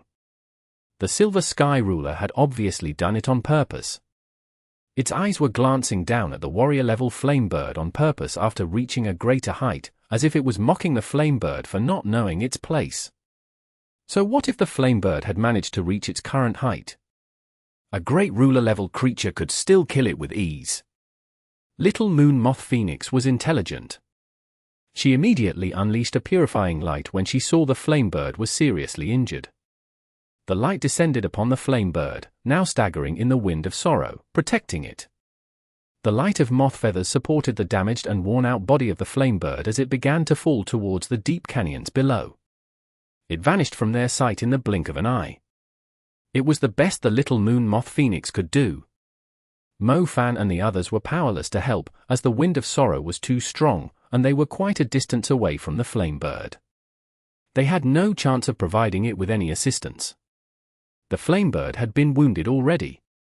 It was unlikely that the creature would survive after receiving the deadly blow from the Silver Skyruler. "What a disgusting prick!" Jiang Xiaoshu grunted, staring at the Silver Skyruler. "I didn't expect the tyrant of the West Ridge to be here, too. It's the creature that forced the betrayal of the Heavenly Eagles in Hangzhou, giving the white magic falcons the opening to invade us, which almost ended up as a huge tragedy." Mo Fan pointed at the Silver Skyruler. 1. If the black totem snake had not fended off the demon creatures by himself, the white magic falcon's plan might have succeeded. Mo Fan had been extremely pleased while watching the black totem snake beating the crap out of the Silver Skyruler. Since then, the tyrant of the West Ridge had no longer dared to invade Hangzhou again.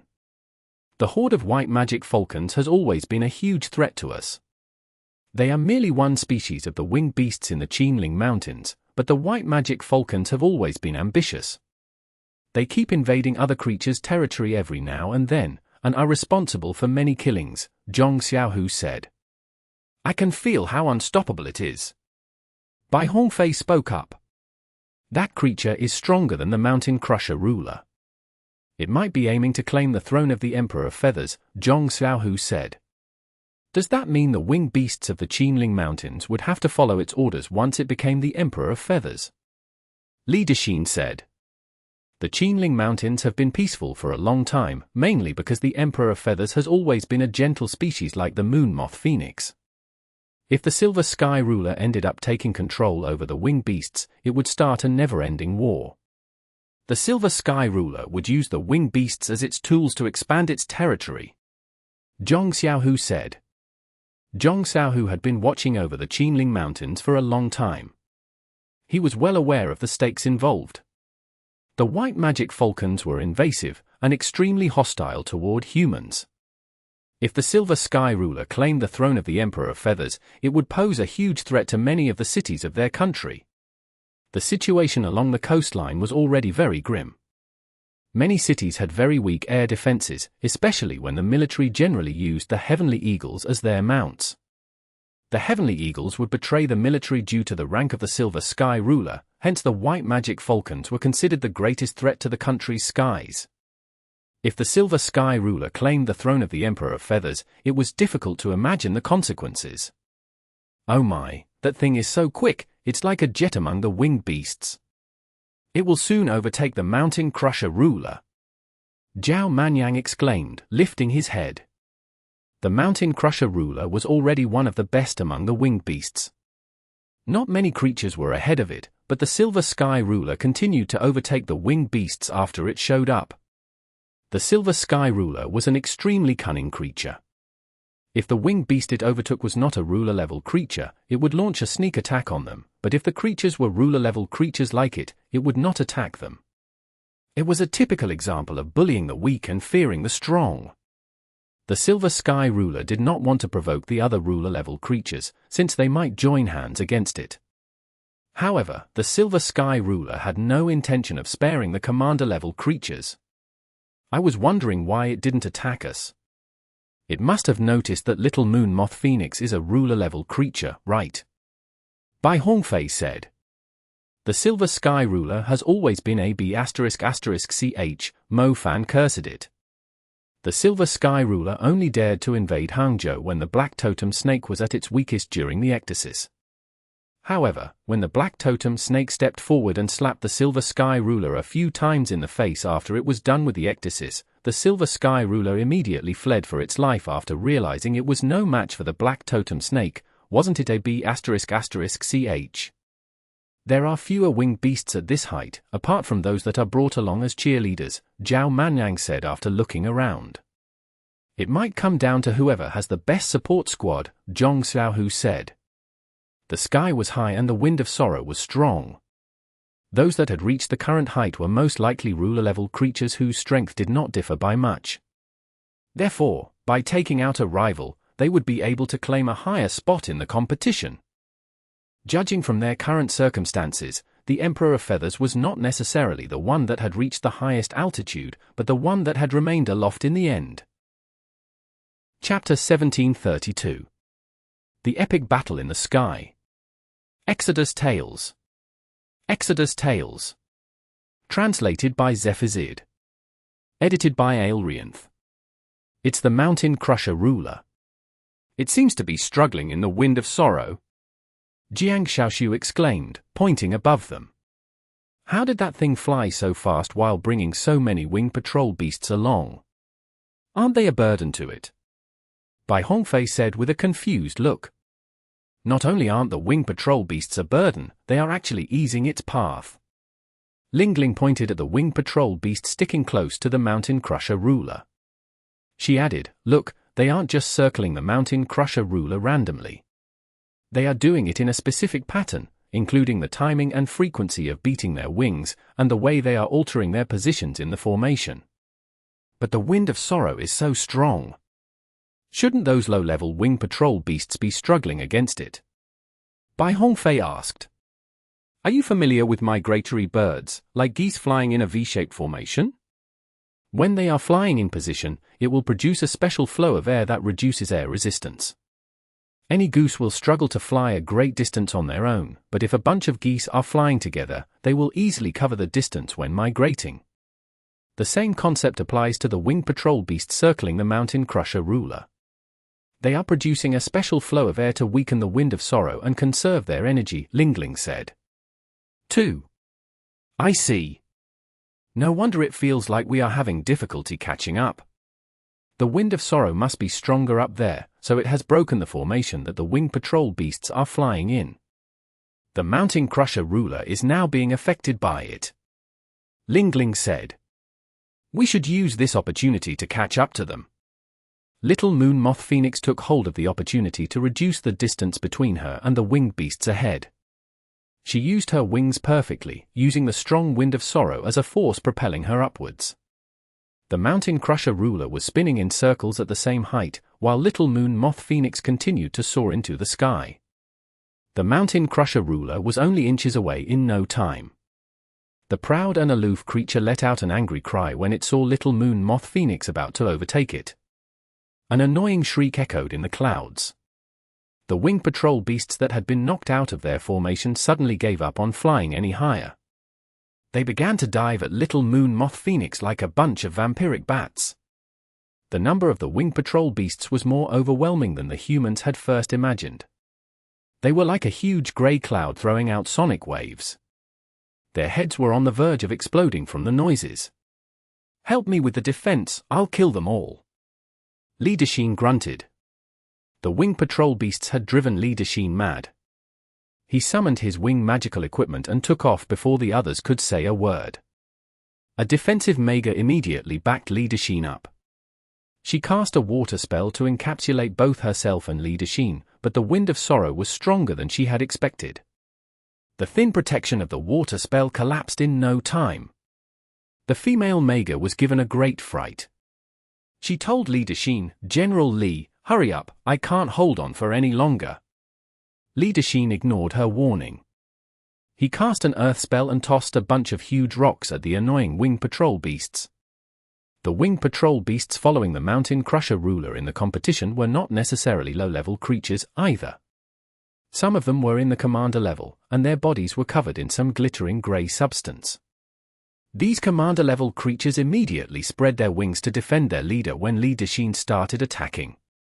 Linden's spell was not effective. He proceeded to cast a super spell angrily. One water star constellation after another appeared. Linden was not very quick at channeling the Star Palace. He finally completed it with the protection from the Mage. Catastrophe wave!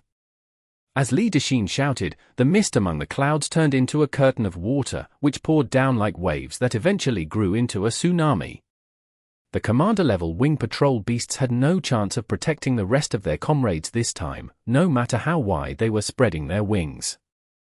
The catastrophe wave delivered a deadly blow to them.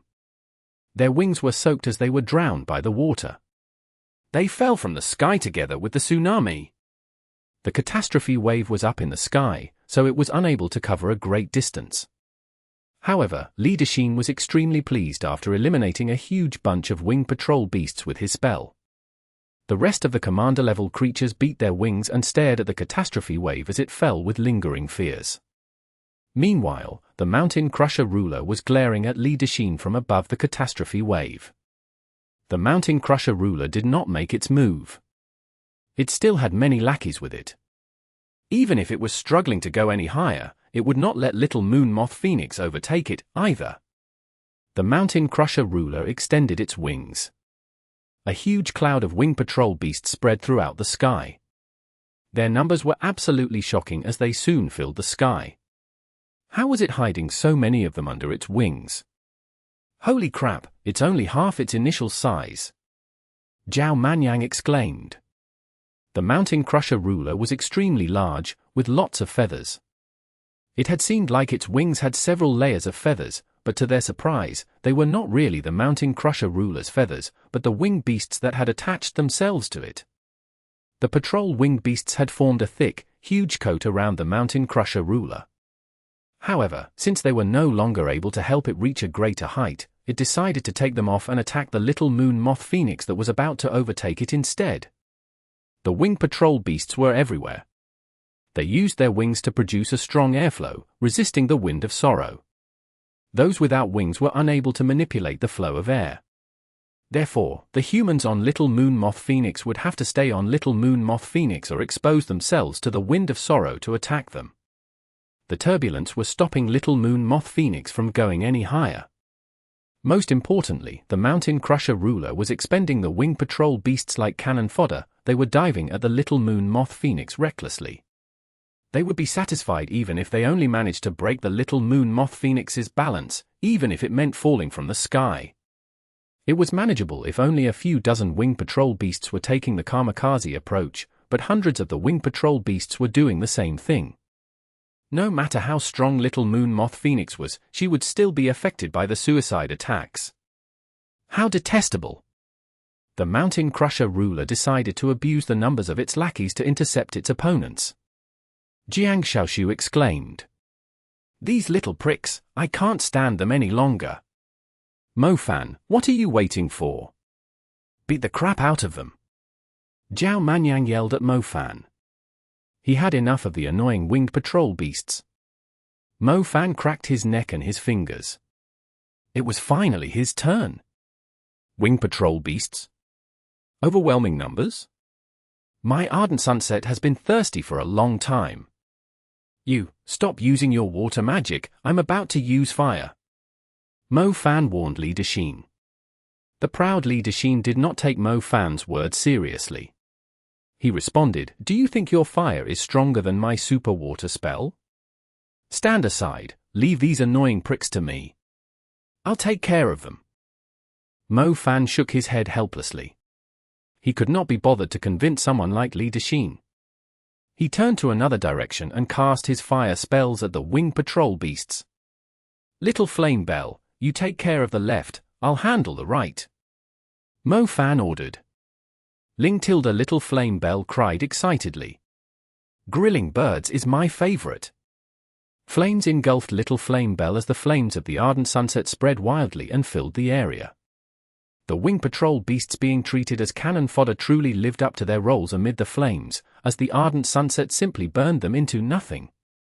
The ardent sunset was not necessarily effective against the wing beasts, but it was perfect when attacking large numbers of enemies. When a target was set on fire, the flames would easily spread to another target at the same strength. The tighter the creatures were packed together, the greater the damage dealt to them, since the ardent sunset was able to spread faster and more fiercely. Mo Fan did not use a fire spell. His control of fire magic was a lot weaker when Little Flame Bell was not possessing him. The ardent sunset was Little Flame Bell's soul grade flame, and did not belong to Mo Fan. Mo Fan's soul grade flame was the Meteor Scarlet, but it was not suitable under the circumstances. However, he did have other elements available. He began to compress space, and force the wing patrol beasts into tight clusters so the ardent sunset could spread even quicker. Little Flame Bell was responsible for output, while Mo Fan was adding to the fuel. The ardent sunset soon covered a huge area, preventing the wing patrol beasts from coming any closer. Such an impressive flame! Bai Hongfei was a fire mage, too. His eyes glittered when he saw the ardent sunset. Humph, his flame just happened to be these winged beasts' weakness. Li Dexin harumphed coldly when he noticed Mo Fan had finished taking care of the winged beasts faster than he could. The clouds in the surroundings were dyed red by the flames. The ardent sunset had spread a few kilometers away with the help of the Wind of Sorrow. The flames were almost in reach of the Mountain Crusher Ruler. The Mountain Crusher Ruler did not expect the humans with the Little Moon Moth Phoenix to be so tricky to deal with. Its followers were like petty mosquitoes in their eyes. The Mountain Crusher Ruler let out a cry. It was about to make a move again. Chapter 1733. The Tough Brawler, the Lesser Dragon. Exodus Tales. Exodus Tales. Translated by Zephazid. Edited by Aelrianth. The Mountain Crusher Ruler began to beat its wings rapidly. The creature had enormous wings, and they produced a strong turbulence when it beat them with all its might. The strong wind rapidly spread for kilometers, and even swept apart the clouds. The Mountain Crusher Ruler spread its sharp feathers, splitting the strong gusts of wind into countless piercing projectiles of air. It roamed in the sky while the air projectiles poured down fiercely. The little moon moth phoenix decisively backed away. Little moon moth phoenix did not have sturdy flesh, so the piercing air projectiles could leave her full of holes. She deftly banked sideways to escape the air projectiles' area of effect. Dodging the air projectiles greatly affected Little Moon Moth Phoenix's ascending speed, which was the Mountain Crusher ruler's goal. But the Little Moon Moth Phoenix was not something to be messed with either. After all, she had the temper of a totem beast. Little Moon Moth Phoenix emitted several layers of blue rays, which suddenly turned into glowing, slashing crescent upon reaching the peak of their brilliance. The crescent spun out at the Mountain Crusher ruler after Little Moon Moth Phoenix swung her wings. The moonlight slashes were extremely quick, while the Mountain Crusher ruler was still spinning in the wind of sorrow. Its size had also made it an easy target. The moonlight slashes left several deep cuts on it.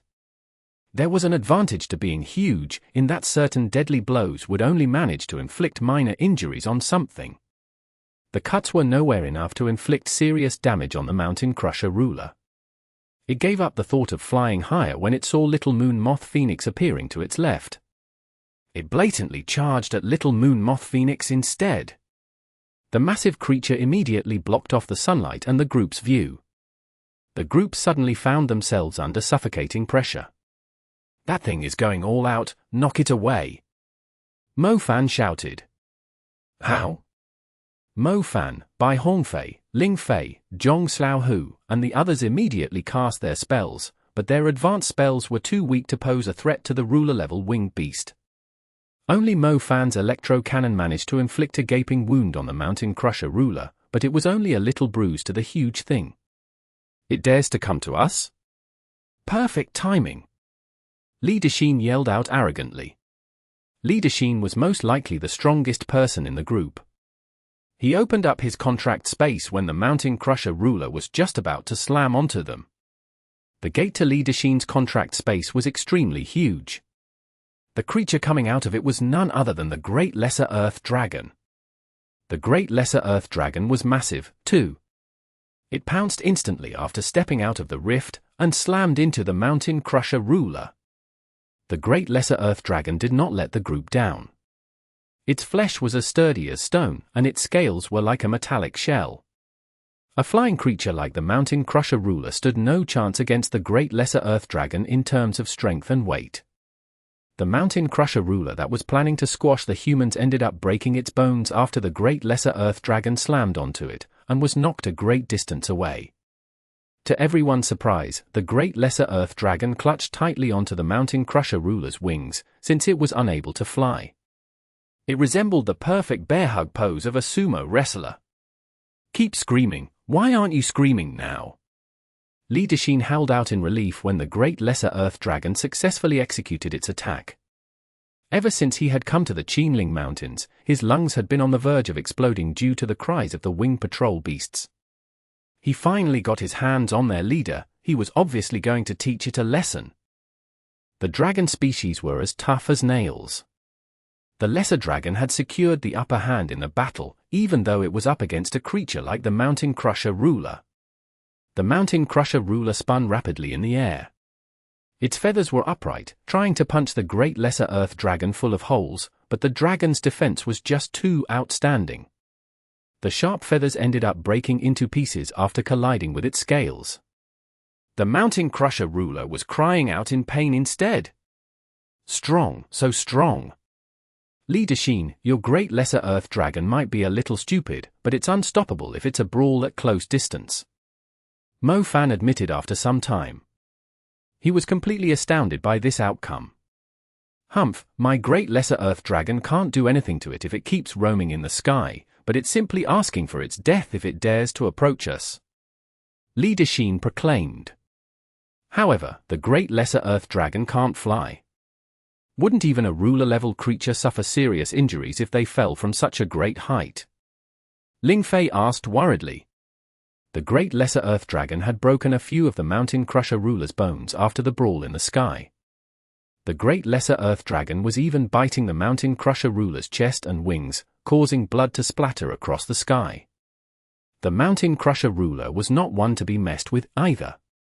It finally used the flexibility of its feathers to shake the Great Lesser Earth Dragon off its back. The Great Lesser Earth Dragon was not as brainless as Mo Fan thought. It knew it would struggle to hang on to the Mountain Crusher ruler for too long, so it kicked the Mountain Crusher ruler's back with great force and launched itself into the sky. The Great Lesser Earth Dragon's jump was ridiculously powerful. It managed to fall slowly while gliding towards a rising mountain nearby. The Great Lesser Earth Dragon was some distance away from the group. They saw the Great Lesser Earth Dragon crashing through the canopy of the trees on the mountain, but could not tell if it had landed safely. Meanwhile, the Mountain Crusher ruler had also lost control and was falling from the sky after the strong kick.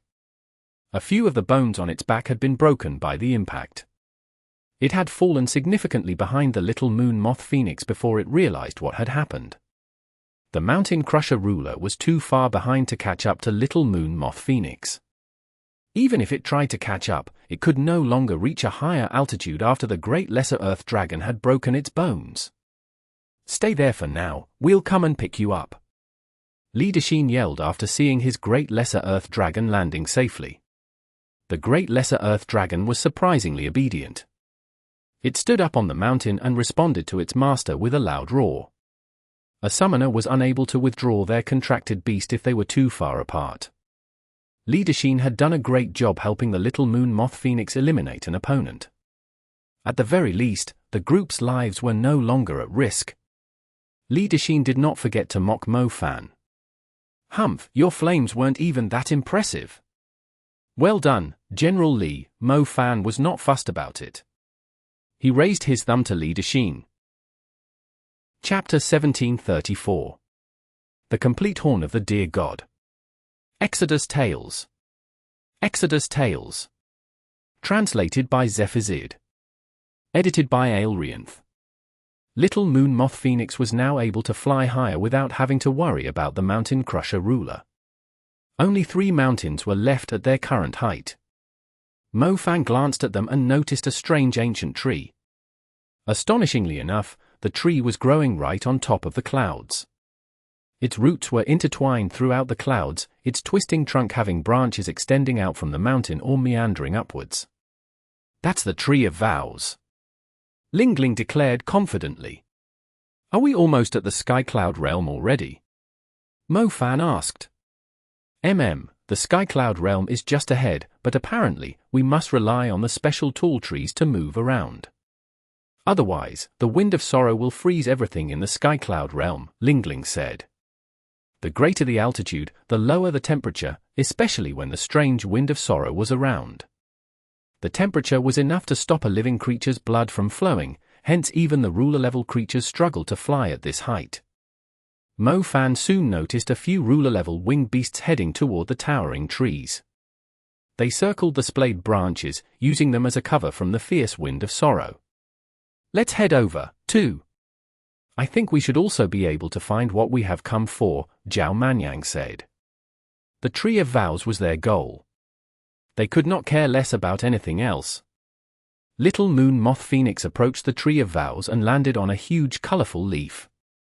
The leaf directly prevented the icy Wind of Sorrow from striking Little Moon Moth Phoenix and the others. "Is there really a dear god here?" Mo Fan looked around, but did not find any trace of the dear god. "Speaking of which, don't you think the tree looks a little familiar?" Linden wondered aloud. Mo Fan looked up and studied the tree. He did recognize the tree from somewhere after taking a closer look. He soon realized something after thinking about it. "This thing, it looks just like the demon tree, apart from the difference in color," Mo Fan exclaimed. "The giant purple linden." The Tree of Vows' appearance was extremely similar to the giant purple linden. If Linden hadn't pointed it out, he would not have noticed it at all. "What's going on here?" Zhao Manyang was terrified too. "Stay calm," Yushasha broke in. "Little Moon Moth Phoenix has explained to me from what she can recall. The Tree of Vows and the giant purple linden used to be a single tree with 2 trunks that existed between the Ashwood Wind layer and the Skycloud realm. However, the giant purple linden was cursed by some powerful magic, forcing it to feed on blood and flesh just to survive, thus turning it into the demon tree you stumbled into. The Tree of Vows and the demon tree were twins. Zhao Manyang was shocked. That might be true. The Tree of Vows is empowered by the psychic and blessing elements. Anyone who swears a vow under the Tree of Vows will imprint it in their soul, Liling informed them. Will it attack us, then? No, don't worry. The Tree of Vows doesn't have any power to attack, Yushasha told them. Why does little Moon Moth Phoenix know all this? Mo Fan asked, confused again.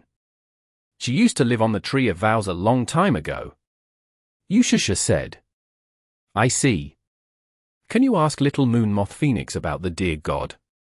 Take a look at this. Mo Fan took out the horn of the deer god and showed it to little Moon Moth Phoenix. The little Moon Moth Phoenix beat her wings and glided down to the roots of the Tree of Vows. Its roots were dangling from the cliffs of the mountain, as if they were growing inside the clouds to acquire nutrients from them. The little Moon Moth Phoenix flew into the clouds, and soon returned with something like a piece of coral. What is that? It's the god deer we are looking for. Don't tell me it has already gone and died. Mo Fan protested. Little Moon Moth Phoenix went up to the disappointed Mo Fan and placed the object she had found in front of him. Mo Fan took a closer look at the strange object. He had no clue how it was related to the deer god. Little Moon Moth Phoenix began to emit a purifying light. It shone upon the object and the outer surface began to peel off. The surface fell off and revealed a yellow horn. When the stuff that had attached to it had fallen off, Mo Fan was surprised to see that it was indeed a beautiful horn of a deer. The horn had a unique luster, the same as the colorful leaves of the Tree of Vows. The horn was also a lot bigger than the part Mo Fan was holding.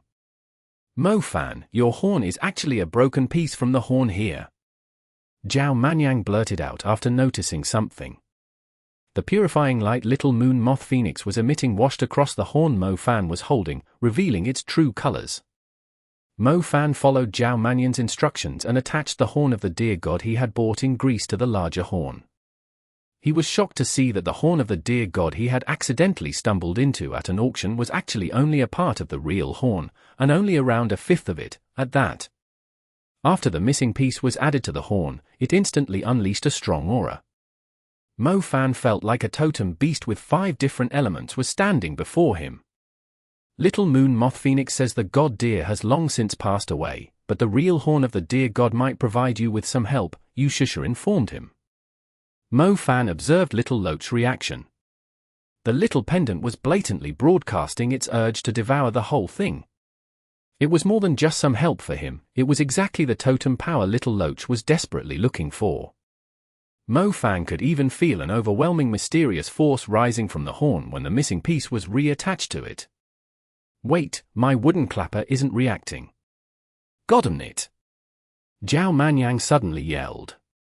He had followed Mo Fan through depths of sorrows to look for the totem beasts, but it turned out that his wooden clapper was not even interested in the totem power of the deer god. He was about to suffer a mental breakdown. He had a feeling that he had been tricked by Mo Fan. Old Zhao, don't be like that. Once I reach the super level, I can figure out a way to help you overcome your difficulties too, Mo Fan comforted Zhao Manyang. Mo Fan was overjoyed. This should be enough for him to achieve the super level. He would worry about old Zhao's advancement later. If worse came to worst, he could just accompany Zhao Manyang until he found the way to achieve the super level. Chapter 1735. The Fruit of Vow and Blessing. Exodus Tales. Exodus Tales. Translated by Zephazid. Edited by Aelrianth. Zhao Manyang was in a bad mood. Mo Fan and Mu Bai already made contact with the super level, yet he was still stuck at the advanced level. How was he going to boast about his talents if they went to find hookers together? That being said, the wooden clapper did not show any interest in the horn of the deer god. Perhaps its energy was incompatible since Baxia was a totem beast in the ocean, while the deer god was related to the sky. What kind of totem power would be compatible, then? Mo Fan gladly claimed the horn of the deer god while Zhao Manyang was lost in his thoughts. Little Loach could slowly absorb the totem power of the horn of the deer god after it was placed inside the space ring. Little Loach was extremely satisfied. The totem power of the horn of the deer god suited its appetite perfectly. It was even stronger than the totem power it had taken from the moon moth phoenix before. They had come a long way for the Tree of Vows, and almost died as a result. Mo Fan was overjoyed after his efforts finally paid off. Little Loach's speed of absorption did not disappoint Mo Fan. He soon felt the energy essential for him to achieve the super level inside what Little Loach was feeding him. You should keep the energy first. I don't have time to cultivate right now. Mo Fan quickly told Little Loach that there was no need to rush it, seeing how loyal it was. Mo Fan would have no problem reaching the super level with the help of the deer god's totem power. He just needed to cultivate in seclusion for some time. The cold wind of sorrow swept and shook the colorful leaves vigorously. Jiang Xiaoshu lifted her eyes and pointed above the Tree of Vows. They are still going higher. Should we catch up to them? Little Moon Moth Phoenix won't be able to endure the wind of sorrow any further, Yushasha told them. Yushasha had hoped that Little Moon Moth Phoenix would be able to reach a greater height, but her physical strength was no match for the Silver Skyruler and the other ruler creatures. Their current height was likely Little Moon Moth Phoenix's limit. She might freeze to death if she tried to go any higher. Not only was Little Moon Moth Phoenix struggling against the wind of sorrow, the rest of the group had no chance to resist the extreme wind, either. Hopefully, the other winged beasts are stronger than the Silver Sky Ruler, Zhong Xiaohu mentioned. The Silver Sky Ruler is very strong among the ruler-level creatures. There's nothing we can do in this competition for the throne of the Emperor of Feathers. Let's hope our country is blessed by the heavens. Otherwise, another great disaster is going to come from the Qinling Mountains, Jiang Xiaoshu murmured. With your father around, no city in the Central Plains will be in danger, even if the Silver Sky Ruler managed to take over the Qinling Mountains. Li Dexin swore. Knowing how grim the situation of our country is, it's better if we can lessen the threats, Jiang Xiaoshu replied. Zhong Xiaohu was still looking up. His eyes were fixed on the winged beasts flying to greater heights after passing the Tree of Vows, including a formidable silver figure. Even though the black totem snake was able to beat the crap out of the Silver Sky Ruler, these ruler-level creatures were still too strong for them. They would most likely be wiped out if they dared to provoke the Silver Sky Ruler. Zhong Xiaohu clenched his teeth. If only his cultivation was a bit stronger, he would definitely chase after the Silver Sky Ruler, even if he could only stop the Silver Sky Ruler from claiming the throne of the Emperor of Feathers. He knew what the terrifying consequences would be once the Silver Sky Ruler claimed the throne better than anyone else. Mo Fan knew what Zhong Xiaohu was thinking. He patted his friend on the shoulder and said, "Forget it, you can take on the responsibility in the future. With your cultivation and the help from the military, the day when you are strong enough to face the Silver Sky Ruler won't be far away, even if it does become the Emperor of Feathers of the Qinling Mountains." Zhong Xiaohu nodded. He understood where Mo Fan was coming from. Going after the Silver Sky Ruler now was suicide. He would not give up if it was within his capabilities, but if something was beyond his capabilities, he had no choice but to set it aside for now. He had to hold his ground no matter what happened. He needed to be confident about his future. The Tree of Vows has some rare fruits. I'll ask Little Moon Moth Phoenix to pluck them for you, but I'm afraid we won't have a chance to see the sacred waterfall. We'll bring the fruits back to prove that we reached this height, Yushasha declared.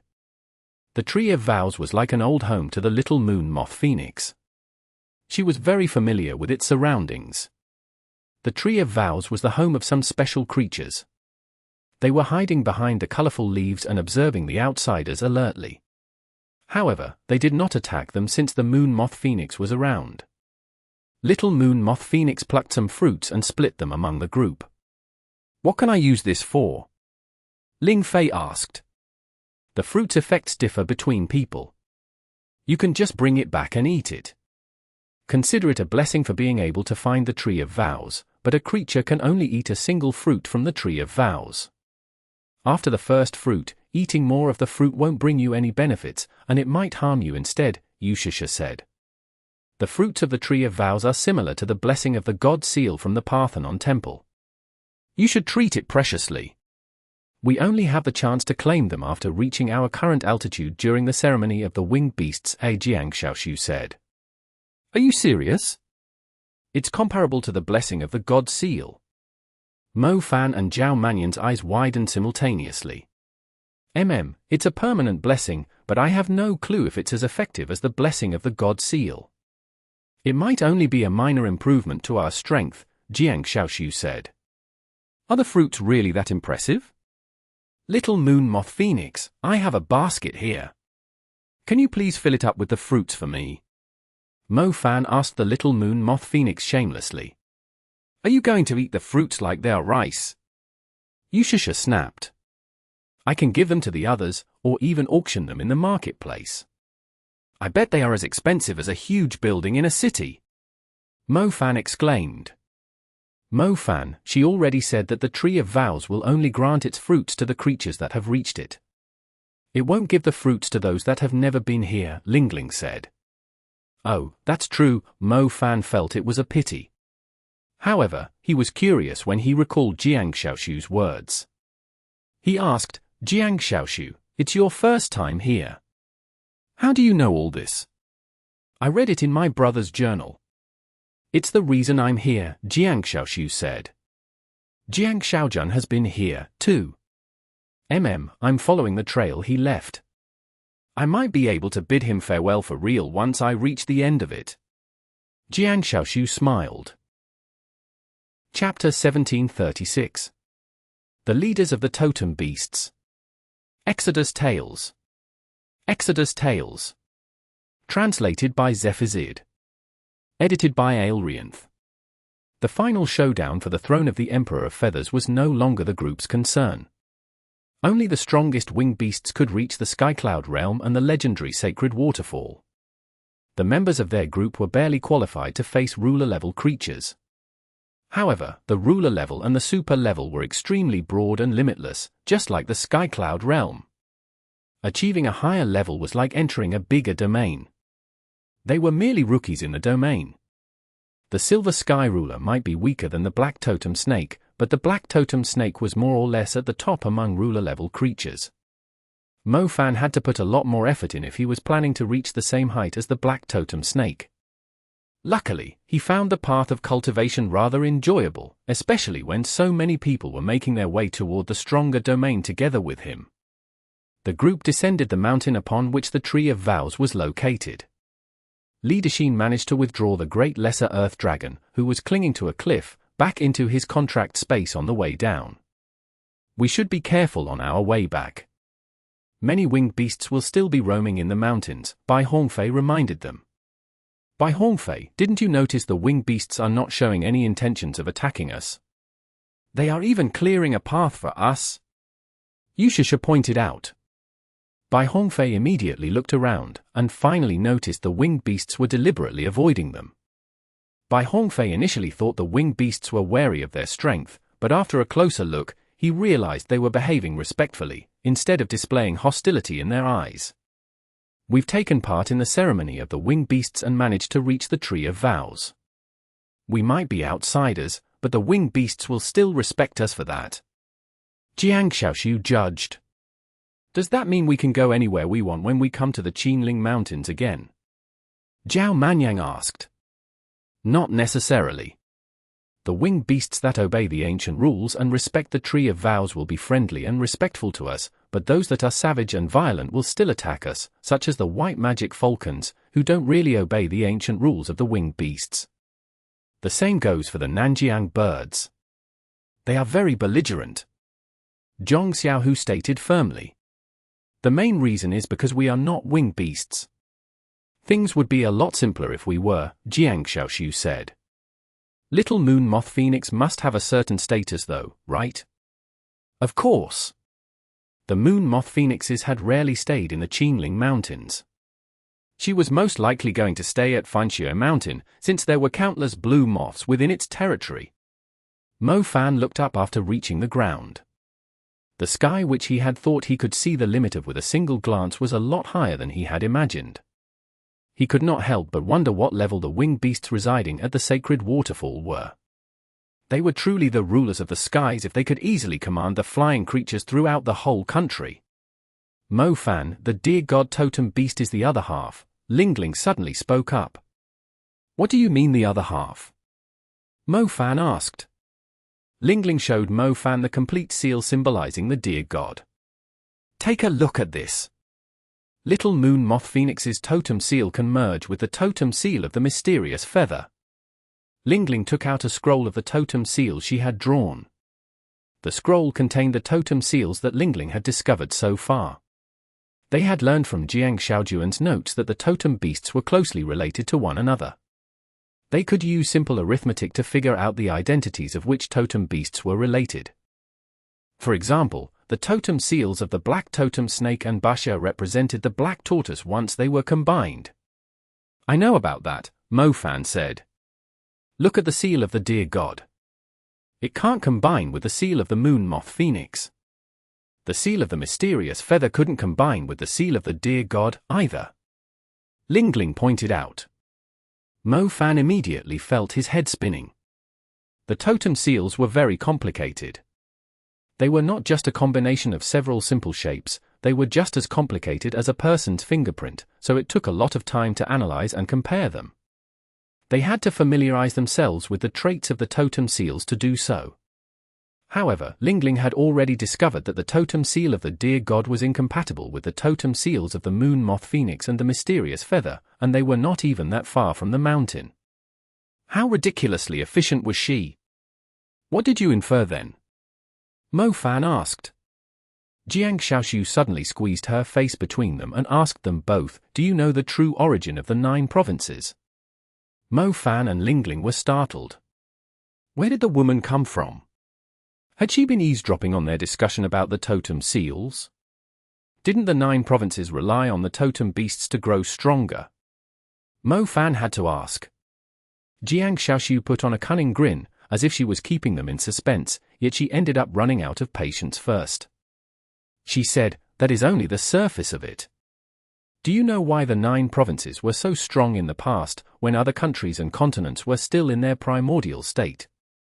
Is this a history test now? Mo Fan scoffed at her. Historical records only started from the beginning of the magic civilization. Every record about the era of the totem beasts was deemed forbidden, thanks to the Magic Association. As the highest authorities of society, the Magic Association clearly did not want people to know too much about the past. In other words, learning that humans were merely slaves or vassals during the era of the gods. Countries like Greece, Egypt, and India had their own ancient gods. The ancient gods in China were the totem beasts, but even so, the records never mentioned anything about them.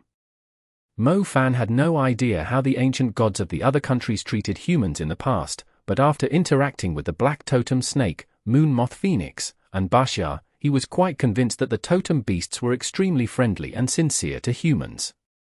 They were unable to reproduce, so they had treated the Chinese as their own people.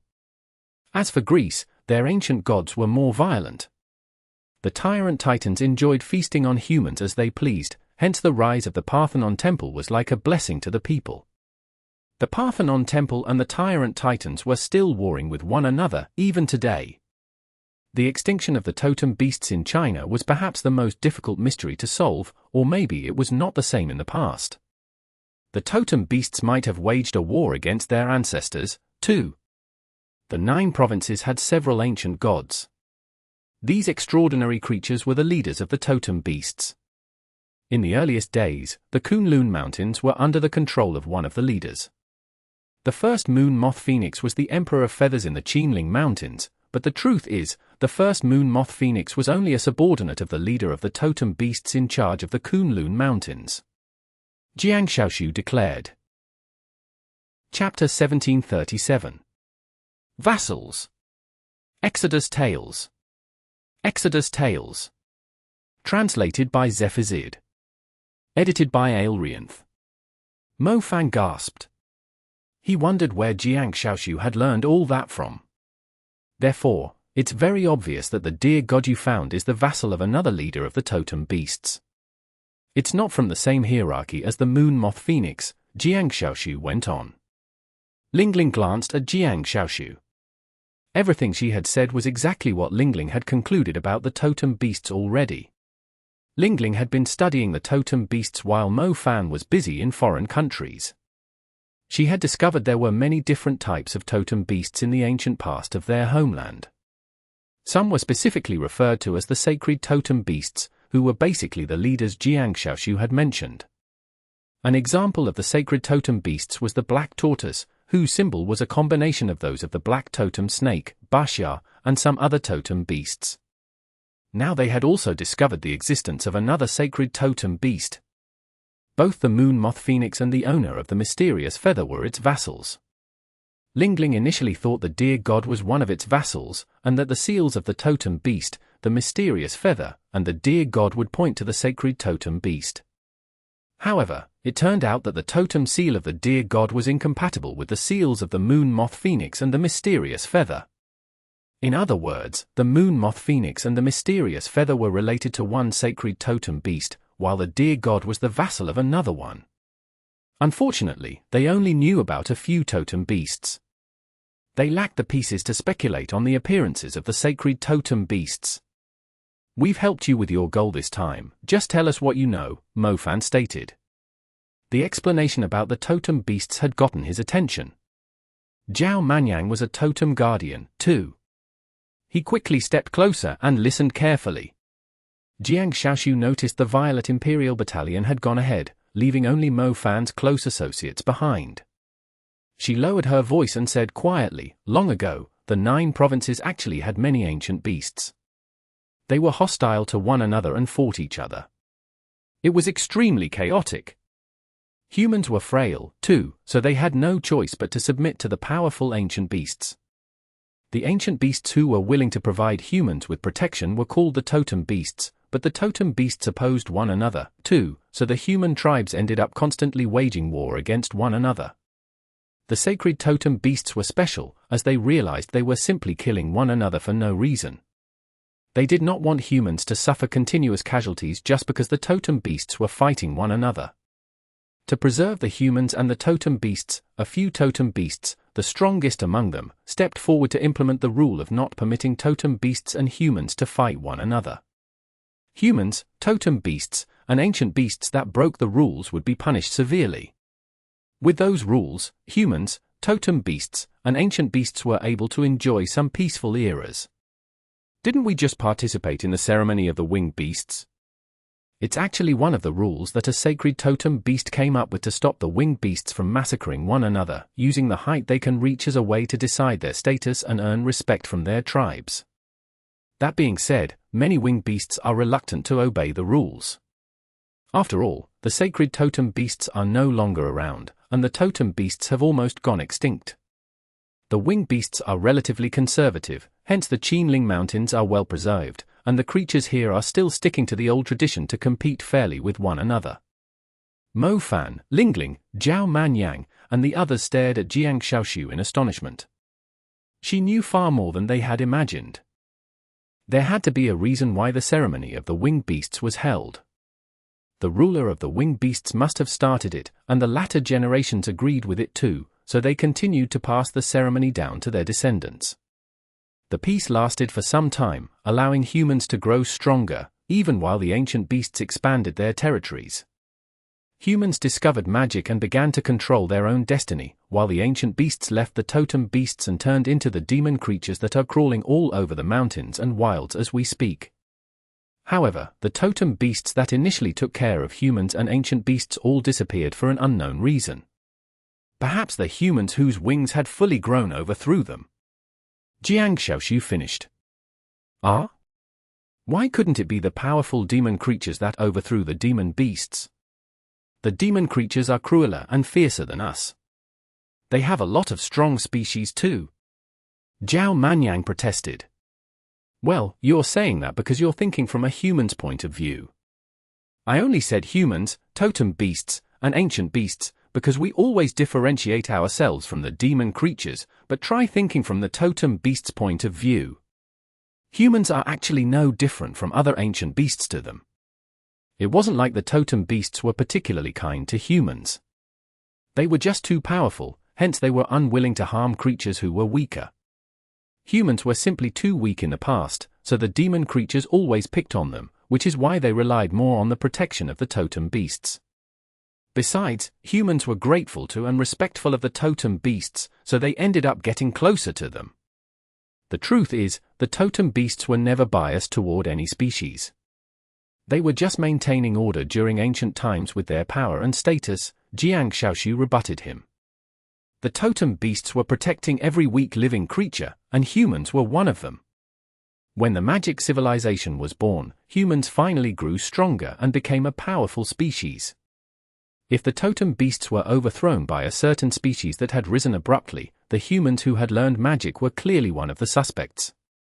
Humanity only became powerful after the magic civilization was born. Before that, they were not so different from the ancient beasts and demon creatures. It's what we thought, too, Mo Fan smiled wryly. Humans were most likely the ones who had annihilated the totem beasts. They might not be able to find any proof in the ancient records of their country, but they had arrived at the same conclusion by looking at the history of countries like Egypt and Greece. Therefore, it's actually quite stupid that we are searching for the totem beasts now. Ha ha ha, it was our ancestors who annihilated them. Luckily, the totem beasts that are still around are not the same as the totem beasts in the past. Since they have been tangled up with humans for so long, they are no longer used to living with creatures besides humans. They have become extremely rare, and are actually considered a weak species. They might even end up becoming vassals to humans. Jiang Shaoxu went on. As a single entity, the totem beasts were still insanely strong, yet when compared to an entire species, they were indeed at a disadvantage in terms of numbers. The black totem snake who had long resided in the West Lake had only shown himself once, but he had almost died to Zhu Meng. The moon moth phoenix had lived in the deep forest with only her final breath left. She would have died if she did not have a totem guardian. Jiang Shaoxu was absolutely right. The totem beasts were very likely to become vassals of humanity. You must have learned all this from Jiang Shaojun. Does that mean the strongest totem beasts he was looking for were the leaders of the totem beasts, the ones who implemented the rules? Mo Fan asked her. My brother was looking for the sacred totem beasts. Those sacred totem beasts were insanely powerful. Even if there was only one of them alive in this world, it could still solve the problem we are facing with ease, Jiang Shaoxu admitted. Mo Fan gasped, suddenly lost for words. It seemed Xiaozheng was aware of the truth too, which was why he had assigned Mo Fan to look for the totem beasts. Chapter 1738. The Opinionated Idiot. Translated by Zephazid. Edited by Aelrianth. Even though it's impressive that you've learned all this before us, I seriously don't understand why you are smiling like a smartass. Mo Fan looked at Jiang Shaoxu and saw her grinning proudly. You're the one trying to be a smartass. Do you really think I don't know you are using totem power to strengthen yourself? Why don't you call me your grandmother, and I might consider telling you another secret. Jiang Shaoxu rolled her eyes at Mo Fan. Mo Fan twisted his lips and said disdainfully, I have Liling by my side. It's only a matter of time until we track down the next totem beast, now that we have the complete seal of the dear god. There's no reason for me to submit to you. I don't have any clues left. Liling answered at the worst time. Mo Fan turned back to Jiang Shaoxu promptly. Grandma, do you really know where to find the next totem beast?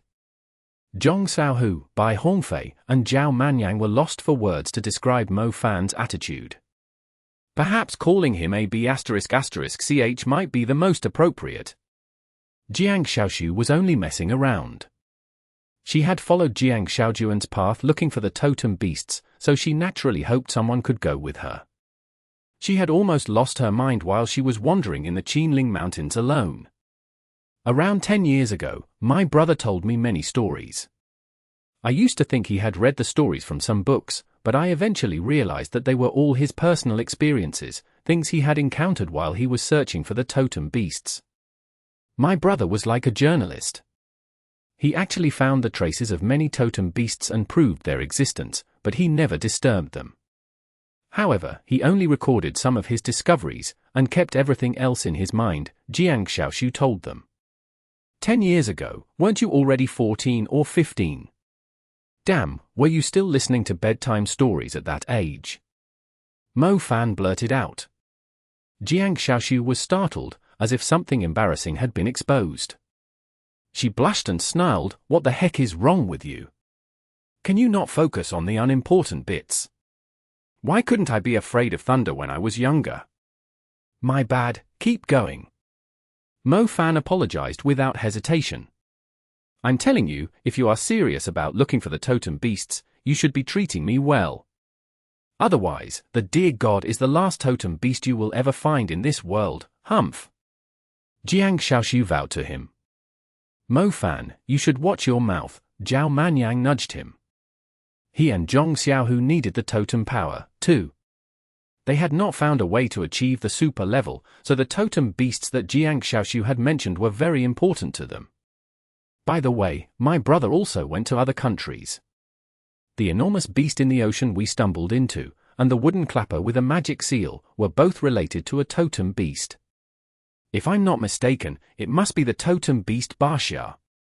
Jiang Xiaoshu fixed her eyes on Zhao Manyang as she recalled something. We know. Mo Fan and Zhao Manyang didn't keep Baxia a secret from Jiang Xiaoshu, since they were now all in the same boat. Jiang Xiaoshu was surprised. She did not think Zhao Manyang would catch Baxia's attention out of nowhere, and become his totem guardian. "Keep going," Mo Fan urged her. "The totem beast I'm about to reveal is related to Baxia, too. If I'm not mistaken, it's also a descendant of a sacred totem beast," Jiang Xiaoshu said. "Don't tell me you're referring to the enormous snake in Hangzhou." Zhao Manyang immediately lost interest. "Of course not. Who doesn't know about the giant snake in Hangzhou?" Jiang Xiaoshu grunted. Zhao Manyang's eyes glittered. Strange, if the black tortoise was a sacred totem beast, wasn't he the sire of the black totem snake and Baxia? How is there another totem beast related to the black tortoise? Linden asked. "No, that's not it. The black tortoise didn't sire just 2 totem beasts. There must be others about. I'm not sure about the exact number, but I'm confident it's more than 2. Jiang Xiaoshu declared.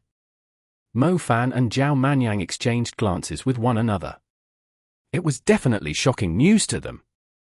No wonder the totem power of the dear God wasn't useful for me.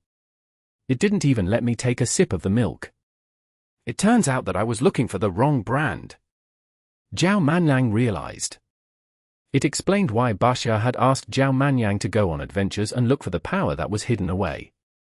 It turned out that there were other totem beasts related to the black tortoise, beyond the black totem snake and Baxia himself. Baxia had asked Zhao Manyang to look for totem beasts of the same bloodline as him. Mo Fan, did you receive a lot of energy from the dear God? Zhao Manyang asked. Yeah, and it's very pure, too. It was several times stronger than the totem power I received from the moon moth phoenix. I seriously doubted the totem power would be enough for me to achieve the super level, but from the looks of it now, not only is it enough for me to reach the super level, it might give me a huge push in the early stage of the super level, too. Mo Fan admitted. Little Loach had yet to fully absorb the energy of the dear God. It showed how pure and abundant the energy of the dear God was. Even the underground holy spring was not as fascinating to Little Loach. If Jiang Xiaoshu was right about the existence of the sacred totem beasts in the past, and the dear God was only a vassal of one of them, it meant Little Loach preferred the totem power of the totem beasts from the same bloodline. If he could find other totem beasts of the same bloodline, it would grant him huge benefits. Once he reached the super level, he would have 8 elements in total. Without proper sources of nutrition, Mo Fan seriously wondered if he could feed all his elements enough. Do you know where the next totem beast is? Zhao Manyang was running out of patience. He was keen to achieve the super level so he could become stronger. Even though he had left everything about his family behind and preferred the freedom he currently had, the Zhao family was still his roots. He would have to go back one day. It's in the, oh, I don't feel like saying it all of a sudden. The two of you might be trustworthy at times, but you can be cruel and unscrupulous, too. How would I know if the two of you are going to leave me behind and go look for the totem beast yourself? Jiang Xiaoshu smiled. How is that possible? Why would we do such a thing unless the place is extremely dangerous? Mo Fan demanded. That arrogance of yours is very annoying. Not every woman likes to hide in safety and wait anxiously for your return, do you understand? We enjoy the thrills and adrenaline rushes too, especially when we find the answers to the questions that have bothered us for a long time. Don't you think so too, Lingling? Jiang Xiaoshu inquired. Jiang Xiaoshu's words fit Lingling's mood perfectly. She was still holding a grudge against Mo Fan for not bringing her to the pyramid. The Great Pyramid of Giza. Lingling had dreamed of seeing what was inside of it. She had read many books about it since she was young, but she could only determine if the books were telling the truth by going into the pyramid. But Mo Fan did not bring her along. The reason was that he was afraid to put her in danger. However, if she was told to stay at home and boring school every day, she would feel no different than a soulless shell. He's an opinionated idiot, Lingling agreed. Chapter 1739. Yes, I'm lying. Translated by Zephazid. Edited by Aelrianth. Mo Fan was left speechless. Therefore, don't even think I'm going to spill it all out now. Just make the necessary preparations. I'll let you know when it's time to go. Jiang Xiaoshu smiled. Lingling's eyes flickered with a cunning look, too. Jiang Xiaoshu's idea was brilliant. From now on, she did not have to tell Mo Fan everything whenever she discovered something. Otherwise, Mo Fan would simply toss her aside if he thought it was too dangerous. He would have no choice but to bring her along if she did not spill the beans. That way, she no longer had to stay at that boring school or at home. Perfect. Not every woman was stupid. Jiang Xiaoshu was very clever. Zhao Manyan's face darkened. He finally had a chance to achieve the super level, yet Jiang Xiaoshu was not willing to spill it. Fine, let's head back for now. We'll go once we are ready. We'll bring you two along, too, Mo Fan said helplessly.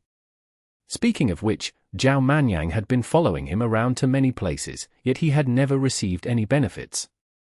They were supposed to split the benefits of coming to the Qinling Mountains evenly, yet the totem beast here did not fit Baxia's preferences. If he did not find a way to help Zhao Manyang achieve the super level, his friend might end up falling out with him. Besides, the totem beasts were somewhat related to one another. In Lingling's view, the totem seals were like playing a crossword puzzle. Once you found enough words to fill the blanks, it was possible to guess who the unknown totem beasts were. Lingling was already drawing on her scroll to look for the totem beasts that suited Little Loach's taste. She needed more clues provided by other totem beasts first, however. Wait, Apis suddenly spoke up, stopping the group from leaving the mountain. Mo Fan turned to Apis, a little confused. She did not explain herself. She suddenly headed into a tall bush and disappeared. Hey, what are you doing? It's too dangerous to wander alone. Li Dexin yelled. He quickly ran to the bush, yet Apis was already gone. In Li Dexin's eyes, Apis was just like Lingling. These delicate young girls were nowhere enough to fill a demon creature's mouth. Go after her, what are you waiting for? There are many witch hawks around here. Jiang Xiaoshu urged, worried about Apis' safety too. I'm more worried about the demon creature she stumbles into. Mo Fan answered. Should he even worry about the safety of a successor to Medusa? If he disregarded her age and ranked the demon creatures in terms of seniority, Apis would be the ancestor of these demon creatures. Mo Fan was not worried at all. Apis kept saying she was not good at fighting and that she only had psychic magic at her disposal, yet did she really think Mo Fan would believe that? She might seem harmless and was willing to follow Mo Fan around like a little servant girl for now, but he could guarantee that she was trying to come up with a plan to murder him without having to damage her noble soul every night. Therefore, Mo Fan actually held a little grudge against his second contracted beast. How did he end up with such a disobedient and cunning snake beauty? He would rather have a diligent, obedient beast like the great lesser earth dragon. Apers wove through the thick bushes. The trees ahead were raised to the ground. A bunch of witch hawks was circling above the shrubs. Their faces were twisted and ugly, like old hags. Their chests were busty, but they were covered in disgusting feathers. The lower halves of their bodies resembled a hawk. The witch hawks were commonly found in Europe, called harpies there. Nobody knew when they had come to secure themselves a spot in the Qinling Mountains. They were vicious and cruel, and enjoyed circling a dying creature. They would utter unpleasant shrieks while watching their prey die. Death was already a torture, not to mention being constantly bothered by the unpleasant cries of the witch hawks prior to it. They would stick their ugly faces close to their prey as if they were trying to say, "Hey, you're dying, but we are still alive. You're going to die, and we will live for a long time." The witch hawks were holding a party around the body of a demon creature. They were singing in piercing screeches. A pitch-black bird was lying in a pit there. Its eyes were filled with discontent, but it was directed at the sky instead of the lowly witch hawks who were ridiculing it. Soft footsteps were heard. A pretty and clean-skinned face soon showed up in front of the demon creature who was on its last breath. The witch hawks began to panic. They let out intimidating cries at the young woman. Apers coldly scanned the surroundings and told the witch hawks, "You will die if you are still in my sight after 3 seconds." The witch hawks were from Europe, and the Medusae were the noblest and most cold-blooded of the demon creatures of Europe. The witch hawks actually forgot how to fly after feeling the enormous pressure. They quickly crawled away and fled wildly into the bushes. Apers crouched down slowly. She placed her hand on the pitch-black Flamebird's forehead. She was not wearing any expression, yet her eyes were constantly flickering with emotions, as if she was experiencing what the Flamebird had been through. A tear left Apers' eye and ran down her face as she lifted her hand from the Flamebird's head. The tear turned into a stone before it touched the ground. "We've been to the Tree of Vows. The person you are waiting for wasn't up there," Apers told the dying Flamebird. The Flamebird tried its best to look at Apers. "Do you want to hear the truth?" Apers asked. The Flamebird's eyes remained fixed on Apers. When Mo Fan found Apers, she was coming back with a strange gloomy aura. Mo Fan saw the remains of a cremated Flamebird, and black feathers scattered around it. It was the Flamebird. Mo Fan asked. Apers nodded. "Who was its owner?" Mo Fan asked. "I don't know," Apers answered. "You're lying," Mo Fan replied. "Yes, I'm lying," Apers admitted blatantly. Mo Fan did not expect such a direct response from her. Well, she already said she was lying. What else did he want from her? Chapter 1740. The Super Level. Part 1. Translated by Zephazid. Edited by Aelrianth. The group left the Qinling Mountains, and no longer had to suffer in the wind of sorrow. A sense of freedom surged in their bodies. If they had stayed a few more days in the Qinling Mountains, they might have to regrow their skin. They stayed in the town below the Qinling Mountains for the night. Mo Fan could not wait to begin his meditation after claiming the totem power of the deer god. Little Loach had given Mo Fan a huge push in the back. He felt like he would break through the walls of the super level in a few days without trying too hard. Every time Little Loach had a breakthrough, it would grant Mo Fan huge benefits, too. Mo Fan did not want to waste the opportunity to strike while the iron was hot.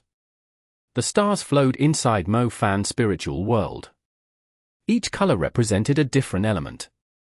The stars of the lightning element and the fire element were the most restless.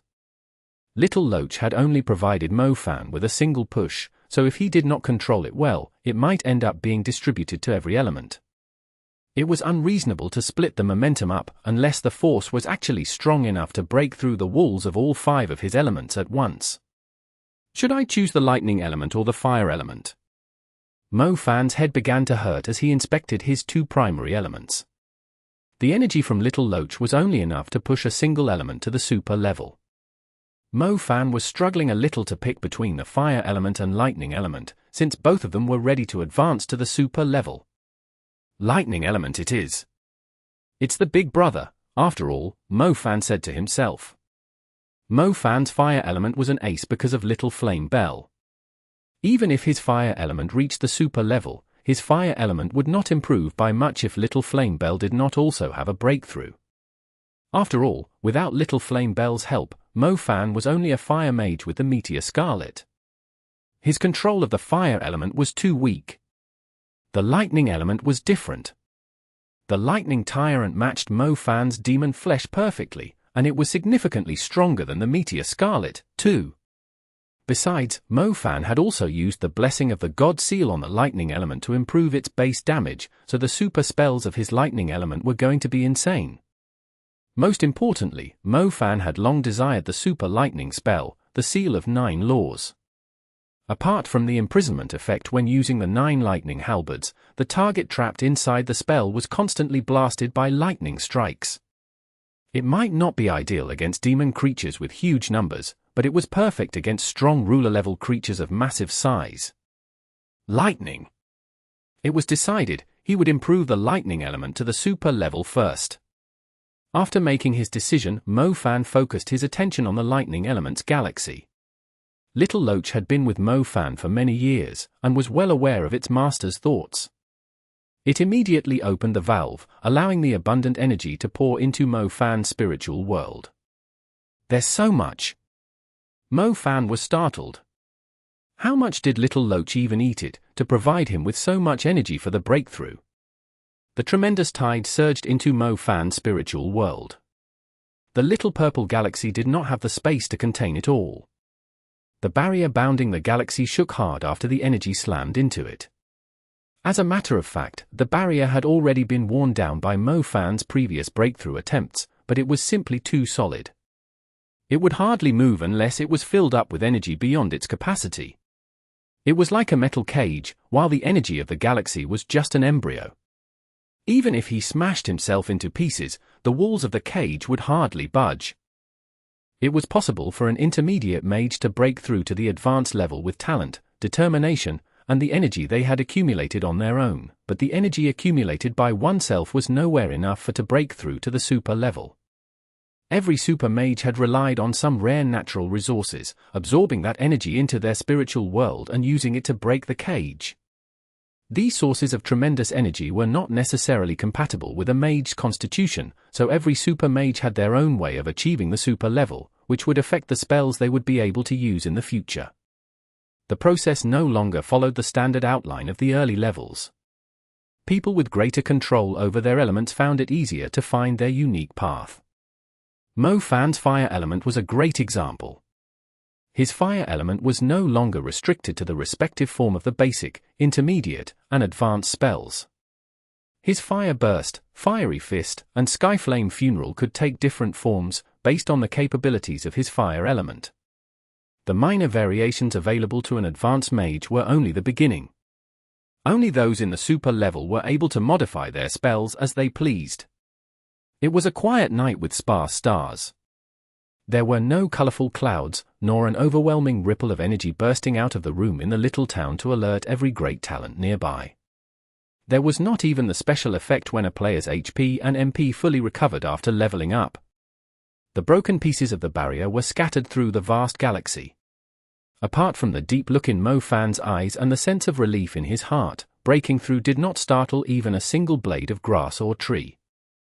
Bold mosquitoes were still circling Mo Fan's head while struggling to decide if they were going to drink his blood from his forehead or his neck. They were totally unaware of how terrifying the man they were up against was. Wop wop hap! Finally, Mo Fan grinned while swatting the mosquitoes away at a ridiculous speed. Phew tilde! Mo Fan opened his palms and blew the dead mosquitoes away. He had a calm face, while his eyes flickered with the arrogance of someone superior. Such a petty life was gone so easily. Normally, he would gladly toy around with the dead bodies of the mosquitoes he had killed with his own hands for some time and utter a few curses before getting rid of them, but he was now a super mage. His frame of mind had escalated. It was no longer necessary to be fussy about these lowly creatures. In not drunk, I don't need your help. Zhao Manyang waved his hand in front of the bar. He insisted on not letting Zhong Xiaohu support him. Brother Zhao, I know you are not drunk, but I wouldn't want to embarrass myself, either. You can either walk properly, or stop telling people that you're my brother. I'm still the person in charge here, Zhong Xiaohu replied. It's not even that much of a deal. Zhao Manyang answered, climbing to his feet. He dusted off his shirt and said, Of course you're my brother. I'm going to tell everyone here about it, and because of that, I promise you that I will not crawl my way back. I will lift my chin and march like a soldier. How doish that sound. Chapter 1741. The Super Level. Part 2. Translated by Zephazid. Edited by Aelrianth. Splendid, how impressive of you. You over there, bring, carry him back in your arms, Zhong Xiaohu ordered a bulky soldier on duty. Yes, sir, the soldier responded obediently. He was around 2 meters tall. He walked up to Zhao Manyang and hefted up the drunken man in his arms. Zhong Xiaohu let out a relieved sigh after Zhao Manyang was carried away.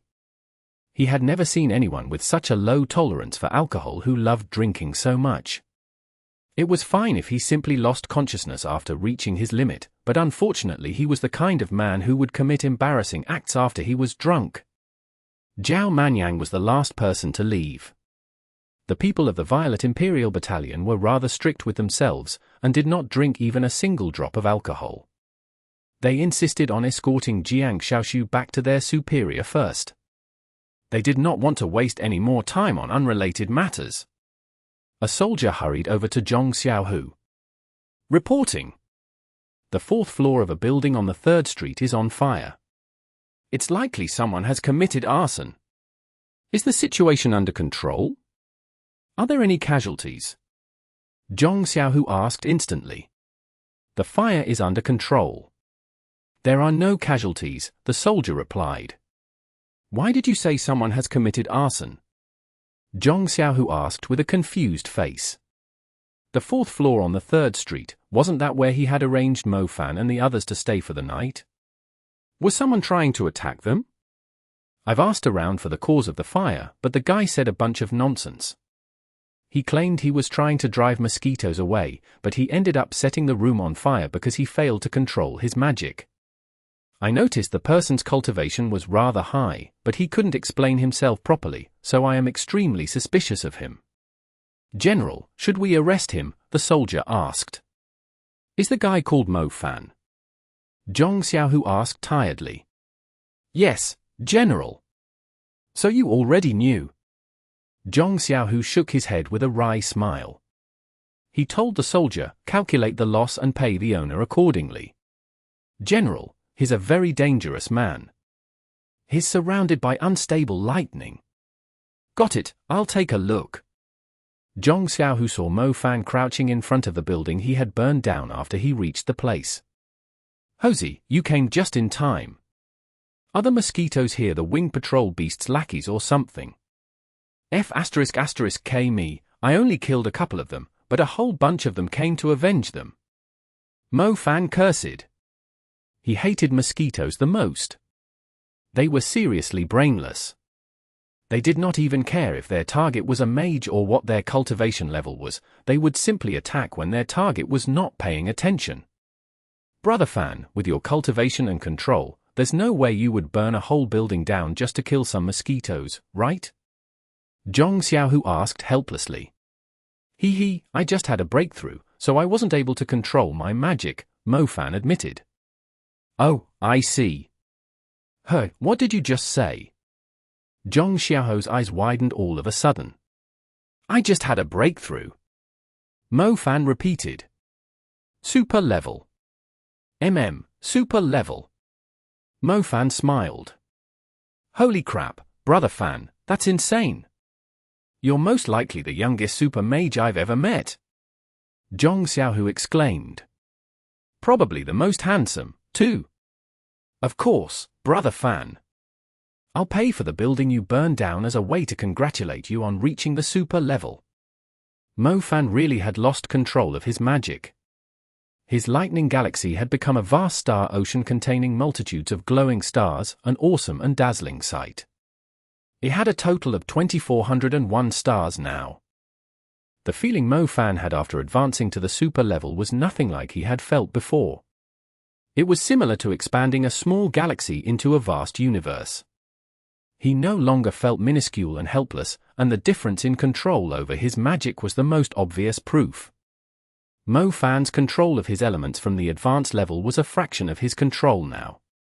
He ended up burning the building to the ground because he was not yet used to the changes. He was initially riding a bicycle, and no matter how hard he pedaled, the distance he could cover and the maximum speed he could reach were both limited. But now that he had upgraded his bicycle into a car, and he had crossed the speed limit after he slammed hard on the gas before he realized it. It was extremely rare for anyone in the world to have a lightning element with 12-fold damage amplification, not to mention the insane number of his stars that had been strengthened. With the additional control of the super level, Mo Fan believed he was significantly stronger, even though he had yet to learn the super spell. Brother Fan, have you decided? Zhong Xiaohu suddenly asked. Decided on what? Mo Fan asked, confused. The awakening. Did you forget you can awaken new elements when you reach the super level?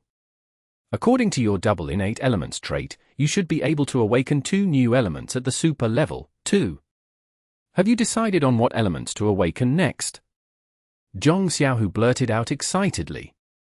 Normally, a forbidden mage only had 5 elements, but Mo Fan already had 8 elements after reaching the super level. How insane was his strength going to be if he had access to so many elements and spells? Right, the awakening! Mo Fan exclaimed. Most mags would only awaken new elements once or twice in their lives. It took so long for him to reach the super level, and he was so overjoyed about the upgrade to his lightning element that he completely forgot about the 2 new elements he could awaken at the super level. Mo Fan was even happier now that Zhong Xiaohu reminded him about the new elements. If he was given more time to grow and perfect all his elements, who could possibly dare to face him? Elemental magic? Or white magic? Zhong Xiaohu asked. Among the white magics, I think only the plant element is suitable for me. It will feel strange if I awaken the psychic element or the healing element. Mo Fan fell into deep thoughts. Mo Fan was not interested in becoming a utility mage, he preferred to keep his aggressive fighting style. Besides, the psychic element and the healing element would take him a long time to master. He would have to spend a lot more time on them, so the psychic element, blessing element, and healing element were basically useless for him. I guess white magic is out of the picture, then. What about the dark magic? Undead, curse, or poison? Zhong Xiaohu prodded him. Curse isn't too bad, so is poison, Mo Fan sighed. How about elemental magic? Wind, water, ice, and light are very strong in the super level. I suggest you give the light element a try. It can help with your defense too, and the super spell of the light element is perfect for you, too. Zhong Xiaohu was getting even more excited the more he spoke, as if he was the one about to awaken new elements. Light element, it doesn't sound too bad either. Mo Fan nodded. The basic spell of the light element was a utility spell that could purify and nullify negative effects that were placed on him. The intermediate light spell was a useful defensive spell, while the advanced light spell was good at both offensive and defensive purposes. As for the super light spell, it was a powerful spell that could kill its target at an instant. It was good for defense, with outstanding power in the later stages. Chapter 1742. What element should I awaken? Translated by Zephazid. Edited by Aelrianth.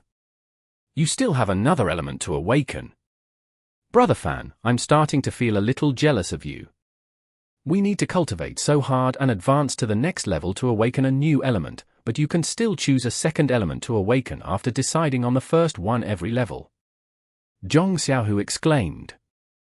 Mo Fan was extremely pleased, but Zhong Xiaohu added on before he could speak, but awakening 2 elements at every level is rather troublesome, too. Most people will have to spend a huge sum on their new elements, whether it's buying expensive awakening stones or hiring talented awakening mags. They will have to spend almost all their savings on a new element, but it's double the cost for you when you awaken 2 new elements. I heard that the awakening stones are the most expensive resources in the world. Many mags spent all their savings just to awaken the elements they desired, and they had to spend a lot more on the resources for the element just to become better than others. It was like raising a kid. If they had the money, they would not just provide them with ordinary education. They would do everything to secure them a head start. It was the same for a new element, too. Even though it was a new element awakened at a later time, they would have to start cultivating it from the bottom, as these new elements could be extremely useful if they planned their growth properly from the start. How expensive are the awakening stones? Mo Fan had to ask. Very. If Brother Fan doesn't want to spend the money, you can feel your heart race and just wing it. Just go with whatever you end up awakening. That's how it was for us, anyway, Zhong Xiaohu admitted. The stone to awaken new elements at the super level was different. Most super mags literally spent all their possessions just to acquire an awakening stone. It was almost impossible without the financial support of a formidable faction. It was also time to change their equipment and artifacts after reaching the super level, and all of that cost money, too. Forget about awakening a random new element. I'm seriously worried about the odds of awakening the psychic element or healing element in the end, Mo Fan admitted. Brother Fan, other people desperately want to awaken the psychic element or the healing element. The latter, in particular, is like a tree that sheds money. It's not as bad as you imagine. You have so many elements, so it's not a problem for you to become an all-around mage either, Zhong Xiaohu pointed out. The psychic element and the healing element were the most popular elements of white magic. The renowned clans were constantly competing with one another to get their hands on mags with those elements, yet Mo Fan was worried that he might awaken them. Zhong Xiaohu seriously had no idea what to say. Being an all-around mage. Mo Fan did consider it, but he was well aware of how mags practiced white magic. Xinxia was a perfect example. Mo Fan seriously believed his personality was not suitable for that, so the elements would not be of any use to him, even if he did awaken them. He would rather increase his firepower to a terrifying level than have some useless elements. Brother Fan, have you made up your mind? Zhong Xiaohu asked. Not yet, I'll have to think about it first. There's no need to rush it now, Mo Fan replied. Mo Fan had a few options in mind, yet was struggling to make a decision for when he finally had the chance to do so. Mo Fan moved to another place. An alluring figure suddenly showed up while he was still having troubling thoughts about his new elements. Mo Fan was confused, but he still went after her. He saw the alluring figure standing on the roof, staring in the direction of the Qinling Mountains. Apers, what are you doing? Do you miss Africa? Mo Fan asked her. Apers ignored Mo Fan. Her delicate face had a menacing look, while her eyes had a strong hostile expression. Mo Fan realized something was not right. He jumped up to the roof and followed Apers' gaze. However, he was unable to see anything other than the magnificent silhouette of the Qinling Mountains. Don't just keep quiet, what's wrong? Mo Fan asked her firmly. Something has caught its spirit. It was supposed to be slowly carried away by the wind of sorrow in the Qinling Mountains. Apers stated. Spirit? Whose spirit? Mo Fan was confused. The Flamebirds. Apers answered. Mo Fan opened his mouth, but was lost for words. The Flamebird spirit? Mo Fan had witnessed the Flamebird's death. It had become a wandering spirit in the Qinling Mountains that would slowly dissipate in time. Why did Apers say its spirit was caught? Did the Oxhead and Horseface that were responsible for capturing the wandering souls and bringing them to the underworld really exist? The Oxhead and Horseface clearly did not exist, but there were some unique phantoms that might specifically hunt for the wandering souls of the deceased to improve their cultivation.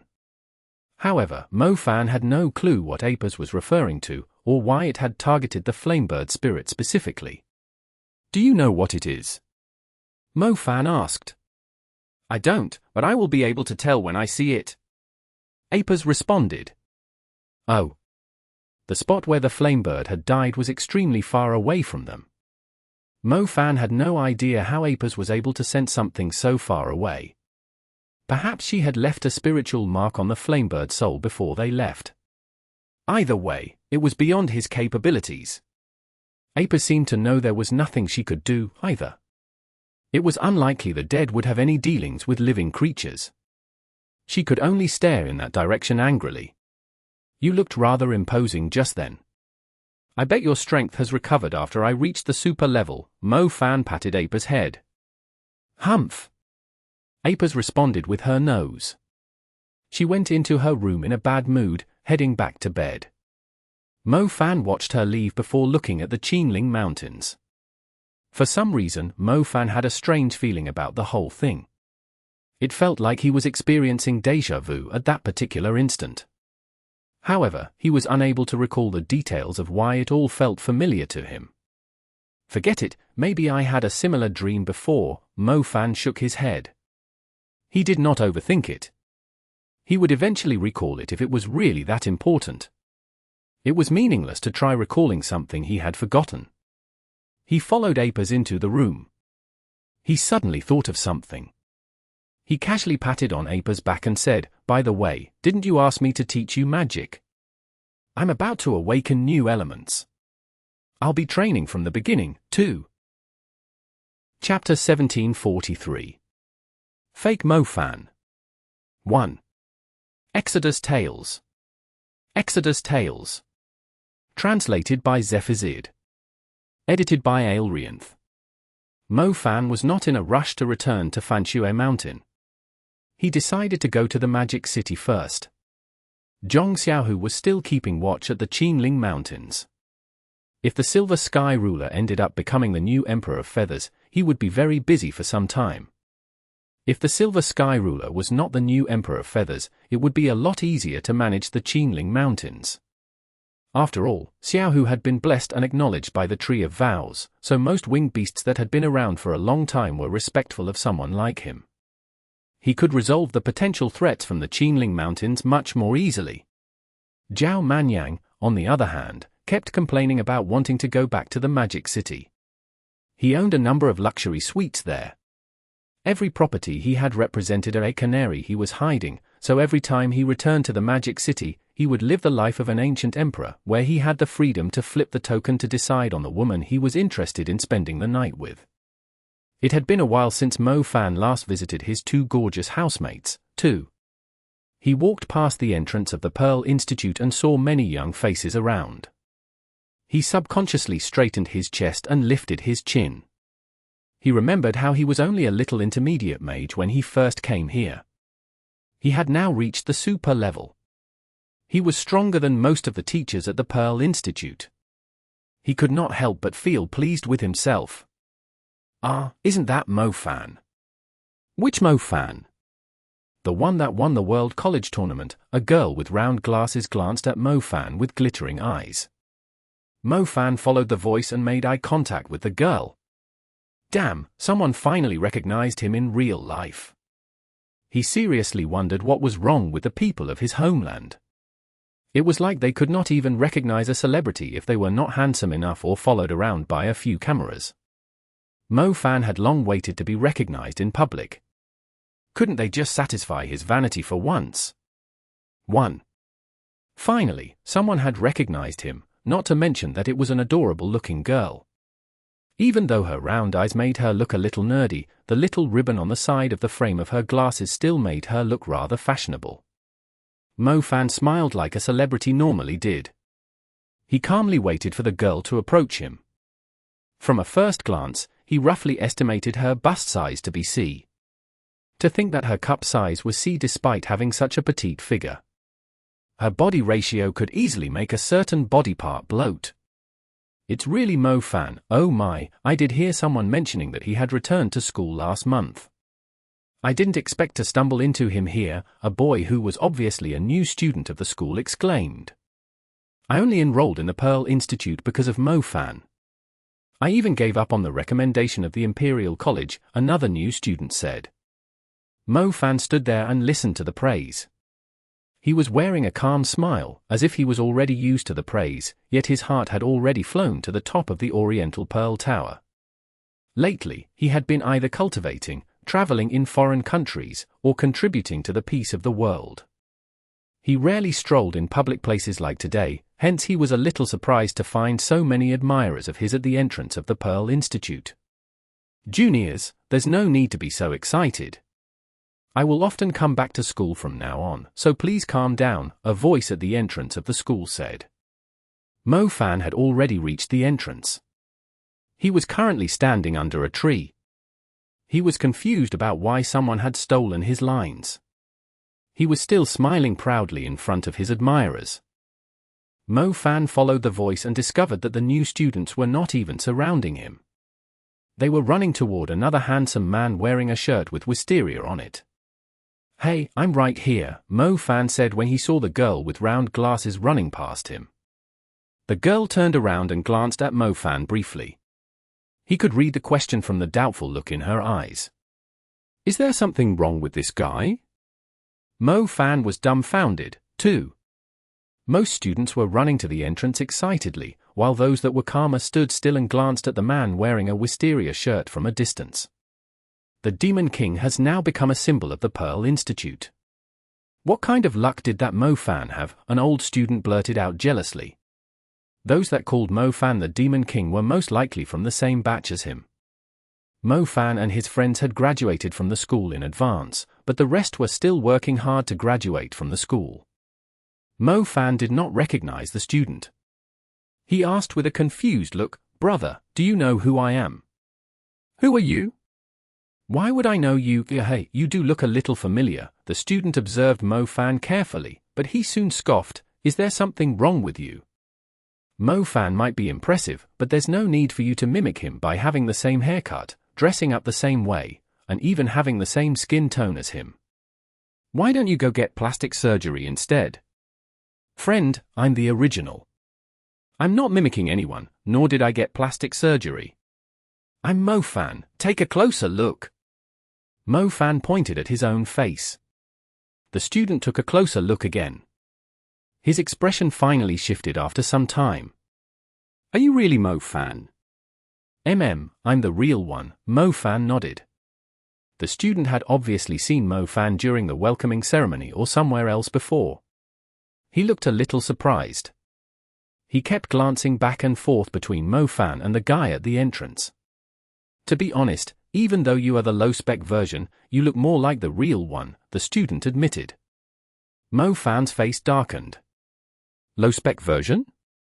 Damn it, that idiot who was gorgeously dressed and decorating himself like a male prostitute was obviously a fake. Did he really refer to him as the high-spec version? It was more like the coquettish version." Mo Fan admitted that he was not too fussy about how he dressed, nor was he fond of making himself presentable, but that did not necessarily mean the guy that was wearing colorful clothes and appealing to the eyes was real. Was someone seriously impersonating him?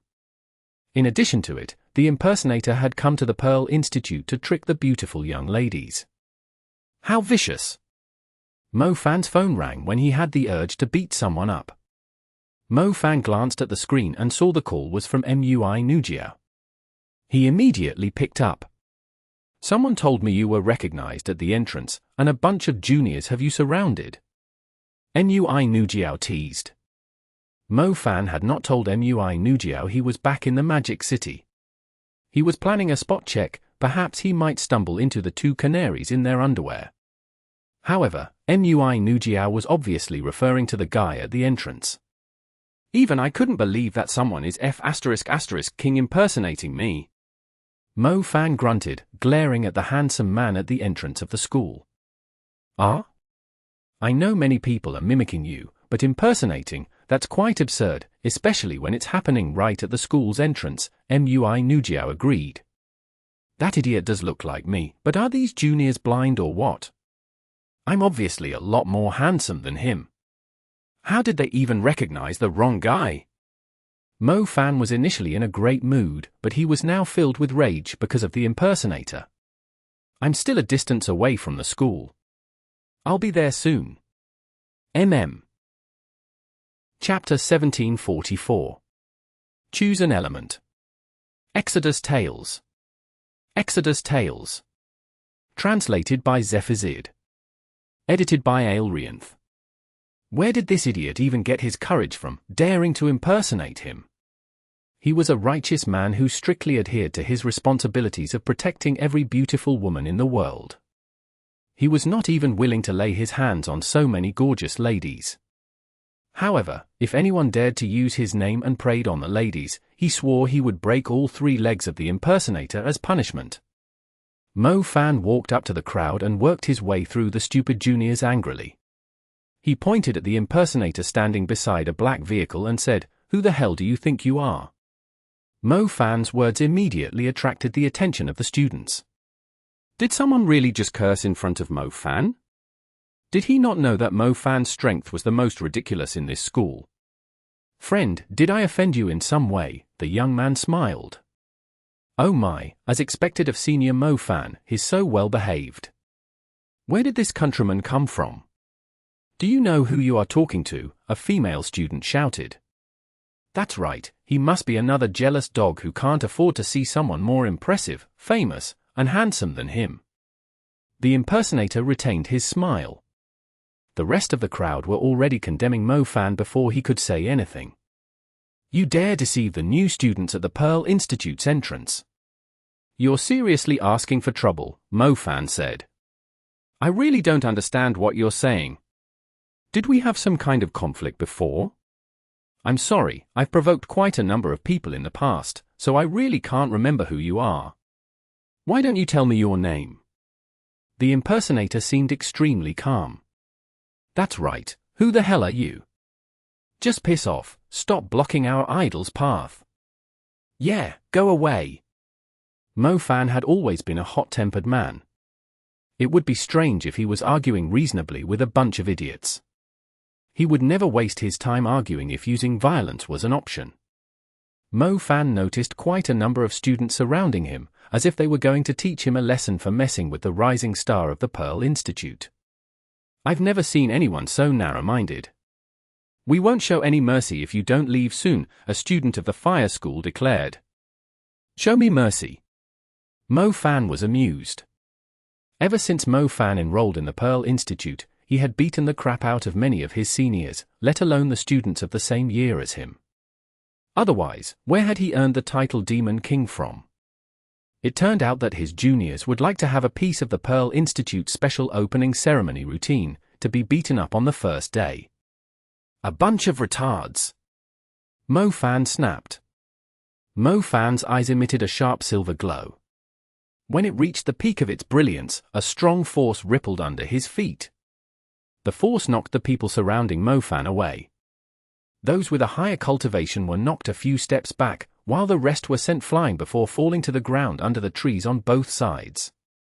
No one had expected the arrogant man to strike first. The students began cursing at Mo Fan after rising to their feet. It seemed like they were going to cast some spells too. Mo Fan twisted his lips disdainfully when he saw a few star patterns rising. Go take a breather over there. Mo Fan casually waved his hand and knocked a student who was drawing an ice star pattern flying. The wave was enchanted with the space element. The student from the ice school spun through the air and fell into a pond nearby. Too slow, how did you even make it to the main campus? Mo Fan turned around with glittering eyes. The energy that his gaze contained was simply too overwhelming for the next student. He was sent flying when he had only drawn half of his star pattern. He flew into the same pond as the student from the ice school. After taking out 2 students who were planning to attack him so easily, Mo Fan noticed a student from the fire school holding a fireball in his right hand. What is it? You don't have the guts to fight me. Mo Fan smiled, staring at the student. Why wouldn't I dare to fight you? I will at most be disciplined for it, but it's necessary to teach scum like you who don't know how to respect their seniors a lesson.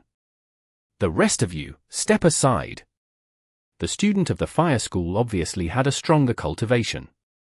The fiery fist he gathered immediately set the path leading to the entrance of the school on fire. There were many new students that had only enrolled in the school recently, so most of them were at the basic level. They quickly dodged to the sides when they saw the fiery fist being thrown forward. Some of the girls were screaming. Mofan stood silently. He was showing no intention of dodging the spell. The fiery fist, which was about 2 meters across, spread like a fan and covered Mofan. Mofan raised his hand at a very slow pace. It was the standard stopping gesture of a policeman. Space shuddered all of a sudden. The others noticed the hurtling fiery fist coming to a stop. The spreading flames were being suppressed, too. The fiery fist stopped less than 2 meters away from Mofan's hand. The flames were flickering wildly, yet they could not advance any further. The students were absolutely dumbfounded. How insane was it to stop such a strong fire spell traveling at a high speed? He was using the second-tier fiery fist, yet this man had stopped it by raising his hand. If you have time to waste on admiring a retard like him, you should really spend more time practicing your spells. You couldn't even hit a normal warrior-level creature in the wild with that spell. Mofan chuckled. He clenched his hand tightly. The man-sized fiery fist was snuffed instantly. Mofan had done it like he was pinching a candle. Everything that was lit up by the flames immediately returned to normal. The students were no longer able to remain calm after witnessing this. The student of the fire school was particularly shocked. He had assumed Mofan was at most a year or two older than him. The guy most likely had some tricks up in his sleeves if he dared to behave so arrogantly. The student thought he could last a dozen rounds against him, yet his fighting spirit was snuffed like his fiery fist before the fight even started. Impersonator, I know you have come to the school to trick the new students just because you have a slight resemblance to me. I have 100 ways to expose you, but I believe proving it with a fight is the simplest way. Mofan approached the young man that was impersonating him. The young man began to panic a little. Of course, it's unlikely that you are going to win me. There are seriously not many people around my age that stand a chance against me, so I won't make it too difficult for you. My lightning element, fire element, shadow element, summoning element, or space element, you can choose any of them. If you can win against one of my elements, you can keep the name Mofan. I'll change my name. Mofan proclaimed with his trademark arrogance. Chapter 1745. Fateful Awakening. Exodus Tales. Exodus Tales. Translated by Zephazid. Edited by Aelrianth. The impersonator was stunned. He did not know what to say. He never expected to stumble into Mofan himself when he decided to impersonate him in front of the Pearl Institute. Didn't they say Mofan was constantly traveling between foreign countries? Why is he here at the Pearl Institute? I was just joking, the impersonator squeaked out with an awkward smile. His forehead was already covered in cold sweat from the enormous pressure emanating from Mofan. You're joking? Mofan smiled too. He initially thought the impersonator had some tricks up in his sleeves, but he was merely a coward. He's really an impersonator. Ah? Seriously? He's so handsome, how is he an impersonator? Are you blind? Why would he be so scared if he was the real Mofan? The man is supposed to be the Demon King of the Pearl Institute. I think the other guy teaching the juniors a lesson is the real Mofan, an older student called out. The students who were from the same class as Mofan knew the Demon King would challenge the schools of other elements over even minor disagreements, but they dared not accept his challenges. Mofan was about to teach the impersonator a lesson when a stylish red sedan stopped in front of the school. Mui Nujiao, dressed in formal attire, came out of it. Mui Nujiao was very active at the school, and neither the old or new students would ever mistake her for someone else. Besides, Mui Nujiao was also a great beauty. Her goddess aura instantly conquered the juniors that had only enrolled in the school recently, while the men were staring with wide eyes. It's senior sister Mui. Senior sister Mui, you came just in time. Not only is this guy impersonating Senior Mo Fan, he dares to use violence on us, too. You must teach him a lesson. The student whom Mo Fan tossed into the pond came over to protest. Nui Nujiao observed the soaked student carefully. There was definitely something wrong with this guy's intelligence. Anyone could tell that the guy whose legs were trembling was the real impersonator. Nui Nujiao approached Mo Fan and said gently, "This is strange. Let me handle this impersonator." "What is it? Why do you sound like he wasn't the first guy to impersonate me?" Mo Fan asked. It's pretty strange. There have been many people impersonating you lately. I suggest you give some speeches at the high schools when you're free, just so the people can recognize you, Nui Nujiao told him. Another time. I've been quite busy lately. I need to look for a bunch of awakening stones. Mo Fan rejected immediately. Awakening stones? What do you need them for? Nui Nujiao had a confused face. What do you think? Mo Fan raised his brows. Oh my! Nui Nujiao screamed, but she immediately realized she was overreacting. She quickly covered her mouth like a panicking little girl. You're a super mage now? Mo Fan nodded with a smile. 1. Nui Nujiao's eyes widened. She was happy for Mo Fan, but she was still struggling to believe it. This guy actually reached the super level. By the way, are there many people impersonating me? Mo Fan asked again. I first thought they were just a bunch of crazy admirers, but I noticed that the numbers are increasing. How should I describe it? I feel like these impersonators have agreed to do it together, Nui Nujiao told Mo Fan softly. That's a thing? Mo Fan exclaimed. He subconsciously glanced at the impersonator, who was now feeling very uneasy. He thought he had coincidentally stumbled into a guy who was borrowing his reputation to satisfy his vanity. He never thought impersonating him had already become a trend. I'm not too sure about the details, but it's true that it's been quite a while since you last showed yourself in front of the public in China, and many people are constantly keeping an eye on you, so many impersonators see it as a great opportunity. I really hope that you can show yourself more publicly, so they won't be able to impersonate you so easily. Nui Nujiao chided him. These impersonators were truly disgusting. If they ended up tricking a few young girls into having sex with them, it would be a great loss to his reputation. No way, he would not forgive these easily. Leave this guy to me. There's no way I'm letting him go since I've caught him red-handed. Mo Fan was a little angry. He stared at the impersonator coldly. The impersonator began to tremble in fear. Everyone kept saying how Mo Fan was the last person they wanted to mess with, especially since he was bold enough to murder even the disciples of renowned clans as he pleased. Mo Fan no longer had the mood to fool around with his juniors after getting rid of the impersonator. He went back to his place as soon as he could. 1. Nui Nujiao had been maintaining a close relationship with many magic high schools, so she knew where to get the awakening and guiding stones. Guoliu is a collector of guiding stones. He has some rare guiding stones in his possession. I'm very close to his disciple, Xiao Mian. Should I introduce him to you? Nui Nujiao asked. Are you referring to Guoliu from the Oriental Pearl Tower? I remember him. He was the one who helped me to awaken the shadow element and summoning element when I first came to Shanghai. His disciple, I remember her too, Mo Fan recalled. I guess you two are destined for one another, then. Did you decide on which elements to awaken? The guiding stones can only increase the odds of awakening a certain element.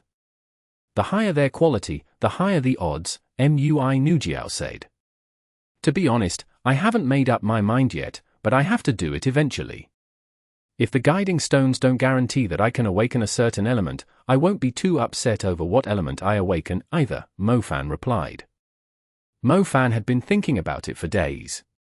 He would still spend some money on guiding stones to lower the odds of him awakening an element of white magic. As for what exactly it would be, he would leave it for the heavens to decide. That's a great mindset to have. Many people insist on awakening a certain element after a breakthrough, but not only do they end up spending all their money, they are extremely disappointed in their new element too. Nui Nujiao agreed with him. Exactly, giving birth to a son is the same as giving birth to a daughter. A daughter will have offspring too. Mo Fan nodded. Nui Nujiao was suddenly lost for words. How did Mo Fan even relate the two topics, even though she had to admit that it did make some sense? Many people were fond of the fire and lightning elements, yet how many people managed to maximize the potential of those two elements? In addition, the resources for those two elements were very costly. As a result, those who awakened the light element and water element stood out more after they reached the higher levels. They would not necessarily be weaker than those with the lightning and fire elements. In addition, the resources they needed were usually half the price of those for lightning and fire mags. They could use their remaining money to improve their other elements, too. Chapter 1746. Paying Double. Exodus Tales. Exodus Tales. Translated by Zephazid. Edited by Aelrianth.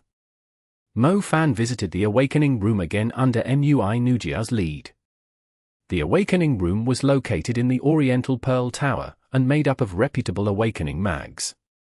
Not only did they have access to many Awakening stones, they were able to use their unique methods to increase the odds of awakening specific elements. However, these Awakening mags were also called forecasters, since the awakening was similar to a weather forecast, they necessarily happen every time. Guo Liu's female disciple Xiao Mian, wearing her thick glasses, was the one who received them after they arrived at the Awakening Room. Sister Nui, why are you here? Xiao Mian immediately pounced at Nui Nujiao happily, like a little sparrow. I brought my friend here to awaken new elements, Nui Nujiao smiled. Oh, him? Xiao Mian studied Mo Fan. I've been here before, Mo Fan smiled at her. We should have your information in that case. What's your name? I'll go take a look. Xiao Mian dug her head into a cabinet. She went to another room. Nui Nujiao was initially planning to wait for her, but Xiao Mian soon returned with an apologetic smile. I forgot the keys. Nui Nujiao did not say a word. Xiao Mian ran back to the room, but she soon returned with a blush. She picked up the glasses still on the table. Why are you still so clumsy? I'll go with you. Otherwise, it's going to take you half a day to sort it out, Nui Nujiao said. All right. Xiao Mian led Nui Nujiao into the archive. It was quite dark inside the room. She switched on the table lamp. Sister Nui, it's rare to see you here with a man. Is he your boyfriend? Xiao Mian asked curiously. Nope, Nui Nujiao said. Oh, is he chasing you, then? Xiao Mian asked. We are just friends. Go look for your stuff and stop asking so many questions. Nui Nujiao sniffed. Oh, his name is Mo Fan, right? I found it. Xiao Mian flipped through Mo Fan's information and realized it was quite simple.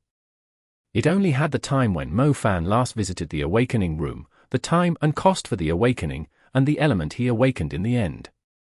Xiao Mian quickly scanned the information with an intrigued face and said, "He's pretty impressive. He managed to reach the advanced level in just a few years after he reached the intermediate level. However, Sister Nui is even more impressive in comparison.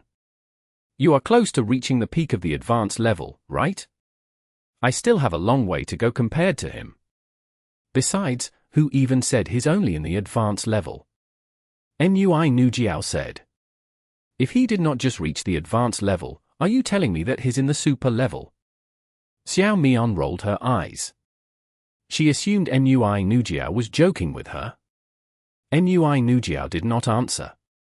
She only stared at Xiao Mian with a smile. Xiao Mian realized something after some time. She adjusted her glasses and asked cautiously, Sister Nui, don't tell me he's really a super mage. He's indeed a super mage now, Nui Nujiao confirmed. Xiao Mian opened her mouth wide. She had only seen a few super mags since she started working here, let alone one that was around her age. Sister Moo, are you trying to trick me? Is he a monster? How did he go from an intermediate mage to a super mage in such a short time? Xiao Mian gasped. Xiao Mian thought it was already impressive that he was able to go from the intermediate level to the advanced level in a few years. It would be crazy if he actually reached the super level. Mui Nujiao was amused by Xiao Mian's reaction, but did not explain further. She took the file and went outside. Mo Fan was still waiting for them. Are you smiling at me? Mo Fan asked curiously when he saw Mui Nujiao's reaction. I was discussing something interesting with Xiao Mian.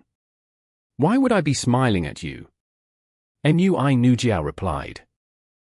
Mui Nujiao pouted after finishing her sentence. Speaking of which, why was she feeling happy after seeing Xiao Mian's reaction after learning that Mo Fan had reached the super level? Shouldn't she be reflecting on herself? They had enrolled in the Pearl Institute at the same time. How did her cultivation fall behind? Master Gwe, Master Gwe. They suddenly heard Xiao Mian's exaggerated cries. What's with the noise? Didn't anyone tell you that people in our field must remain calm at all times? Gwe Liu came out of a room, immediately scolding Xiao Mian. Master Gwe, that guy is a super mage. He's here for the super awakening. Xiao Mian acted like she had just seen a ghost. The truth was, it was harder to meet a super mage like Mo Fan than seeing a ghost. What? Super level? Him? Gwe Liu looked at Mo Fan. He did find him a little familiar. Yes, him. Xiao Mian repeated. Gwe Liu walked up to Mo Fan and lifted his hands in a strange posture. He closed his eyes and probed Mo Fan's divine sense with his will. Mo Fan did not interfere with him, allowing Gwe Liu's will to study his lightning element. Star Ocean, it's really the Star Ocean. Gwe Liu's eyes sprang open. His face was filled with astonishment as he exclaimed, "My heavens, how did you do it? I only reached the super level in my 40s, but you have reached it more than 10 years earlier than me. Master, didn't you say we should remain calm at all times?" Xiao Mian reminded him. Calm my ass, this is absolutely unfair. Right, who's your master? You must be the son of a forbidden mage, only that can explain it, Gwe Liu said. Uncle Gwe, he's Mo Fan, a student of the Pearl Institute, Mui Nujiao said. Mo Fan? Oh, you're that Mo Fan, the guy that won the World College Tournament. Hang on, even if you're that Mo Fan, it doesn't make sense for you to achieve the super level so soon, too. You must have had some special encounters. Gwe Liu exclaimed.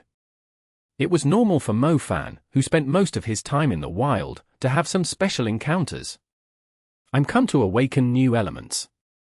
I came here when I was still an intermediate mage and managed to awaken the shadow element, so I believe you can bring me good luck, Mo Fan told him. What good luck? It's my skill. Gwe Liu snarled. However, he soon thought of something. He blurted out, didn't you have the double innate elements? Speaking of which, you didn't just awaken the shadow element the last time you were here. What was the other element, again? The summoning element. Mo Fan did not keep it a secret. After all, everyone already knew the truth about his double innate elements. Right, give it to me. Gwe Liu said. Give what? Mo Fan was confused, staring at Gwe Liu, who had reached his hand out. Money, you've awakened 2 elements, but you still paid the same price for awakening a single element. Hurry up and pay what you owe. Gwe Liu said. Chapter 1747. A Golden Brown Element. Exodus Tales. Exodus Tales. Translated by Zephazid. Edited by Aelrianth. Mo Fan always thought he was quite shameless, but now he was surprised to stumble into someone more shameless than him. Master, I don't think we have ever charged any customers like that, Xiao Mian said. Gwe Liu fondled the beard he was quite proud of and admitted, you're right.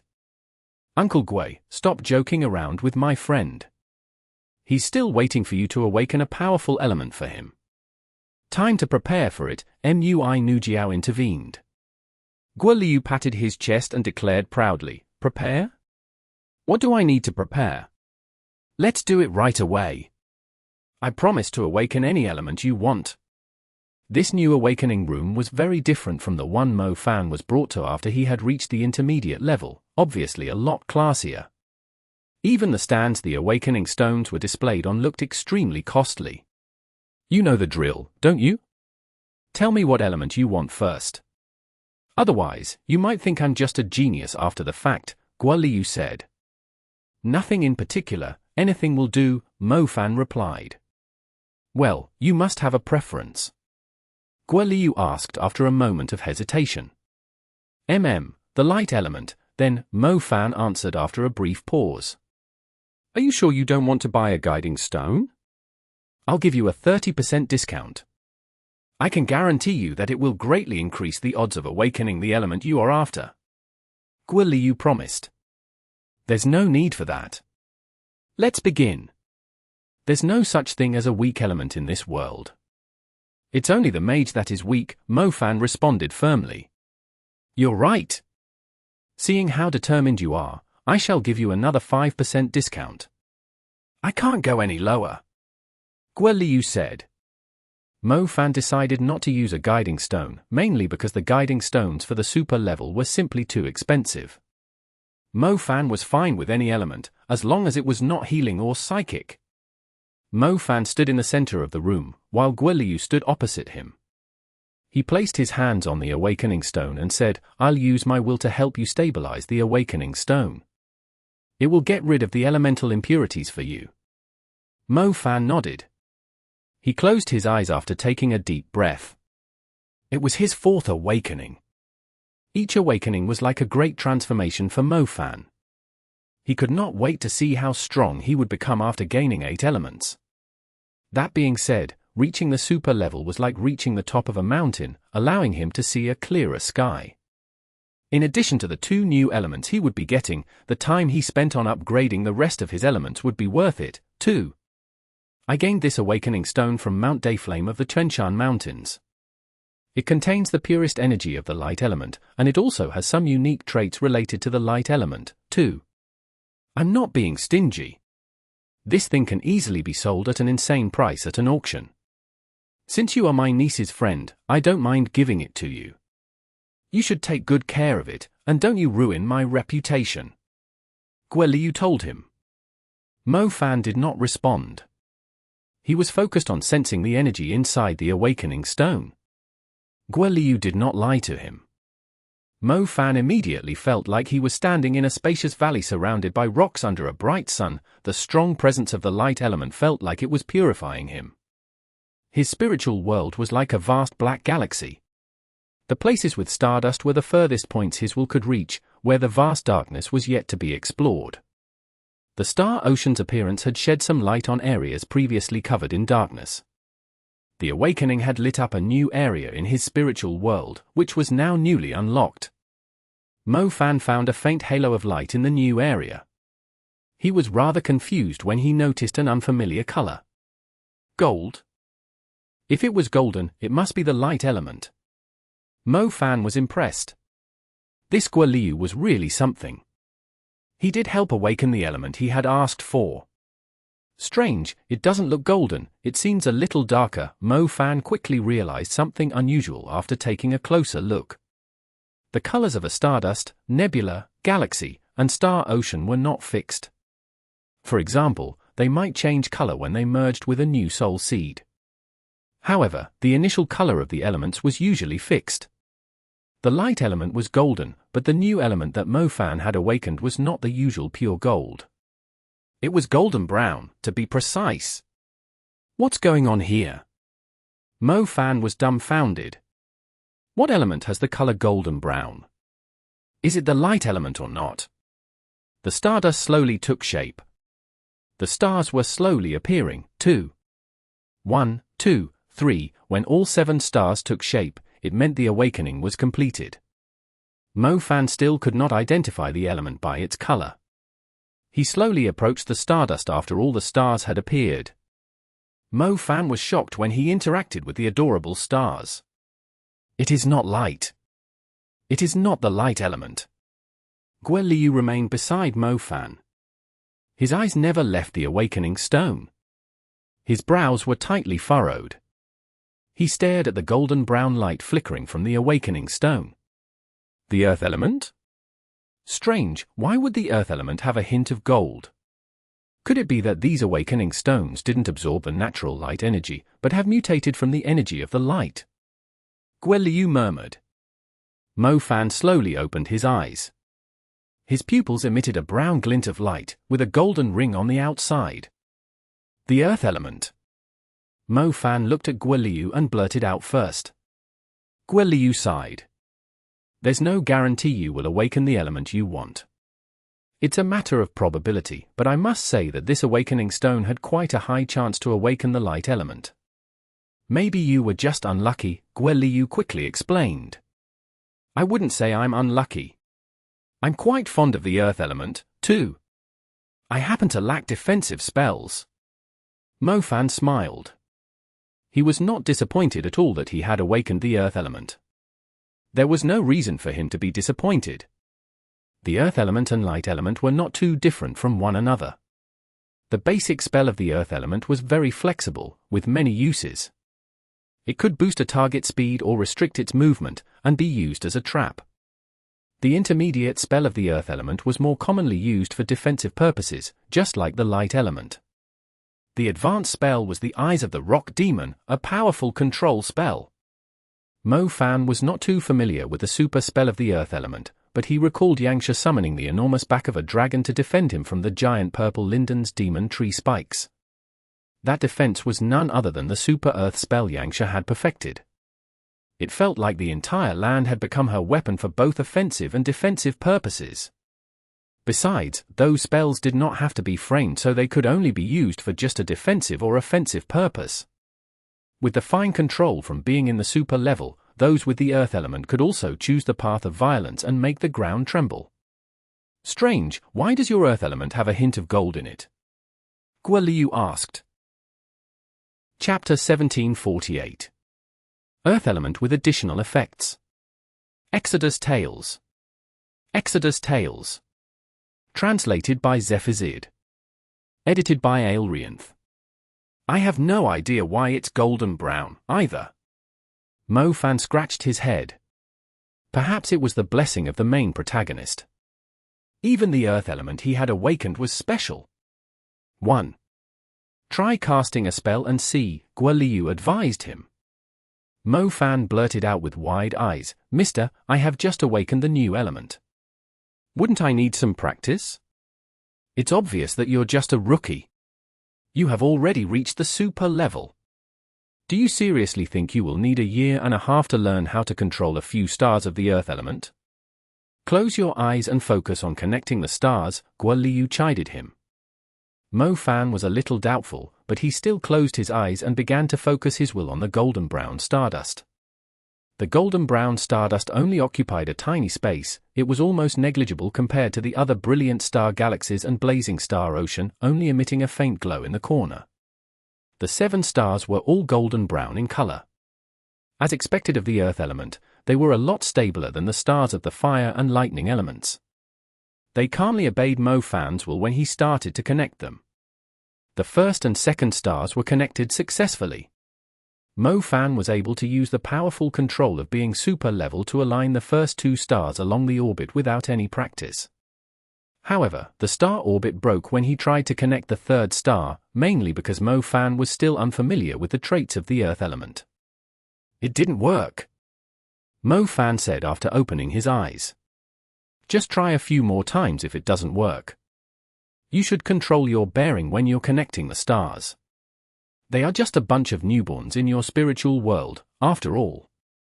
You might be the ruler, but you should treat them gently, too. You must show them your authority without scaring them. If it's the earth element, you should be gentler, calmer, and more patient. Don't rush it, just make sure it doesn't break, Guan advised Mo Fan. Mo Fan nodded.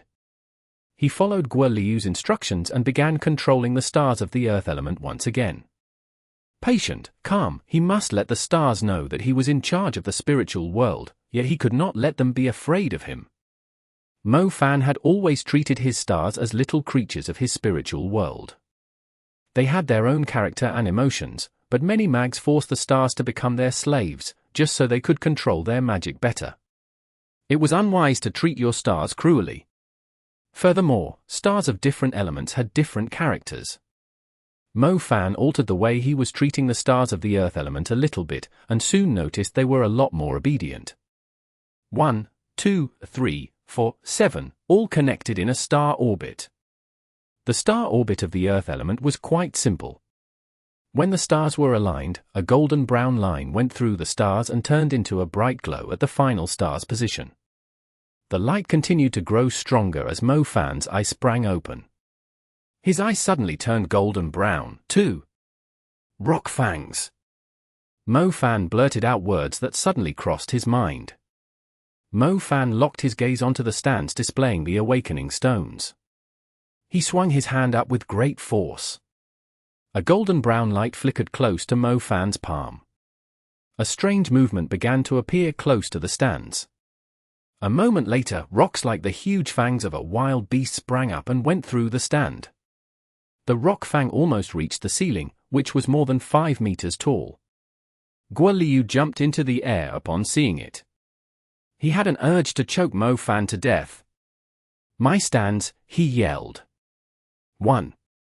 Mo Fan saw the rock fang reaching up still, but decided to put a stop to it considering he was about to break the ceiling of the biggest magic association in the country. "You asked me to test it," Mo Fan exclaimed, displaying no guilt. "Is there something wrong with you? Most people only cast an earth wave as the basic spell. Can't you just stand still and cast a few earth waves while moving back and forth? Why did you summon that thing? Are you purposely destroying my furniture?" Guo Liu said angrily. "I don't like the usual way people use the earth element. I noticed the stars were coordinating with me when I tried to alter its form, so I decided to turn it into an offensive spell. I didn't expect it to work on the first attempt. Look at my rock fang. Isn't it impressive? I bet it can kill a servant-class creature instantly if they don't dodge it in time," Mo Fan said proudly, ignoring Guo Liu's protests. "Earth wave?" Mo Fan felt the usual earth wave was not very useful to him. Since his control over the earth element was so much stronger than a low-level mage, he could alter the form of the spells by mastering certain tricks behind them. It was impossible for a low-level mage to do that, mainly because their control over their magic was not strong enough, and they were still unfamiliar with the traits of their elements. It was already impressive for a low-level mage to cast a normal earth wave perfectly. There was no way a low-level mage could cast the basic spell on their second attempt after awakening a new element, let alone alter the form of their spells. Something isn't right. My stands are built with iron brass wood. Even if you've modified the spell, your rock fang should be the one breaking into pieces, since you've just awakened the earth element. Your golden brown rock is pretty tough. Guo Liu quickly went closer to the pieces of his display stand after a sudden thought crossed his mind. Mo Fan shared the same doubts. His golden brown rock was like a steel drill compared to the spells of other basic and intermediate earth mags. It had destroyed the display stand, which was as sturdy as metal, with ease. Could it be an innate soul seed? No, you already have an innate talent. Guo Liu fell into deeper thought. Innate soul seeds were a very impressive innate talent. Mu Ningxue was a perfect example. With the right practice, they would be much stronger than mags with the same element of the same level. Normally, if the new element awakened did not have its usual color, it was most likely a sign that the person had an innate soul seed. But Mo Fan already had an innate talent, so that was no longer a possibility. "I feel like it's more of an additional effect," Mo Fan spoke up. "Additional effect? You mean like the additional effect some high-level soul-grade seeds have?" Guo Liu asked sharply. Mo Fan nodded. It was not a soul-grade earth seed, Mo Fan was confident of that. It felt more like the special ability, the lightning tyrant scars, that the Soul Seed Lightning Tyrant had granted him. Chapter 1749. The Eighth Element. Exodus Tales. Exodus Tales. Translated by Zephazid. Edited by Aelrianth. What did I say? I told you I'm the best when it comes to awakening new elements. Even though you didn't awaken the light element you wanted, your earth element turns out to have an additional effect at the super level. Normally, you would have to spend more than 10 times the price I offered if you did this somewhere else. Guiliu proclaimed smugly. The additional effect granted to a new element had a very low chance of happening while a mage was awakening new elements after reaching the super level. It normally depended on the mage's cultivation. The more impressive their cultivation, the higher the odds of having additional effects. Similar to using guiding stones, it was possible to increase the odds by using certain special substances during the awakening process. Mo Fan had read some information on it all before. However, the odds of having additional effects were higher when the mage was not awakening the new element with the help of guiding stones. Besides, the more stars the mage enhanced, the higher the chance that the new element would have additional effects. Mo Fan had read many different opinions on how to acquire additional effects, but he had not expected his earth element to be so lucky. An enhanced earth element was definitely a lot better than the light element he had hoped for. Almost 95% of the mags in society used their abilities the same way, following the same standard methods of casting their spells, more or less products of the same template. Only those with outstanding control and creativity could manipulate their spells as they pleased. Therefore, things like innate talents and soul seeds became very important for making a person stand out from others. This additional effect was like having an extra innate talent. It would obviously grant him a great advantage in fights. A strange glow suddenly lit up in his mind while he was filled with such great joy. How could he not know what it was after being through the same process for the 4th time? It was the awakening of his second new element. His second new element would appear shortly after the first new element was awakened. Mo Fan was looking forward to seeing what his 8th element was after awakening the earth element. Strange, where did it go? Mo Fan searched in his spiritual world, but failed to locate his 8th element. He had definitely seen the light which indicated the birth of his 8th element, but now he was having trouble finding the new stardust. Did the awakening fail? He had never heard of anyone above the basic level failing an awakening. Mo Fan was puzzled. He was about to leave the spiritual world when he suddenly noticed something glittering in a dark corner.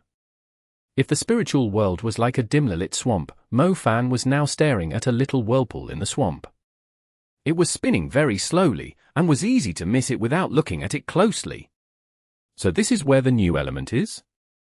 Why do I feel like it has merged into the background? What element is this? Why is it so vague and mysterious? Mo Fan was both confused and excited. Was it the curse element, or a dark element? Mo Fan had a feeling that the element was of the dark magic, but it did not seem like the poison element, since it resembled the curse element more. He directed his will closer to his 8th element to communicate with it. It's not the curse element. Mo Fan concluded the moment he made contact with the stars. The stars were colorless, or to be more precise, they were changing colors according to their surroundings. When they were surrounded by void, they were empty, too. However, if he moved them closer to the other elements, they soon acquired the same color. Chaos, it's the chaos element. 3. Mo Fan was absolutely dumbfounded. He actually had one element that he hoped to awaken the most. It was the most mysterious element among the dimensional magics, the Chaos element. He had first seen how ridiculous the Chaos element was during the World College tournament. Zoro's unmatched Chaos element allowed him to take on an entire team by himself. If he had not outsmarted Zoro back then, it was hard to tell who would have been the winner in the end. He then used Heidi's Chaos element to stack up his lightning and amplify its damage in the pyramid, all in order to defeat a ruler-level creature that was a lot stronger than them. Ever since then, he had been thinking about how having the Chaos element would greatly increase his strength. He might be able to defeat certain creatures that were stronger than him. To his amazement, he had managed to awaken the Chaos element as his 8th element. It would further help him pursue the path of being a violent mage.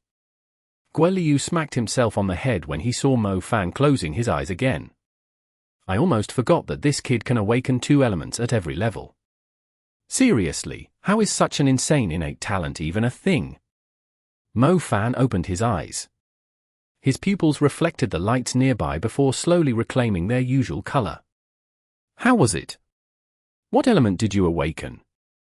Guoliu quickly asked. It was naturally his first time dealing with a customer who was able to awaken 2 elements at once. He seemed even more excited than Mo Fan. The Chaos element, Mo Fan smiled. Oh, that's a very difficult element to master. Guoliu exclaimed. It's fine, I already have 2-dimensional magics. I will practice the Chaos element until it's strong enough to handle fights alone, no matter how difficult it is. Mo Fan swore. The Chaos element is indeed a very powerful element, but it's more useful when it's combined with other elements. For example, you can play your enemy like a fiddle if you use it with the Shadow element, Guoliu advised him. Shadow element? I have that, too. Mo Fan raised his brows. Damn it, I totally forgot you are full of elements.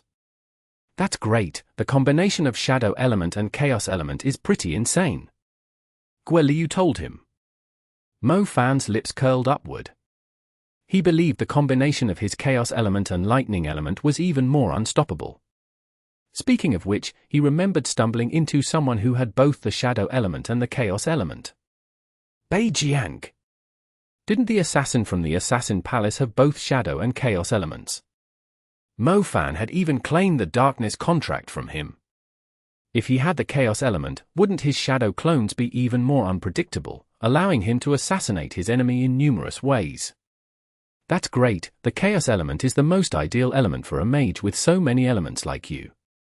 Not only is it useful on its own, you can combine it with other elements in many ways. Guoliu nattered on. You are really my lucky star. I always have surprises when I awaken new elements here, Mo Fan said. The Earth element with an additional effect. The Chaos element that could be used simultaneously with other spells. Mo Fan was very satisfied with his 2 new elements. Lightning, Fire, Shadow, Summoning, Space, Demon, Earth, and Chaos. Once he perfected all these elements, he would truly be unbeatable. Chapter 1750. A Duel Between Earth Elements. Exodus Tales. Exodus Tales. Translated by Zephazid. Edited by Aelrianth. Mo Fan left the awakening room. However, he did not bother paying double the fee, as Guoliu had babbled about. Nui Nujiao was waiting patiently outside. She rose to her feet as soon as she saw Mo Fan. She asked with great anticipation, how was it? What elements did you awaken? Earth and Chaos, not bad. Mo Fan answered happily. Nui Nujiao was quite happy for Mo Fan, yet when she heard the elements he had awakened, she twisted her lips with a gloomy expression. Those elements are just not bad for you. I would be dancing around in joy if I were you. Why don't you perform an erotic dance for me to celebrate it? Mo Fan replied immediately. I don't know how. You can learn, the kind that involves slowly taking off your clothes as you dance. Hua, I'm just kidding. Mo Fan stopped talking when he noticed the look in her eyes. Mo Fan paid the fee. He was about to leave when he suddenly recalled something. By the way, I have a little servant girl. Can you help with her awakening, too? Mo Fan asked. What level is she? Guoliu asked. She has never done the awakening, Mo Fan admitted. Oh, I'll do it for free, then. Bring her here. Xiao Mian, I'll leave it to you. Guoliu casually assigned his disciple to do the job. Mo Fan found a remote corner and summoned Apis. Apis had sleepy eyes when she showed up in front of Mo Fan. She said unwillingly, what now? I was sleeping. Didn't you want to learn magic? I've arranged someone to help you with your awakening, Mo Fan told her firmly. For real? Apis' eyes widened immediately, glittering with anticipation. Why would I lie to you? Let's go. Apis was extremely happy. Right now, she would not even care if Mo Fan had summoned her in the men's washroom. She quickly followed behind Mo Fan, as if she was worried that he would regret his decision. Mo Fan brought Apis into the Awakening room. Mui Nujiao was rather confused. How did Mo Fan bring her here so quickly? Not to mention she was a little beauty. Go with her. Xiao Mian, she doesn't know much, so please explain the process thoroughly to her, Mo Fan said loftily. Sure thing. Come with me. Xiao Mian brought Apis into the Awakening room, while Mo Fan and Mui Nujiao waited outside. Mui Nujiao was looking at Mo Fan with a weird expression. She was obviously wondering about the relationship between Mo Fan and Apis. I was wondering why you were away for so long. It seems like you were having fun with such a little beauty in other countries, Mui Nujiao grumbled. Why does everyone say the same thing? Do I really look like that kind of a guy? Mo Fan protested. Perhaps. Mui Nujiao giggled. Xiao Mian brought Apis out from the room while they were talking. Her awakening did not take long. How was it? Mo Fan asked. Not bad, she has awakened the plant element, but her plant element is a little. Anyway, it's the plant element. Xiao Mian informed them. Apis' face was full of joy. She had not really thought she could learn magic, and she was quite fond of the plant element, too. Oh, Jiao Jiao, aren't you an expert of the plant element? Why don't you teach her the basics? Mo Fan asked on a whim. Sure, I'm more or less a teacher too, Mui Nujiao agreed. By the time they got back to the apartment, Apis managed to melt Mui Nujiao's heart by constantly calling her sister. She ended up teaching Apis the basics of the plant element overnight. Apis was truly interested in magic. Mui Nujiao decided to bring her to the Pearl Institute's training grounds to teach her some practical skills. Mo Fan found himself a training ground to practice his magic, too. The chaos element was indeed a lot harder to control than other elements. Mo Fan had managed to complete the star orbit of the basic earth spell after just 2 attempts, but he did not make any progress in trying to control the stars of the chaos element for an entire day. That being said, Mo Fan was not in a rush. He already knew it would take him some time to familiarize himself with the stars of the chaos element. He still needed to practice his earth element, and his boosted lightning element, too. His lightning element now had 2401 stars, which had to combine into a magnificent star palace. It was a huge project. Luckily, Little Loach had advanced to the next level too, so Mo Fan's cultivation speed and rate of gaining control over the stars had multiplied once again.